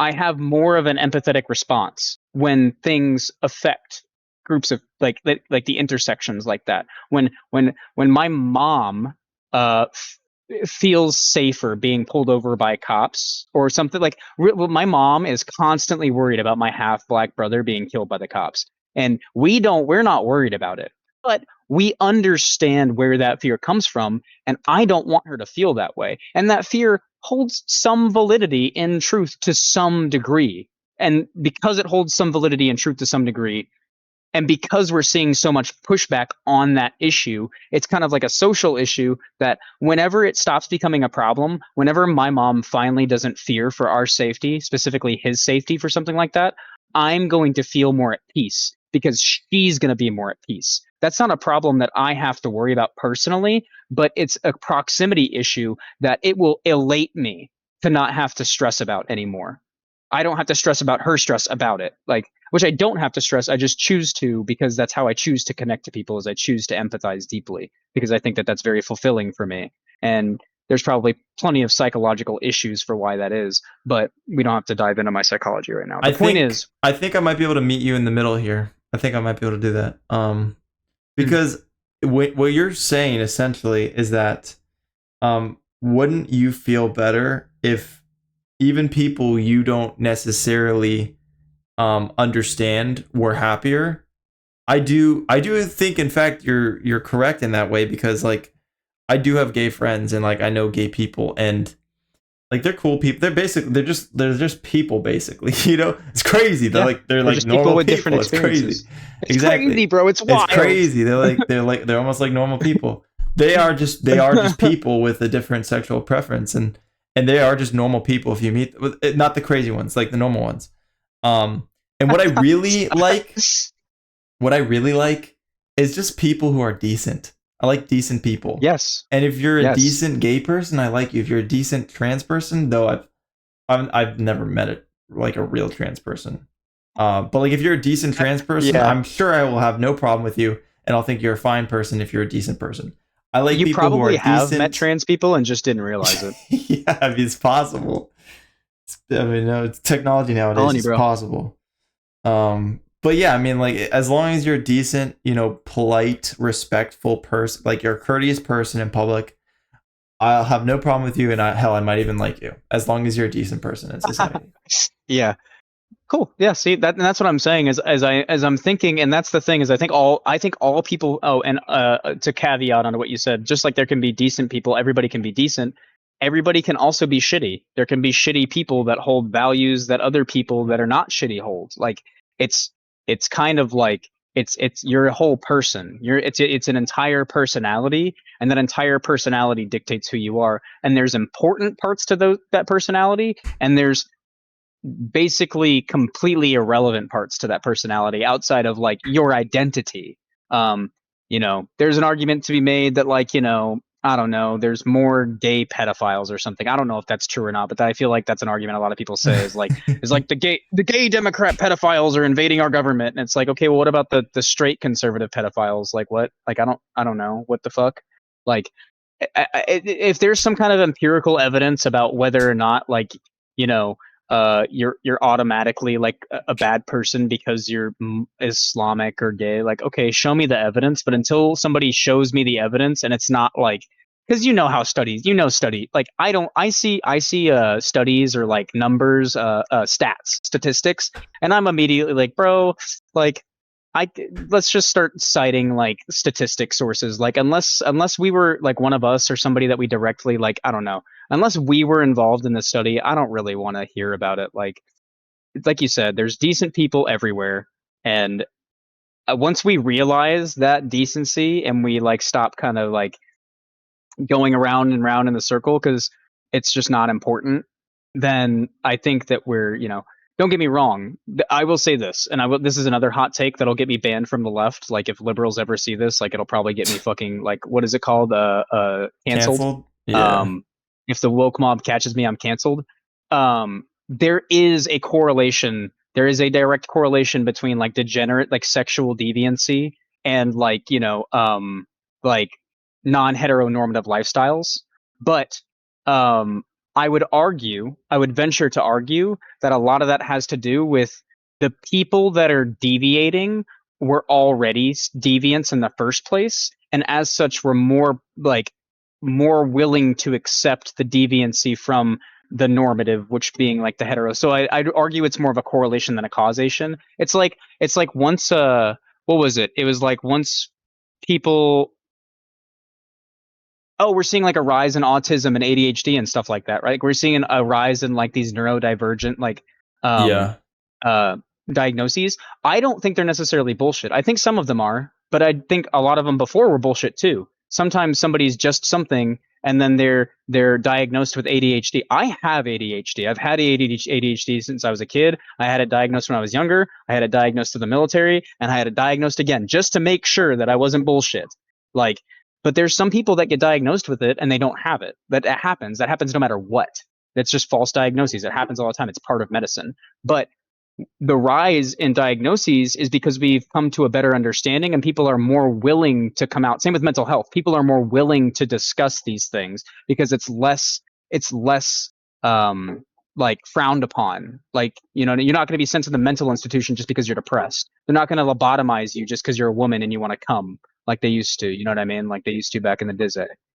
They were like, this bitch is horny, let's fucking lobotomize her. And then Ugh. like, so but that being said, like, so I will grant there's like a correlation, and I understand where people come from when they say stuff like, oh, but there's like more gay like pedos or something like that. Like, I don't know if that's a real argument, but I feel like I've heard that before. I will understand where that's coming from, but I would urge people to remember that correlation does not equal causation, and that these things are a result of society being more progressive in general, and like this is just how people operate. Like things are exposed in layers. They're exposed in layers, and you're a bad person before you're straight. You're a good person before you're Christian. You're these things.